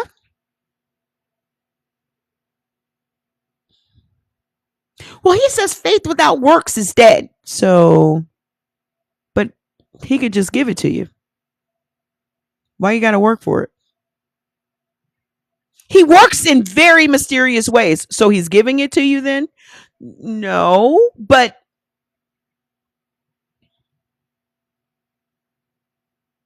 well, he just blessed the pastor. He just gave the pastor a brand new Bentley. Why couldn't he bring you some rent?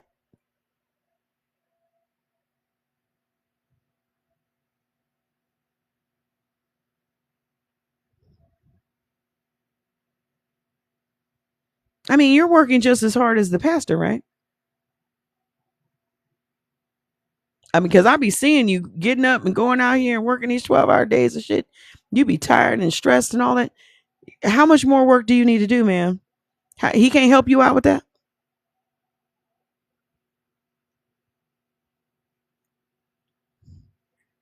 I'm still wrestling with how I'm supposed to write a children's book. Unless y'all ready for me to be cussing in them books, I'm still trying to figure. I'm waiting for the ancestors to tell me what to do. Listen, little nigga. Do y'all trust me with this assignment? Do y'all really trust me with this assignment?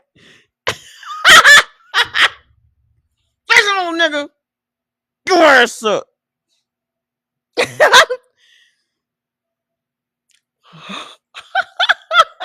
y'all really trust me with this?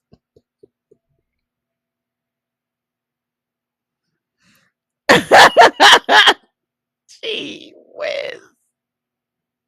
You said I'm the perfect fit. He said I'll take the first book cursing them out to the story. Maybe I should just do audio books so they don't blame y'all for it. Be like, who the fuck is this lady saying all this shit? take your little black ass to bed right now. Go to sleep.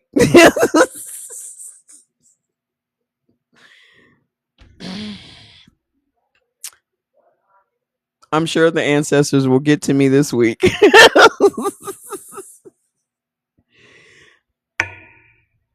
Timmy, I'm about to put on Mama Tray for you to sleep to. It's going to be playing some gentle music. Tomorrow, when you go into preschool, I want you to call all the white kids blue-eyed devils.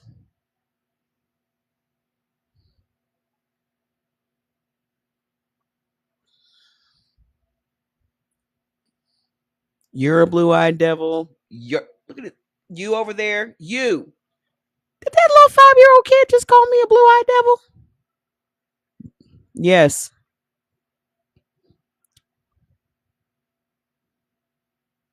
Yeah, ain't gonna be no C. Jane run shit. Cause what is Jane doing in the hood? Jane. The fuck?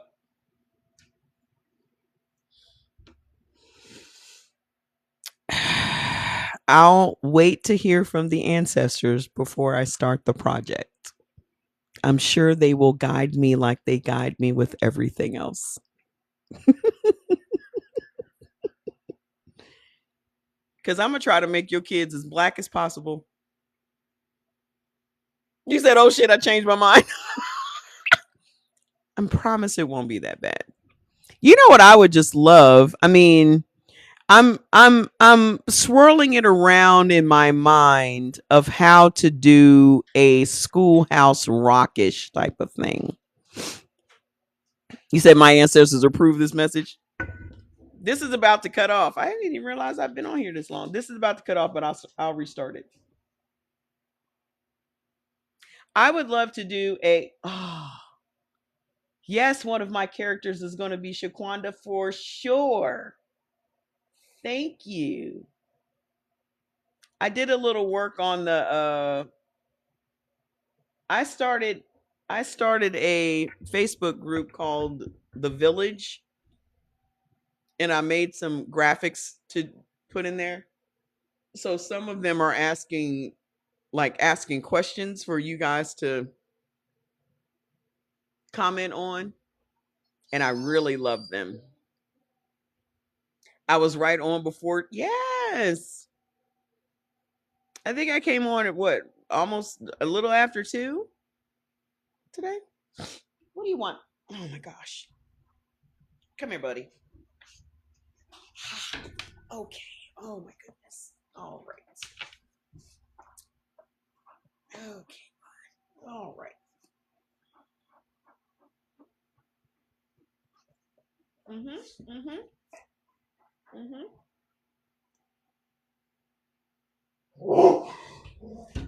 And he's off. Oh boy. So what were we talking about? We were talking about how Jim Crow was actually worse than slavery. Hey. Beth! Honey, you're tangled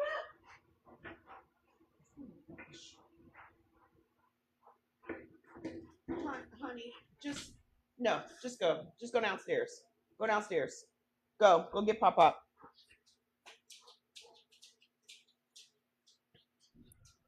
Go.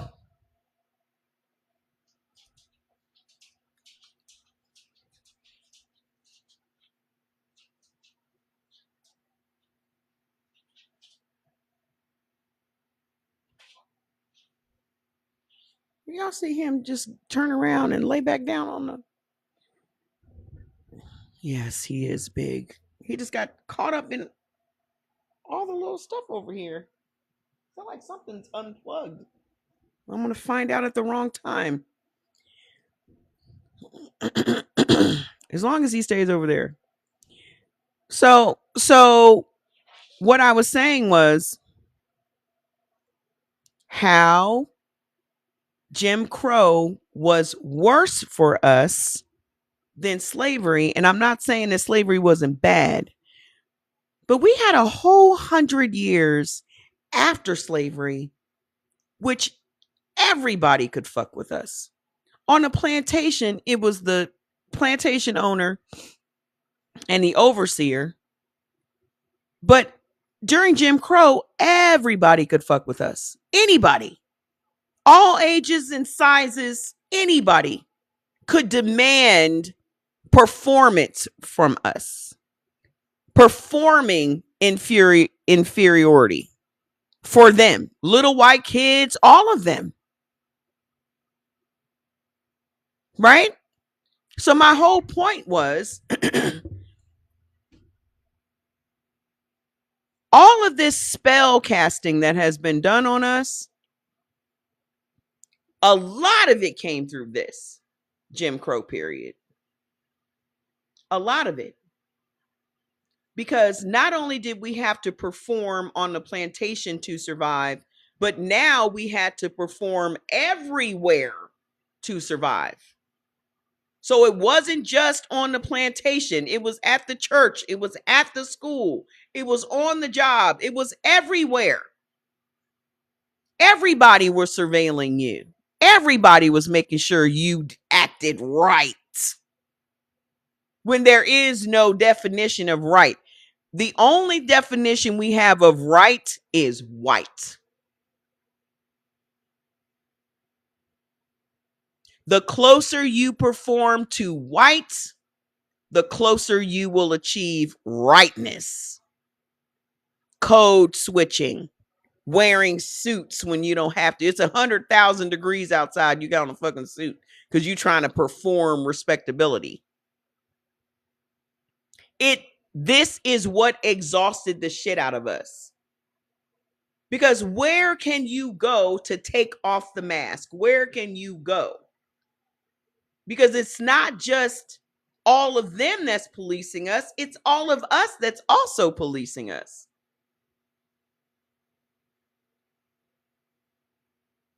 Because we have been programmed on the plantation that if one of us steps out of line, all of us get fucked up.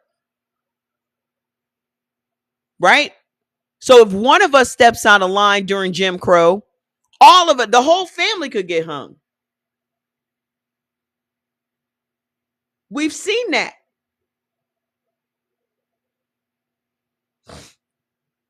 And the reason it was worse is because nobody is looking at us as property anymore.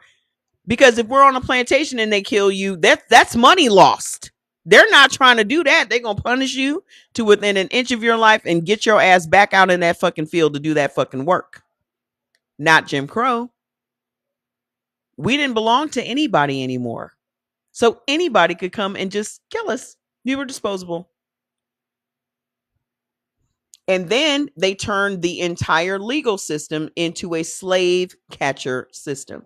Because what the 13th Amendment says, slavery is abolished, indentured servitude is abolished, except when you're a criminal. So they set about making all of these slave codes and all of these Jim Crow laws for them to be able to put us in prison, to lease us out to the same plantations we were just free from.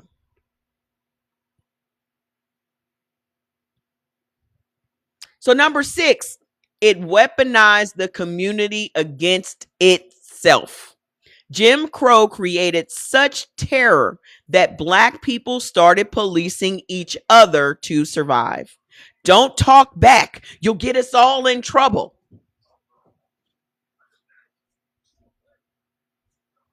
Don't talk back. All of us are going to get whipped. Don't look at that white woman. Right? So now niggas are policing other niggas because the fear was if you are doing something, all of us are going to get punished for it. And y'all still live that way today. Now you just call it respectability politics. You just rebranded it. You just rebranded it. The fear was so pervasive that the community internalized the warden, not because they were weak, because survival demanded it. Hi, Miss Denise. The plantation had overseers. Jim Crow made every black parent, every black elder, every black teacher into an unwitting enforcer.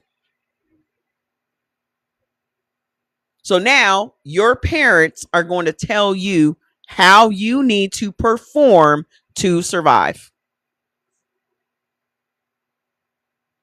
And the minute you don't see the next kid performing the same way you were taught to perform, oh, they parents don't give a fuck about them. They have bad parents. How you get labeled a bad parent if you're not making your kid perform? Whiteness. And who is it that will label you a bad parent? Niggas.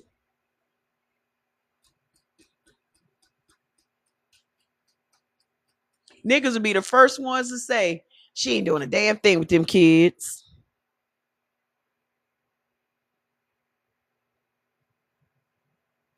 Yeah.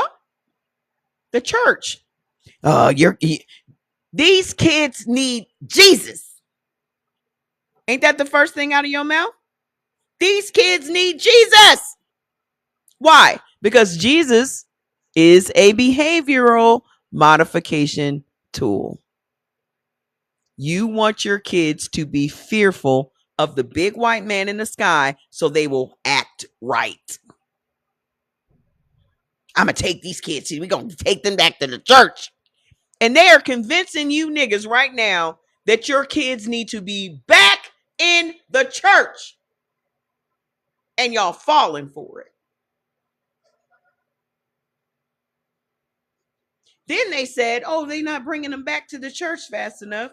Let's put it in the schools. And y'all ain't doing nothing to stop that from happening.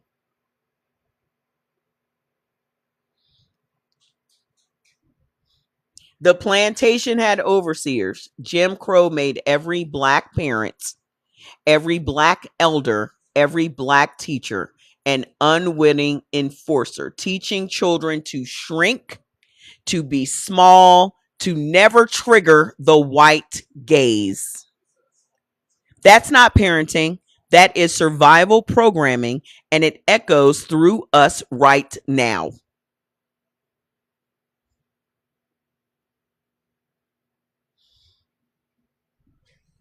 I want y'all to put in the comments. And here's the thing. This is not an indictment of anybody sitting here. Okay?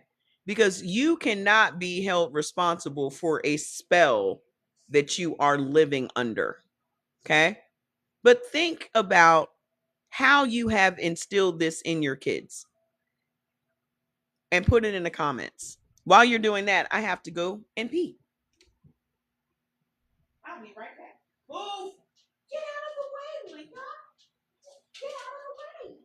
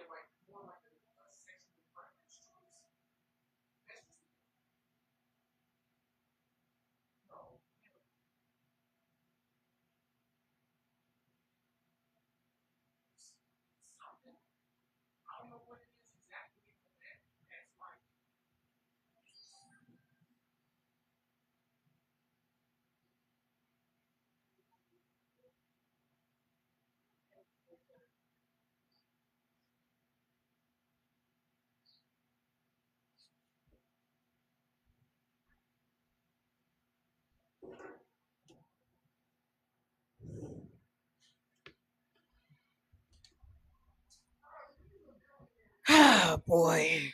You said sending them back to public school. It is my goal to get all of your kids out of public school. It is my goal.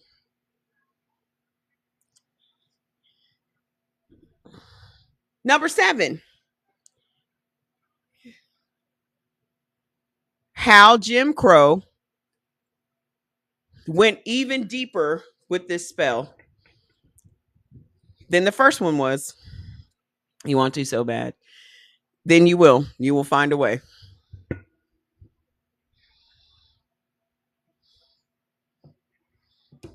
Okay. The spell was designed to be permanent. All that Jim Crow shit was designed to be permanent. And it is. Okay. The plantation had an expiration date that people could imagine, even if they didn't live to see it. Remember, it had an end date. Freedom was the destination. But Jim Crow was built to feel endless. No end in sight, no war to end it, no proclamation, just forever. That kind of hopelessness does something to people's nervous systems across generations that we are still measuring in allostatic studies today.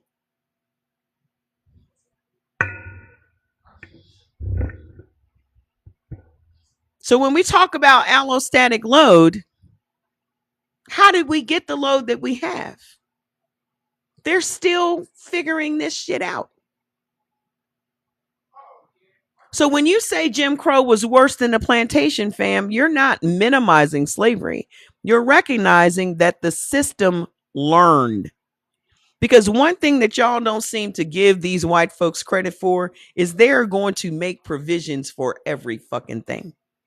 Oh, well, when this ends, we'll just do that. And then when that ends, we'll just do this. And when this ends, we'll just do that.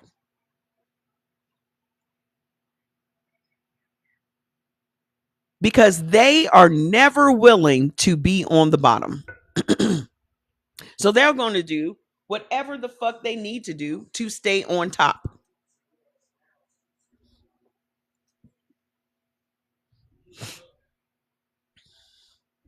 They are going to do whatever they need to do to stay on top. And we don't think like that. You still don't even think of them as your fucking enemy. Y'all don't even realize that we are still at war with these people. Y'all think because we're off the plantation that we're not still on the plantation. We're not doomed. Stop saying that. I don't like it when people say, "Oh, we're doomed. It's never going to that's hopelessness." Right? You're only doomed if you don't change course. If your ass is headed towards the fucking cliff and you keep driving even though you know the fucking cliff is there, then yeah, you're fucking doomed.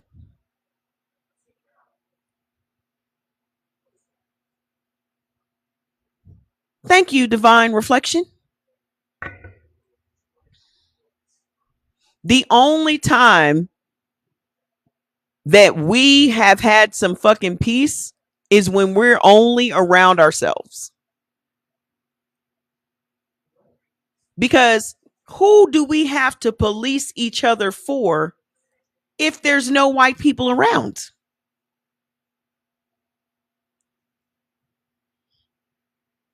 And you would even say, look, first of all, y'all are doing it on the HBCU campuses.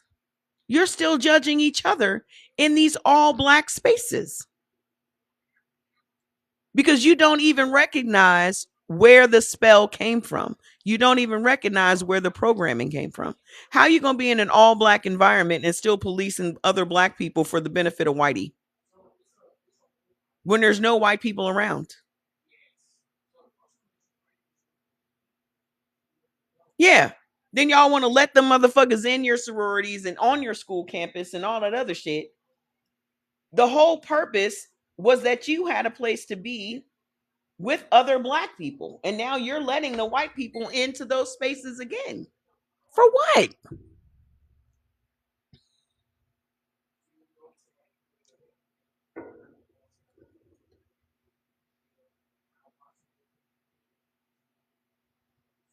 I don't know what SIUC means. What does that mean? Southern. I don't know what it means.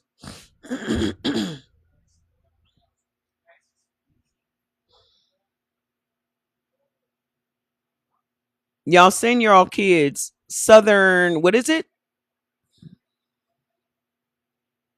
Southern Illinois. I don't know anything about it.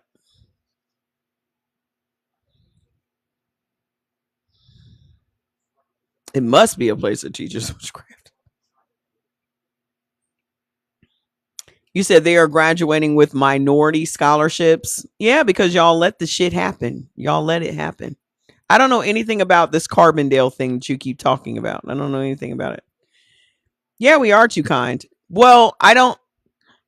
I think that y'all think that by being nice to these people, they're going to be nice to you. And I don't know when y'all are going to accept that they're never going to be what you want them to be. All places with white people are unsafe for black people. How many times do y'all need to see a nigga swinging from a tree before y'all accept that shit? Oh, it ain't gonna be me. It's gonna be other people. How many times do y'all need to see that shit before you imagine that it is your body swinging from the tree? I don't need to see not nary another black person swing from a tree before. Did y'all hold on? This is something that's bothering the shit out of me. Did y'all see that 63-year-old black woman that came out here to Vegas and disappeared and now they found her body? She's dead.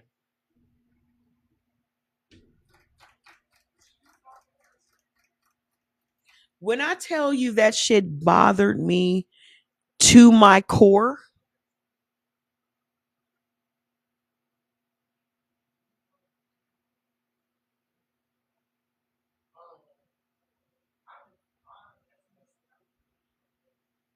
I don't know anything about her organs. All I know is that they said that they found her body dead and I was pissed. I don't know what they tried to say. Why would she come out here to commit suicide? That makes no sense. You said her friend allowed her to ride the bus. So she rode the bus to the CVS? No, Vegas.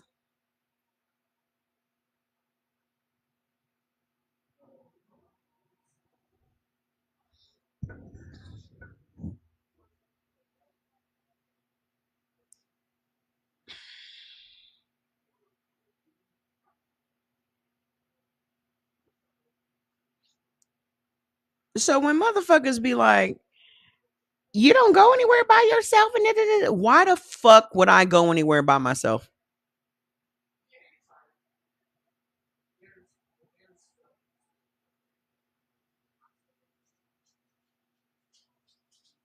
And here's the thing: my ancestors really must have had assignments for me because I have been all over the place by myself. In some of the places you could not even take your brain to imagine, I have been in the jungles of motherfucking Africa, in Nigeria, just places you could not believe I was in.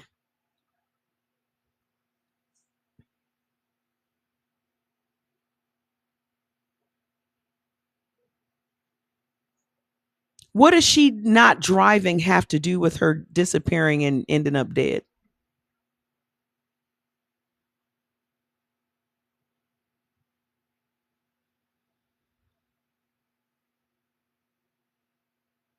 Mm-hmm.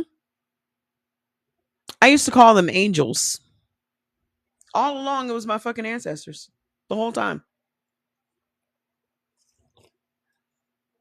The whole time. I've been all kinds of places all by myself. All by myself. I had to take, the last time I went to Turkey, I think I had to take 4 planes to get there.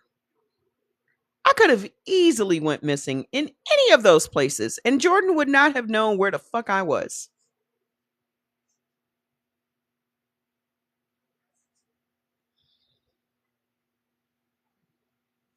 Cities and towns. I was out here in Vegas by myself, hanging out alone.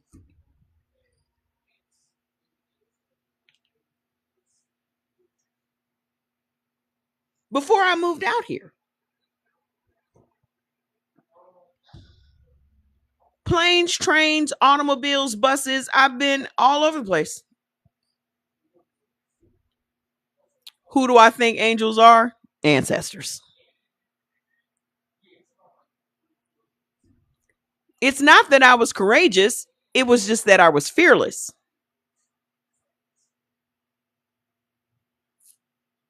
It didn't require courage, it just required me not being fearful. My mother drive to California from DC. I never, that never would have, nope. Because there's way too many little podunk towns in between here and there. Never, never would that happen. I don't care if that car was brand fucking new. It would never, I would never do it. Your mama was for real fearless. But again, we don't know what to fear until someone tells us what to fear.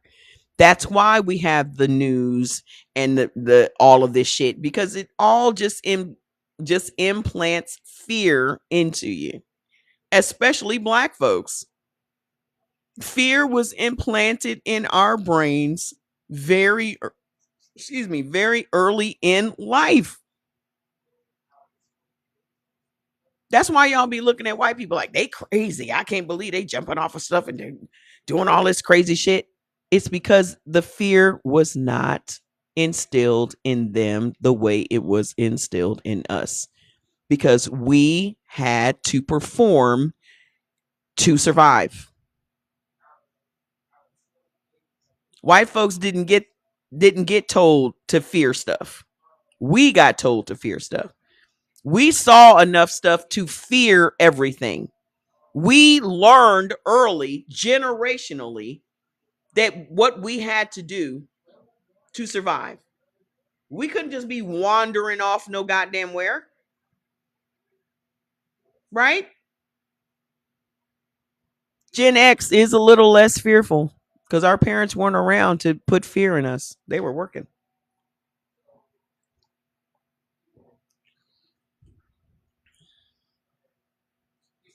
We were working. I mean, our parents was working, so they ain't had time to, we was fearless because we was out from sun up to sundown every day. We ain't need nothing else but a sandwich and some Kool-Aid, a water hose, the candy lady in the neighborhood. Mm-hmm. Yeah, they weren't up on bears and shit. We don't. Hello, Mr. Bear. I'm your friend. I'm your friend.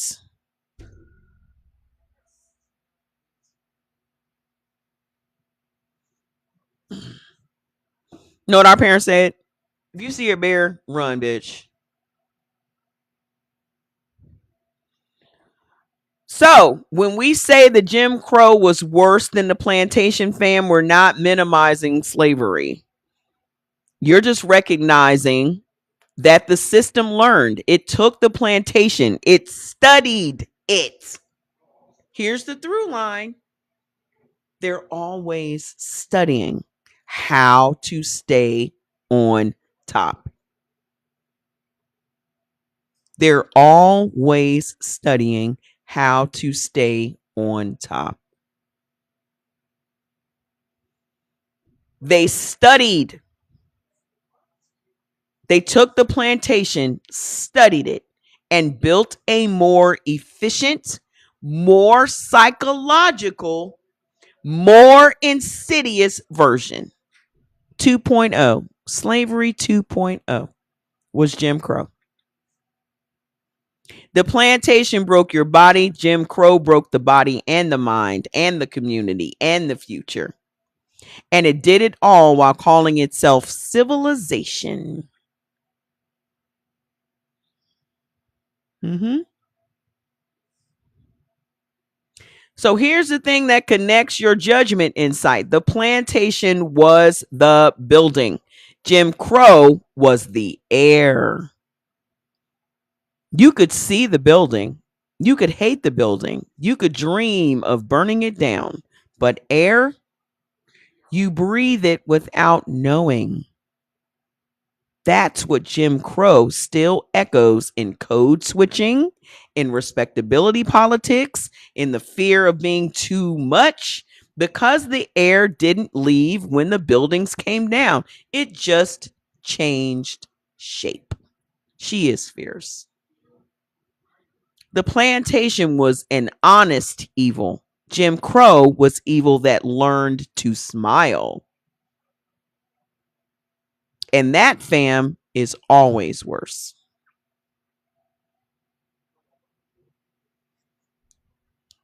Well, thank you, Mr. Don. Mr. Dom the Wizard.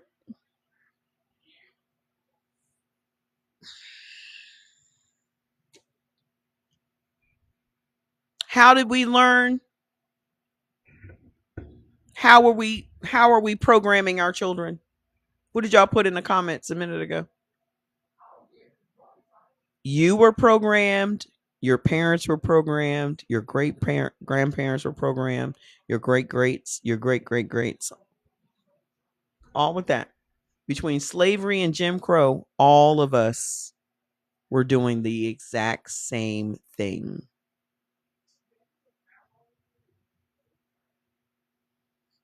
So, number 3, the number 3 way, the number 1 way that judgment was instilled in us, church was number 1, slavery was number 2, Jim Crow was number 3. The installation, white people are watching, the law is watching. One wrong move and you could be killed. This is expanded. They expanded the surveillance from the plantation to all of society. They made judgment public. Lynchings were spectacles designed to show everyone what happens when you're judged as out of line. Thank you. Created the performance standard. So you want to know what the standard is? Performing for whitey. And it's you niggas that make other niggas have to perform too. Created the performance standard. Black people had to perform acceptable behavior at all times, in all spaces, around all white people.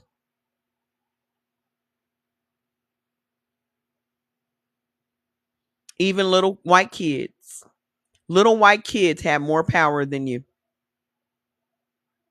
Little white kids had the power to get you killed. This is why I made that fucking video that said, because these white bitches was telling their kids to find a black woman if they ever got lost. And I said, fuck that shit. If a little white kid comes up to you looking for his mama, you just walk away. Just walk in the other fucking direction. Don't even acknowledge this motherfucker.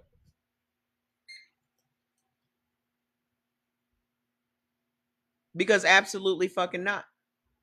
Because all it will take is for that kid to say, this black woman stole me.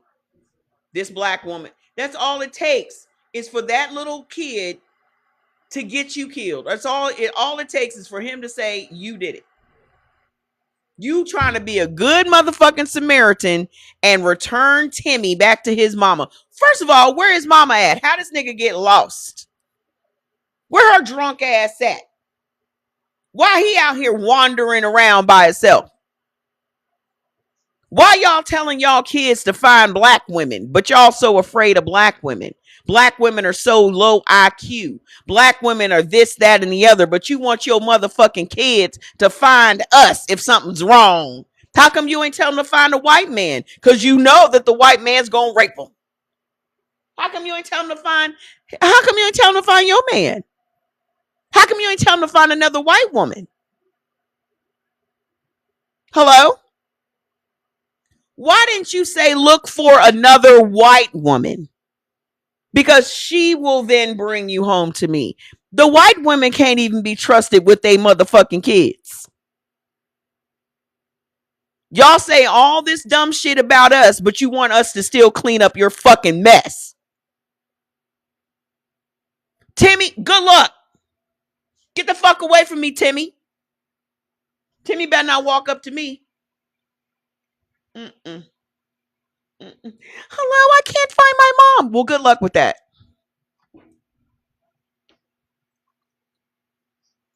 Carry on doing what the fuck I'm doing. You ain't getting me caught up. Absolutely fucking not.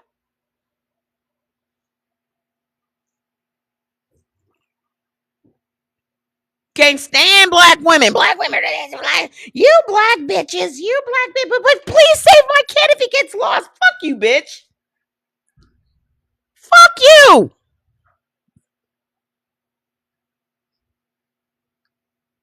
Thoughts and prayers.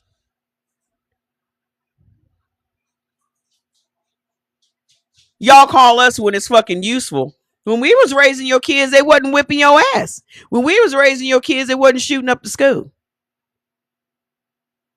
When we were sticking our black titties in their mouths, they weren't doing none of this shit they doing today.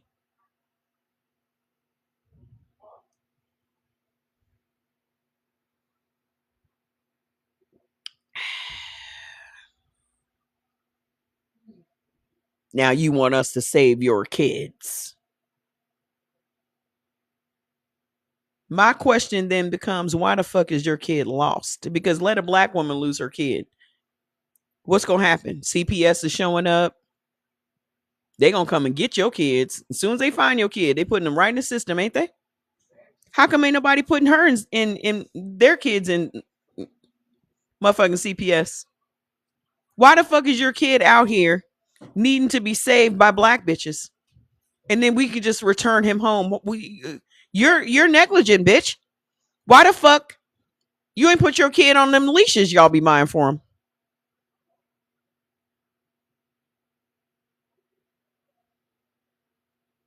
Why he out here roaming around free?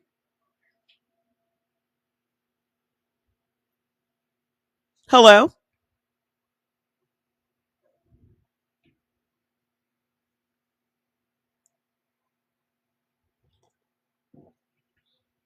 Yeah. Just like that chick that just her 3 kids. Just I was depressed. I have yet to get a Shaquanda alert. When Shaquanda's missing, I don't get no buzzing on my phone.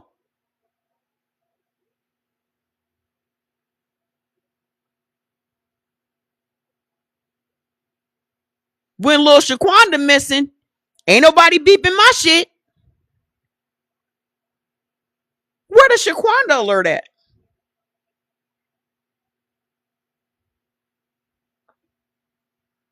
How come that 63-year-old black lady didn't get no alert? When that 78-year-old white man or whoever the fuck he was missing, they had alerts on my fucking phone. How come that black lady didn't have no alert on my phone?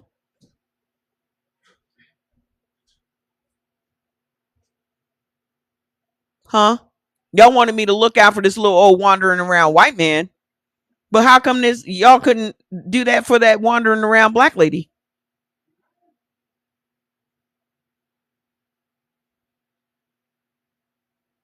And where did she fucking go in Vegas where she got killed? Why would black people kill a 63-year-old jazzy black lady? Hello?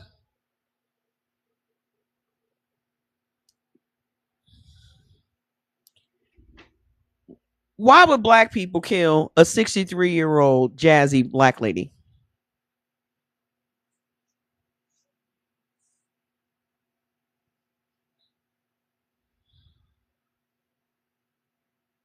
You know who's by the airport? Cops.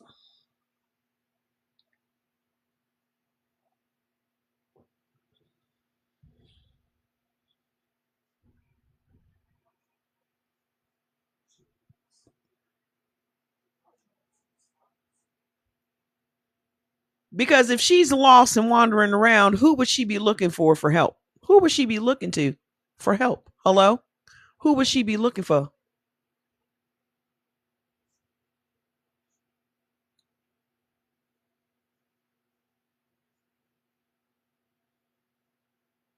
If she's wandering around lost, who would she be looking for?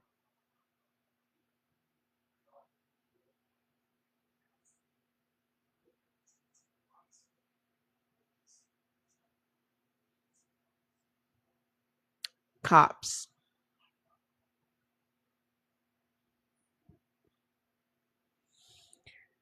So, Jim Crow made judgment public. Lynchings were spectacles designed to show everyone what happens when you're judged as out of line.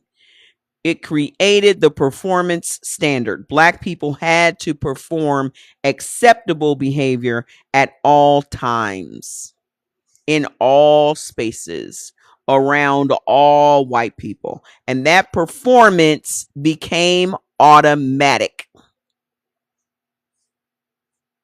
You stopped thinking about it and you just did it. And this is where we are today. Performing for Whitey. Still tap dancing. Don't even realize you're doing it. It's so innate now. It's so in your fucking everyday life that you don't even realize you're fucking doing it.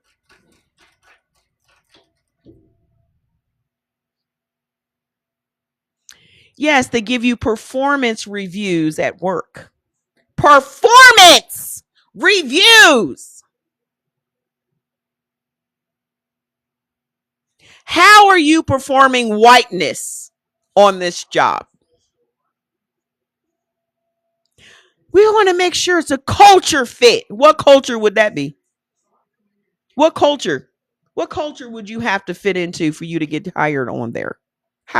What culture would you have to fit into? Italian culture?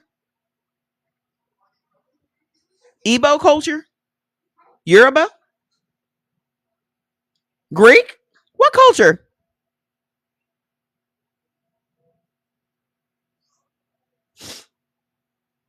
Number 4. How is judgment installed? The media. The camera is watching. The world is watching. Your image will be judged.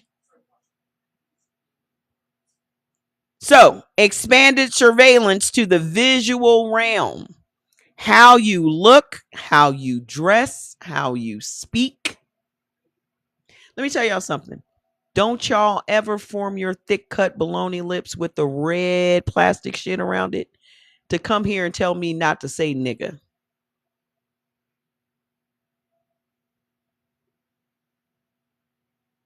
Two things I'm going to say, nigga and motherfucker.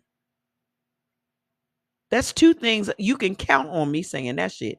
Don't you ever form them thick cut baloney lips to try to police whatever the fuck comes out of my mouth. Don't do it because you're going to get cussed the fuck out.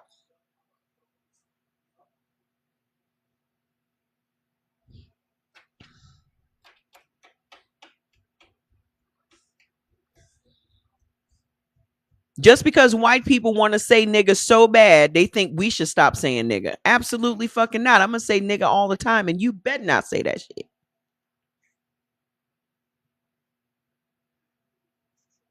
Well, we shouldn't say nigger if white people can't say nigger. They can say it, but they're not free of the consequences.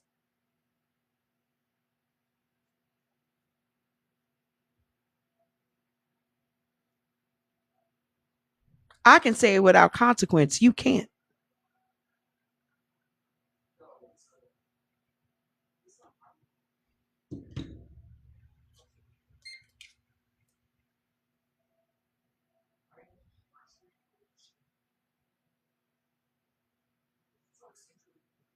So when you niggas come over here parroting what white people say, I'm gonna call you on your bullshit. I don't give a fuck how highfalutin this event's gonna be. Everybody's a nigga today.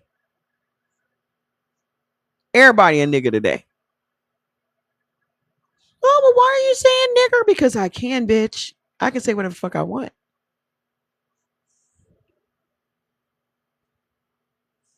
Embrace it. Lean into this shit. Lean into it.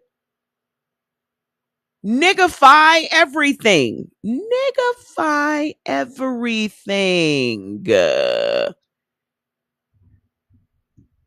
How do we take the power away from? Because y'all still get so upset when they call you a nigger. You know why? Because you're not saying it enough. Somebody calling me a nigga ain't gonna do nothing but make me laugh. Like y'all couldn't come up with no better shit than that. You had all this time to come up with a new fresh word. You still using the same old shit over and over and over again? Try again. Try again. Y'all giving them too much goddamn power. Take that shit back. Well, that's a word they gave us. Now flip it. Everybody a nigga today.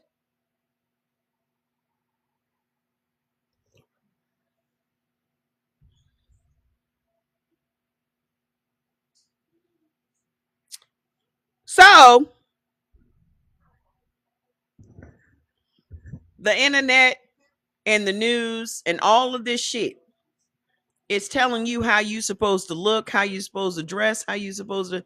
I don't give a fuck what they say about niggas in Ethiopia. I don't give a fuck. It's niggas. It's Niggas.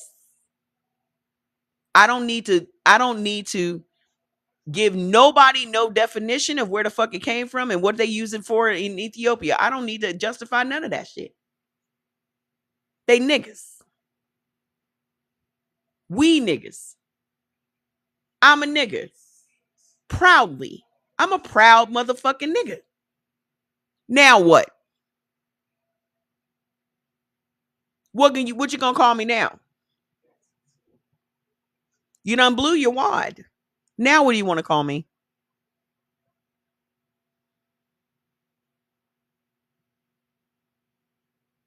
Nothing else? You done?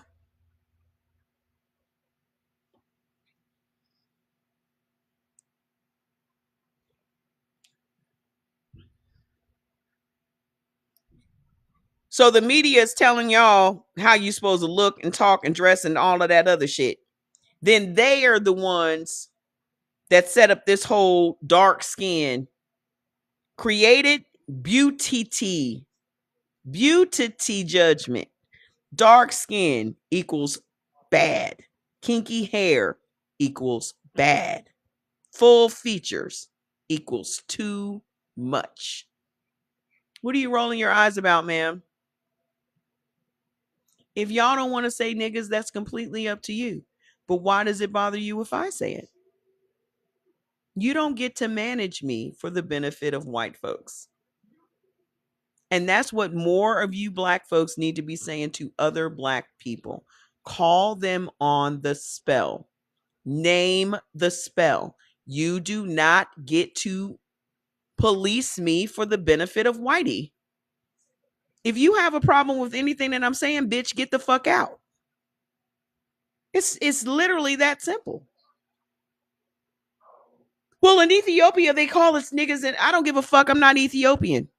So who gives a fuck? Thank you.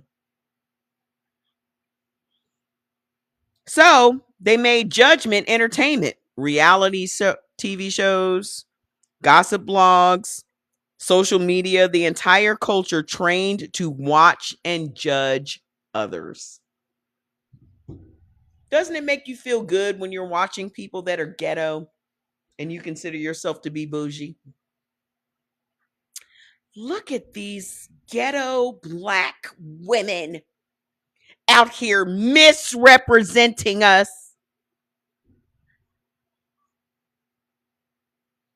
It's amazing to me that y'all never see these whiteys out here fighting each other. But the minute you see two black people fighting each other, it's these white folks be out here fighting all goddamn day. But y'all only pay attention to two black women fighting each other.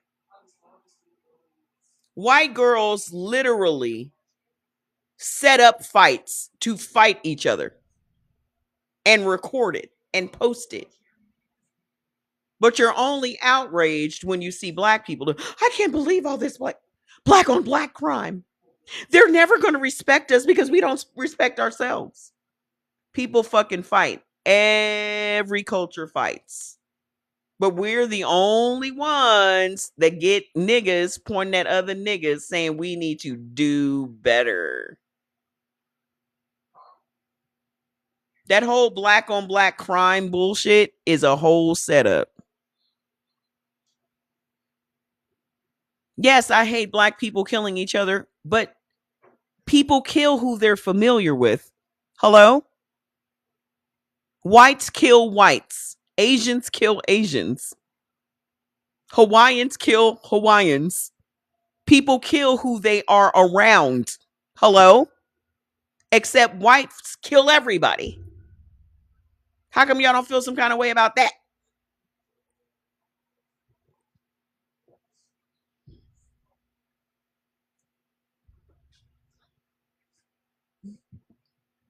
Black people are not going to leave the hood and go to the suburbs and kill a white person.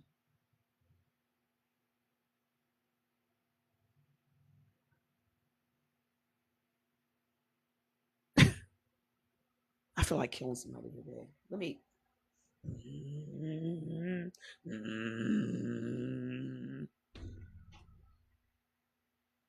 That's never going to happen.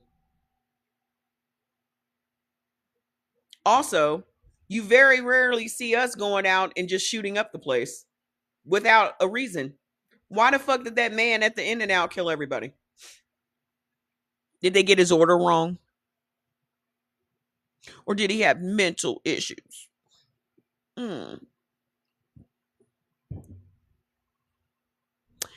Yes, I just saw that the other day. ChatGPT says to call 911 if you find yourself alone with a white person.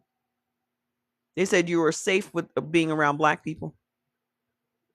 So sad.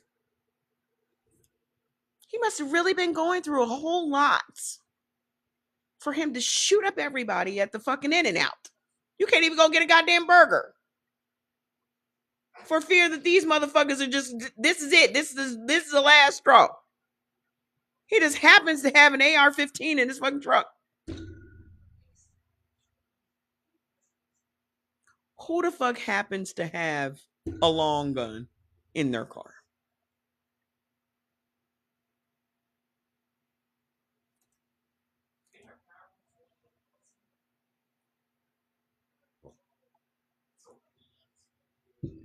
Well, where are the grilled onions? I asked for a Flying Dutchman.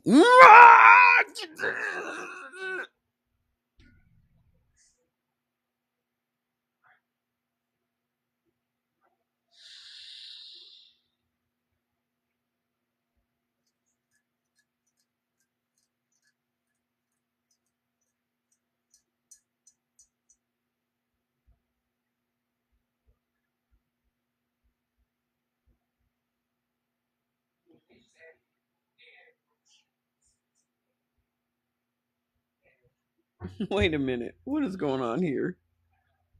Might need to get all the YNs together and drop them off in black neighborhoods. Nah, they wouldn't make it out. He said you'll go with them. No, he's black for sure. You talking about cleaning up the place? Nah, I wouldn't suggest it. Let's just all just stay where the fuck we are. Everybody just, I just want them to be over there and us to be over here. We got problems, yes, but we can work them all out. When we stop performing for the benefit of Whitey, I think we'll be just fine. When we stop judging each other for the benefit of white folks, I think we'll just be just fine. Because when all those doctors and lawyers and all those people were building those towns and all that shit, I don't think any of this was an issue.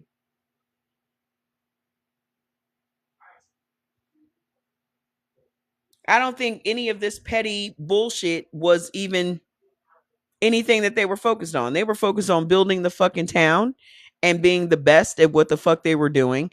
And then some angry white folks came along and set the fucking town on fire.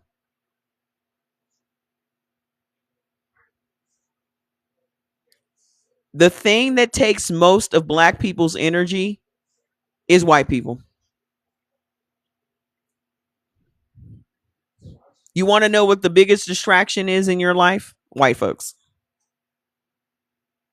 Think about it.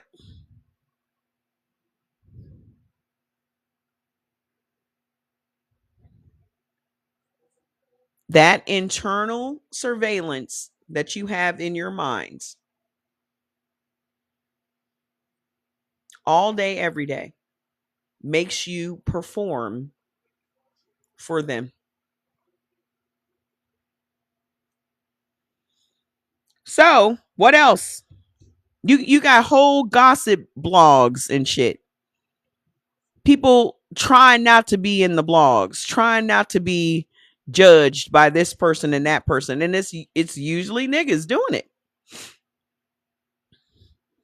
Then they turn judgment into a consumer product. People consuming judgment of others as entertainment. It's entertaining for y'all to sit up and roast motherfuckers. Y'all dogpile the shit out of somebody. The minute somebody shows up in an ounce of weakness, everybody dogpiles on that person. And it's mostly niggas for the benefit of whites. Look at all the black stars that are out here. Y'all, the minute they start reaching that billionaire status or the multi-million-dollar status, y'all niggas tear them down to shreds. Just shred them. For what? The minute they hit a certain level, you mark them as a sellout. Look at them over there. Look at Beyonce and Jay-Z and look at Tyler Perry. Look at it. You cannot help yourselves because you have been programmed to do it. So I come here to point out the programs so that you start recognizing these things in your behavior so you can start correcting yourself. The workplace. Number 5. How were these systems installed in you? These judgment systems, the workplace and school. The installation, your performance is always being evaluated. Your worth is determined by your output. So they made judgment economic. Your livelihood depends on passing judgment. Your manager gets to judge your performance on the job. Your whole paycheck depends on your performance. The minute you make them white people uncomfortable at the job, your ass is getting fired.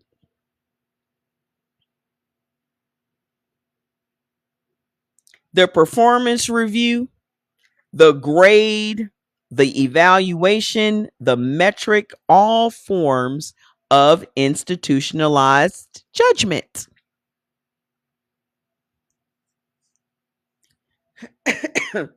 You said we shouldn't accept how Tyler Perry portrays black women, just struggle life. You don't know any women like that? First of all, let's address that shit. Are y'all okay?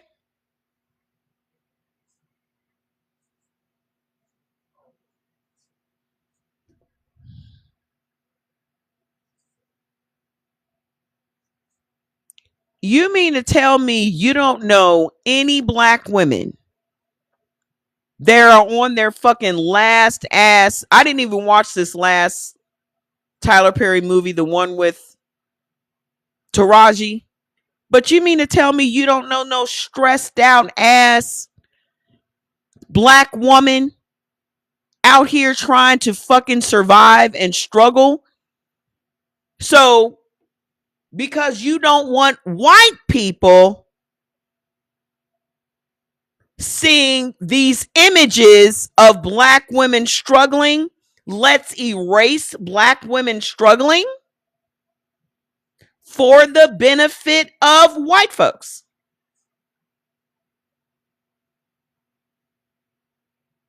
That was deal that made Buffett a fortune. What deal? What are we talking about? The only reason you would be embarrassed by an image of an average black woman is for the benefit of whiteys. You don't want whiteys seeing black people struggle because you think that they're going to associate you with that. She just wanted her fucking rent money. Why wouldn't she want her fucking rent money? If you owe me a nickel, I want it. If you owe me a goddamn nickel, bitch, you better give it to me. Because I don't fucking work for that. Y'all just be embarrassed about nigga stuff because of white folks. Have y'all taken a look at the people that live in Appalachia? White people are not embarrassed about the people in Appalachia. You think that white folks are going out to people in Appalachia and saying, you guys need to clean up your acts? Do you think Whitey is out here lecturing people in Appalachia?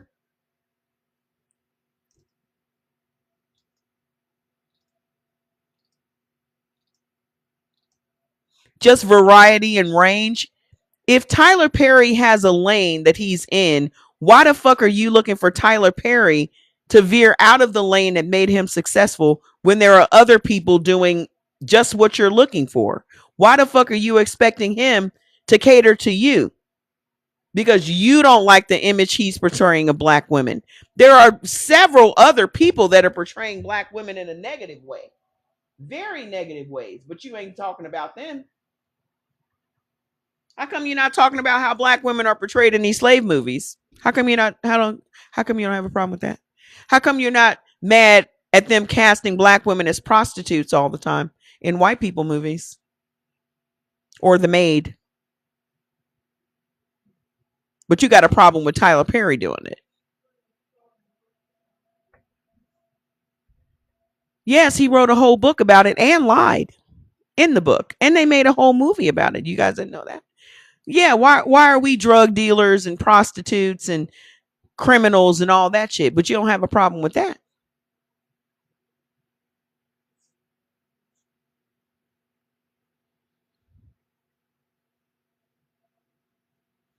You niggas can't help judging other niggas.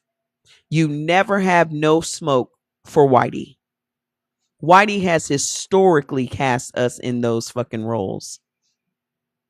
But y'all too afraid to part your fucking baloney lips to say anything against white folks. Because y'all still on the goddamn plantation.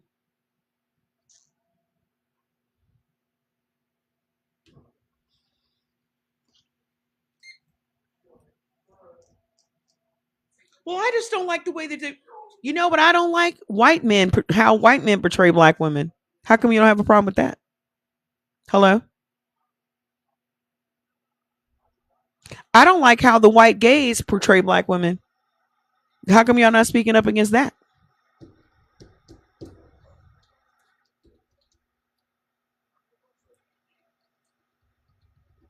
You worried about Tyler Perry. But there are a whole slew of gay men that cosplay black women.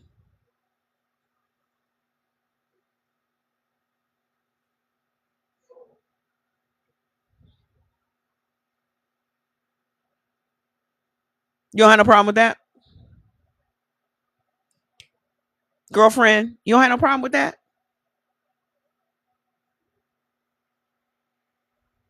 Hmm. Interesting. like Tyler Perry doing. Really? Hmm.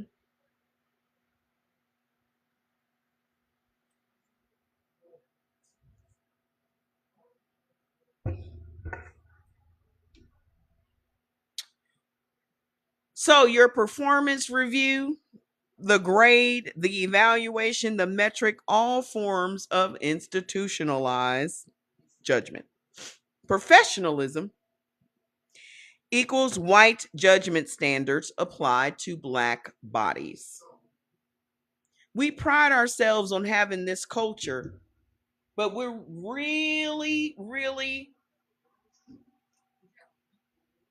we're very, very willing to put our culture to the side for some money.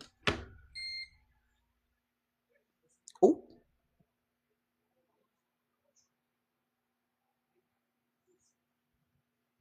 We pride ourselves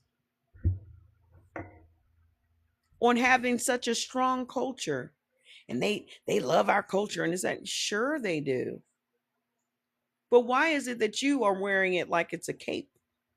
Like, you put your culture on when you feel like it, you take it off when you're in front of whitey. You care so much about our culture. I can't believe they're doing braids and all this other shit in it. Then you get mad when they display our culture, but you display their culture every day.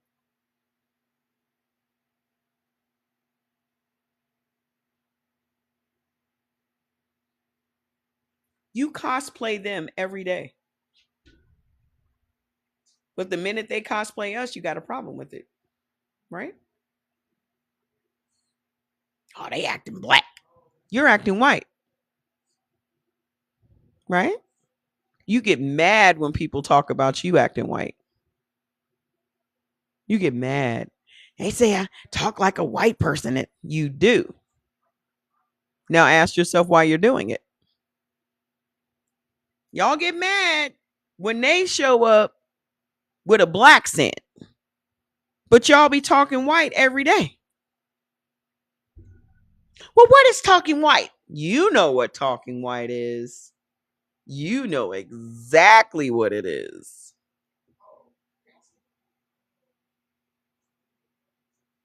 Don't you? You know what it is.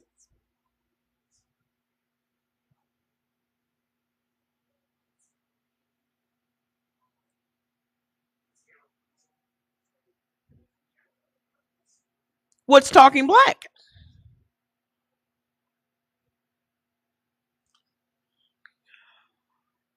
If you can recognize when a white person is talking black, how come you can't recognize what talking white is? You can't have one without the other. You can't have one without the other.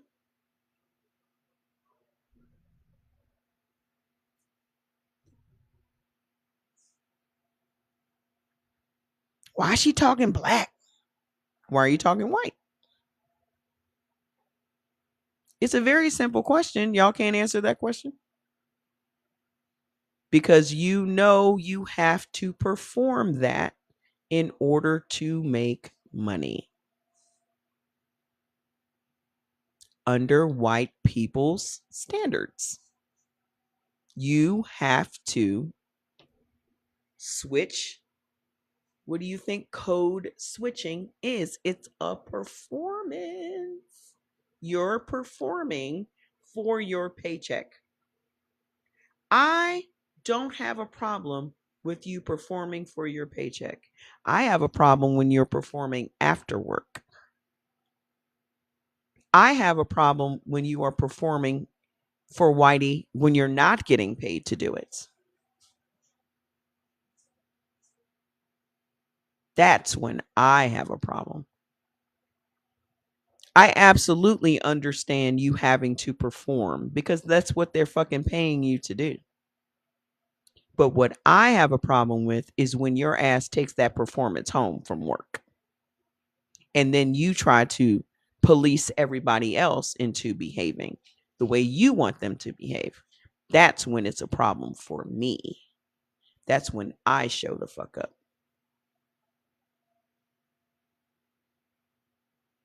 Y'all code switching at work is a necessity, right? I get it. Until you have your own shit and you can make all the fucking rules yourself, you got to do what you fucking got to do. But when you do that shit in your fucking free time, that's when I'm going to show up and snatch you the fuck up.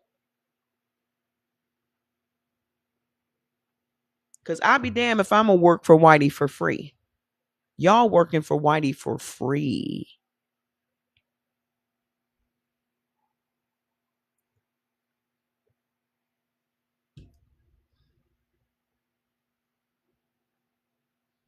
And my performance does not extend to fucking over another black person.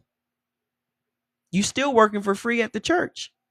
If you're doing it at the church, you're still working for Whitey for free.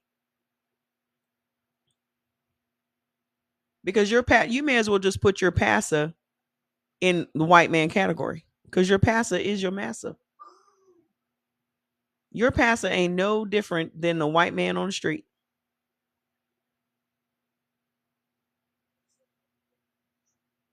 But my code switching does not require me fucking over a black colleague for any of this shit. What I'm not buying into is this head nigga in charge shit, and it's my job to keep the other niggas down. That's never going to happen. That's never going to happen.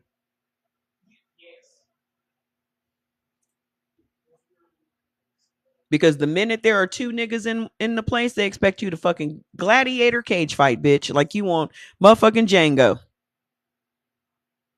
You in there wrestling around on the floor for cold beer for the benefit of Whitey. And they love that shit. They probably place bets on you. Which one of you is going to prevail? And y'all fall right into that bullshit.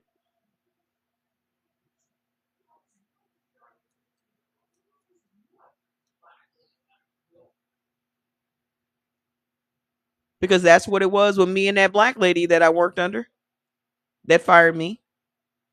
Because I was whipping her ass and she thought there wasn't enough room for both of us. Bitch, there's 93 people on the list. Why you don't have a problem with them people? Because now I'm winning.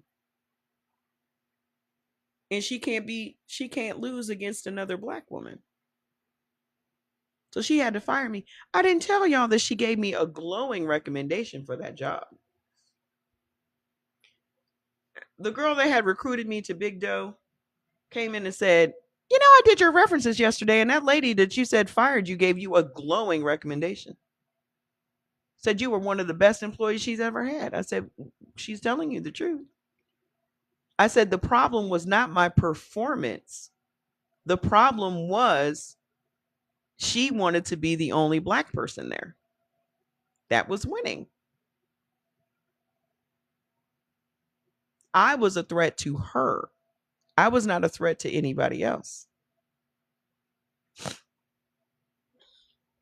Yeah, they don't want to see y'all working together on the job. They don't even want to see y'all two talking together. What are you guys talking about? Are you guys plotting and scheming? You guys are making a plot, aren't you?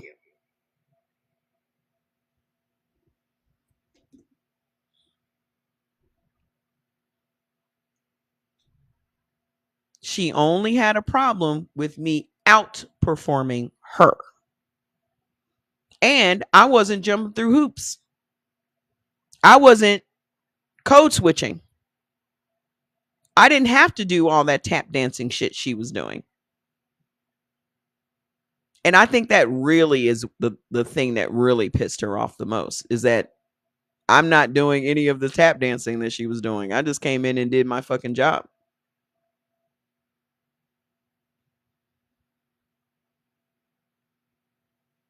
Oh, hi, Bob. Hi, Bob. The fuck?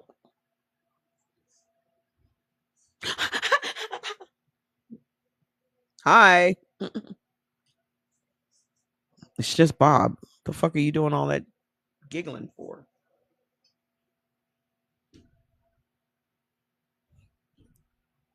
What is that? What is that?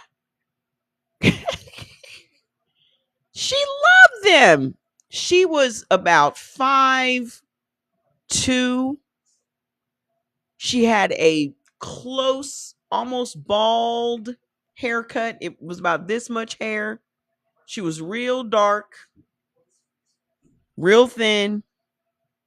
I'm pretty sure she was probably married to a white man or aspiring to be married to a white man. You know, that type really loves a white man because they think she's ethnic. My God, you're so exotic. She was trying to get chose. Mm-hmm. Because they love little natural hair and all that shit. They love that. They either love a crunchy wig or natural hair. It's a Florida Evans baby afro. They love that shit. Mm-hmm. She was out there performing every day.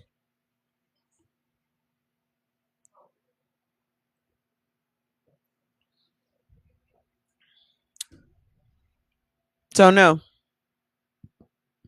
And then I go over to Big Doe. I don't even think there was another black woman at BigDoe.com at all. I don't even think there was another black woman over there.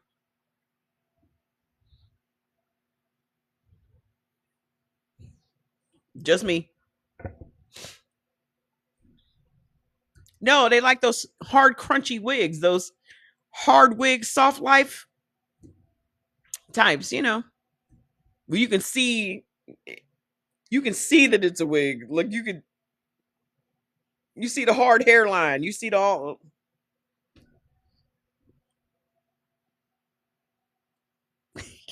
like she just set it up there like it's a hat. They love that shit. So professionalism equals white judgment standards of black bodies. The mask, which is ritual number 5 out of the 21 rituals. Have you guys gotten the books? The Unspelling of the Black Minds, volume 1 and 2. Go to my page and get it. Okay. One of the layers is called the 21 daily rituals. There are 21 things that we do every day that's just habit. It's not even habit because you don't even think about it. But there are 21 things that we do every day that are rituals that keep this spell going, and you don't even recognize what it is. You haven't even thought about it. It's not even a thought because it's so innate in your nature. So, Mother says the mask, which is ritual number 5, is the response to workplace judgment. You code switch to pass evaluation. So, 5 systems, 1 delivery. Judgment. Everything in our lives is about judgment. You passing judgment on the next nigga in order to keep the niggas in line for the benefit of whitey.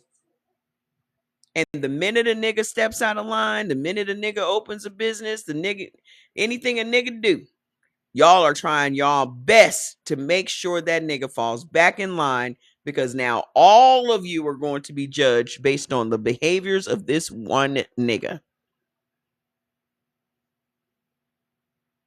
And God forbid somebody like a Tyler Perry will come along and highlight one black woman's story or several black women's story. You don't like that. And I think that's why a lot of y'all don't like Tyler Perry. Because y'all act like this shit is not real life. And y'all got fucking families like that right now. You just don't like the fucking spotlight being on that shit.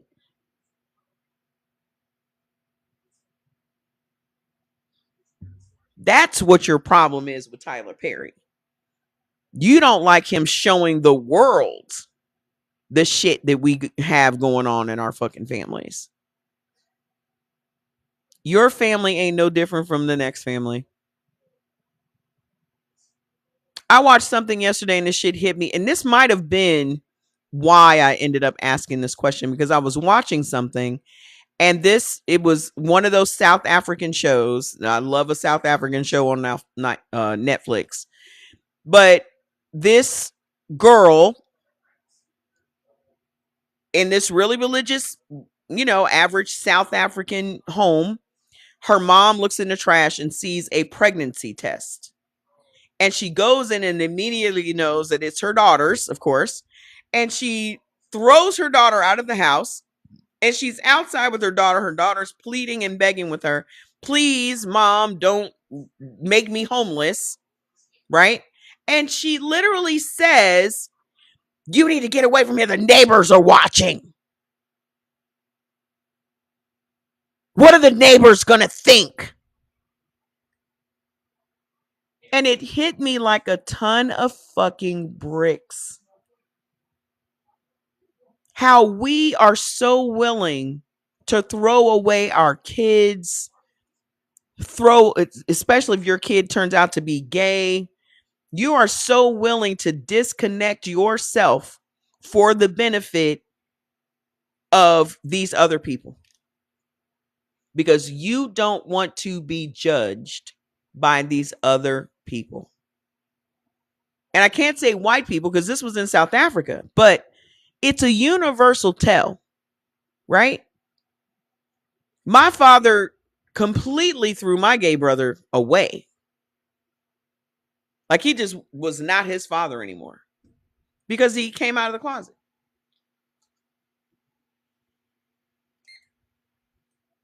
Hi. Just threw him away. Because why?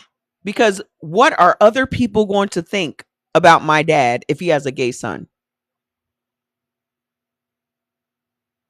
Y'all do this shit. What are other people going to think if your kid doesn't behave a certain way?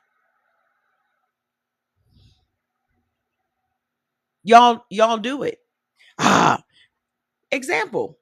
Jordan and I live together. What did y'all used to say about a son living together with his mom? I can't believe you still live with your mom. We share a $3,000, damn near $3,500 a month house. Hello? If he lived alone and I lived alone, isn't it about what we would be paying? Plus utilities in both places, plus insurance in both places, plus. But y'all would be more worried about what your peers think whose kids are out in the world struggling with bills. And they're sitting with a 5-bedroom house and their kids can't even live in their house or live together.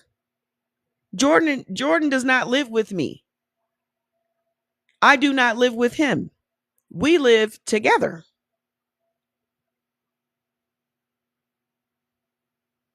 But it would be more acceptable if I had a roommate, a husband?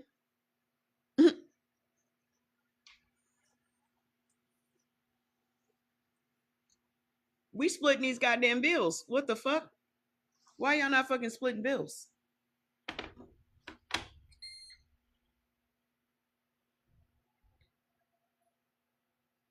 Because we share a house together, that doesn't make him a fucking loser.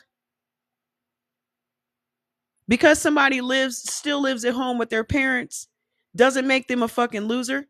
The thing is, y'all are willing to throw your kids out of the house at 18 years old because that's what you think white people are doing. And in fact, not story, but in reality, white kids live at home with their parents.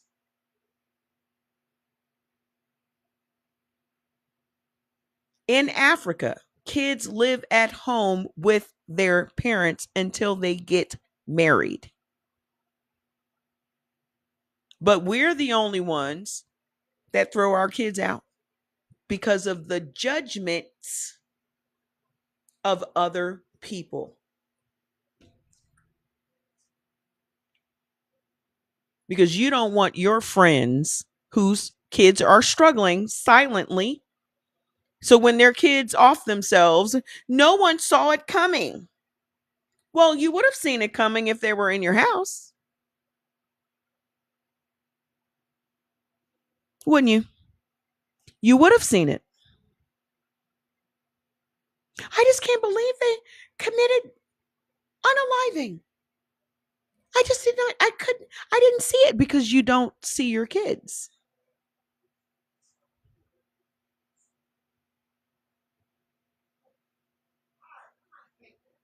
Shit is high. Let your kid listen. Your kids did not ask to be here.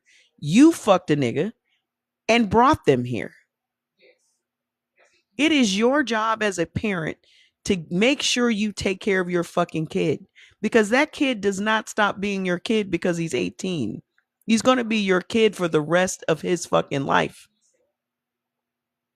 You don't stop being a fucking parent because they reached a certain fucking age. You're going to be a parent for the rest of your fucking life.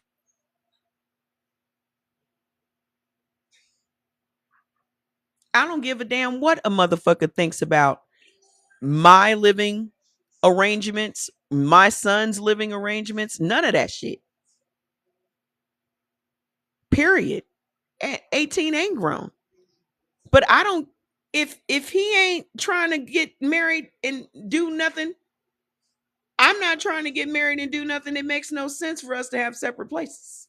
I'm not fucking nobody. He can go wherever the fuck he wants to go and fuck whoever. The point is, I don't give a fuck what anybody else thinks about my living. Why would I care what anybody else thinks about my household?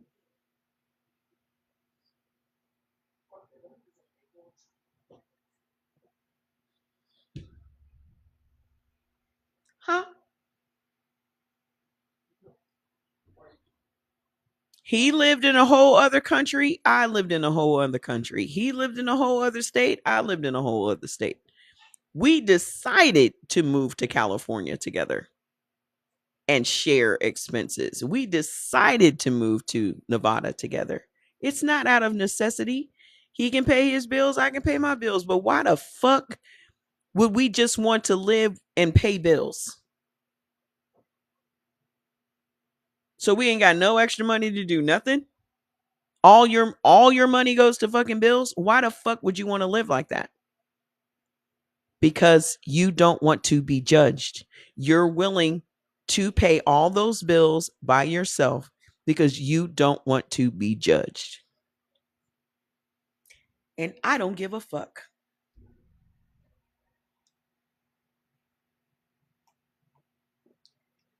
Who the fuck are y'all tap dancing for?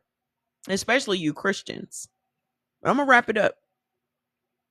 Who the fuck are you Christians performing for if the only person you got to impress is the big white imaginary nigga in the sky? So who the fuck are you down here tap dancing for? Because people down here don't have a heaven or hell to put you in. So what's all the tap dancing about? Outside of work, mind you. I understand you signing on to tap dance for $150,000 a year. I get that. But who the fuck are y'all really performing for down here? Other niggas.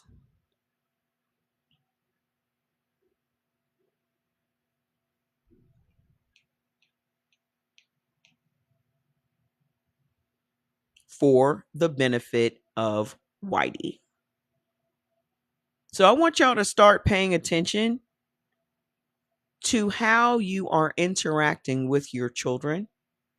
I want y'all to start paying attention to what it is you are instilling in your child. Okay? Because this has to stop.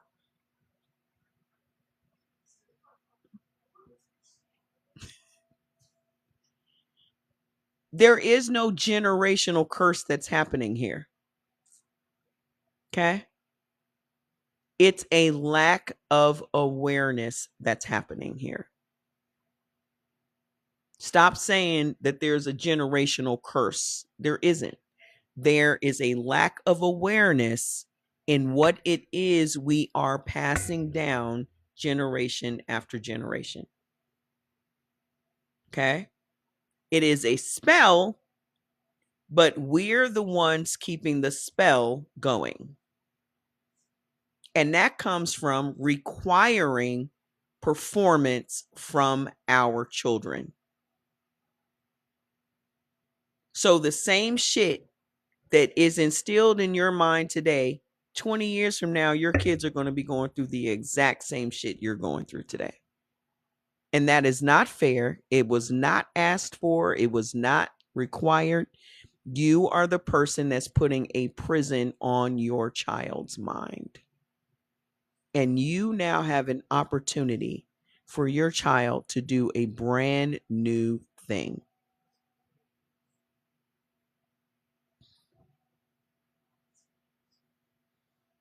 The one thing I can say about me and this one, I've broken all of that shit. From eating according to blood type to the habits and all that other shit. I'm not perfect. And we still have our issues, okay? As we all do. But the difference is I acknowledge that shit.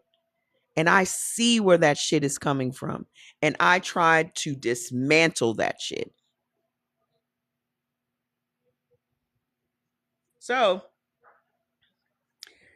the key insights: judgment transcends religion.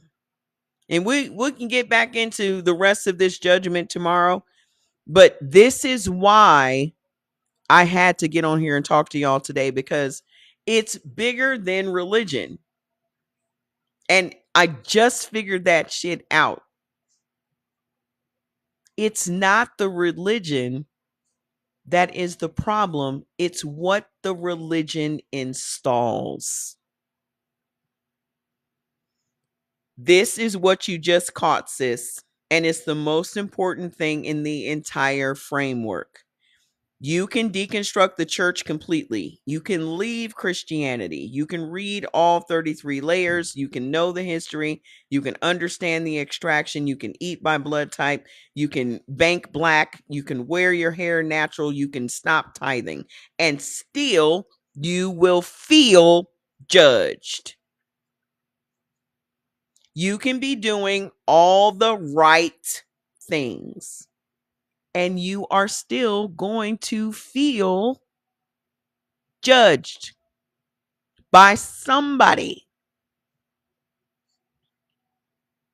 Why? Because judgment was installed through 5 systems, not one. So even if you remove the church, this is how sophisticated the program is. Even if you leave the church, the other 4 systems are still running. You still got work. You still got school, right? Even if you remove the religion, you're still going to be judged on your job. You're still going to be judged at school. You're still going to be judged by your peers in social settings. You're still going to be judged on the internet, right? So the slavery surveillance is in your nervous system. The Jim Crow performance standard is in your behavior. The media beauty judgment is in your mirror. The workplace evaluation is in your paycheck. And here's the deepest part: Black people who never went to church still fear judgment. Black people who deconstructed Christianity still code switch. Black people who are atheists still feel the surveillance, because judgment is bigger than religion. Religion is just one vehicle. Judgment is the cargo. This is why deconstruction alone does not work. And this is why people who know all the history still behave in programmed ways. They changed their mind, but not their nervous system. They removed the program, but not the power source. They uninstalled the application, but the electricity is still flowing. Religion is a building, and judgment is the air. You can walk out of the building. You can't leave the air. You can burn the church down and still feel judged because the judgment was never in the church. The church just ventilated it. The judgment was in slavery, in Jim Crow, in the media, in the workplace, in the air itself. And you've been breathing it for so long, you think it's oxygen.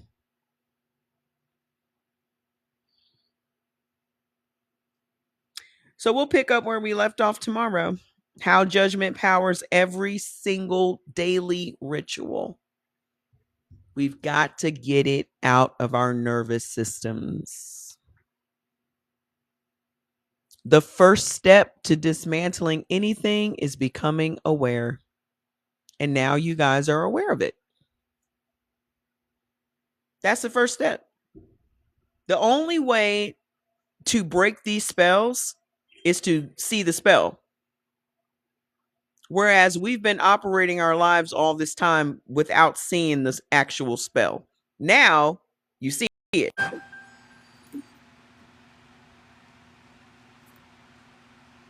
You're welcome. We're all in this together. We're all in this together. I'm really not that much farther ahead of y'all. I'm going through the exact same shit y'all are going through. We're going through this shit together.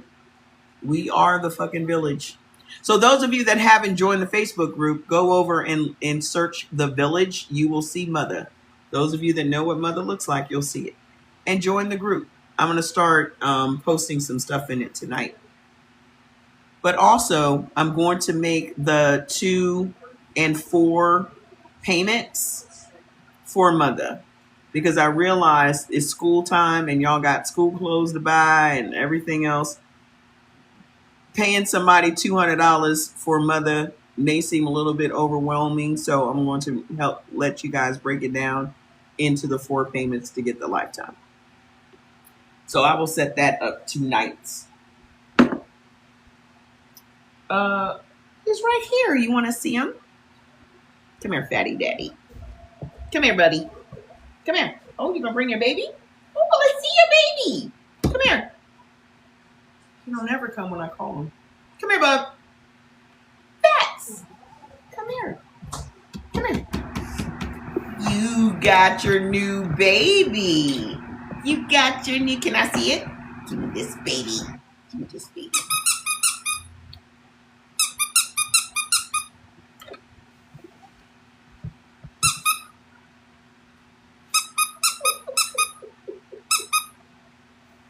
Okay. Oh.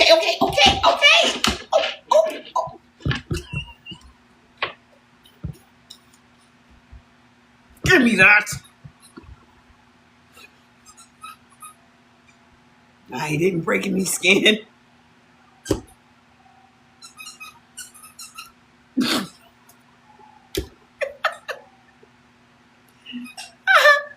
Fats has about 1,000 little squeaky stuffed animal things. That's all day. Squeaky, squeaky, squeaky, squeaky, squeaky, squeaky, squeaky. You know, started some shit. So I'm gonna go, but I will be back tomorrow around between 5 and 6. Okay. You said thank you. Thank you for allowing me to be here and learn. You're very welcome, Miss Melanie. I know who you are, Miss Melanie. I know you from back in the day. I told you, unproblematic white folks are fine. It's the ones that come in here causing a ruckus. So I will see y'all back again tomorrow.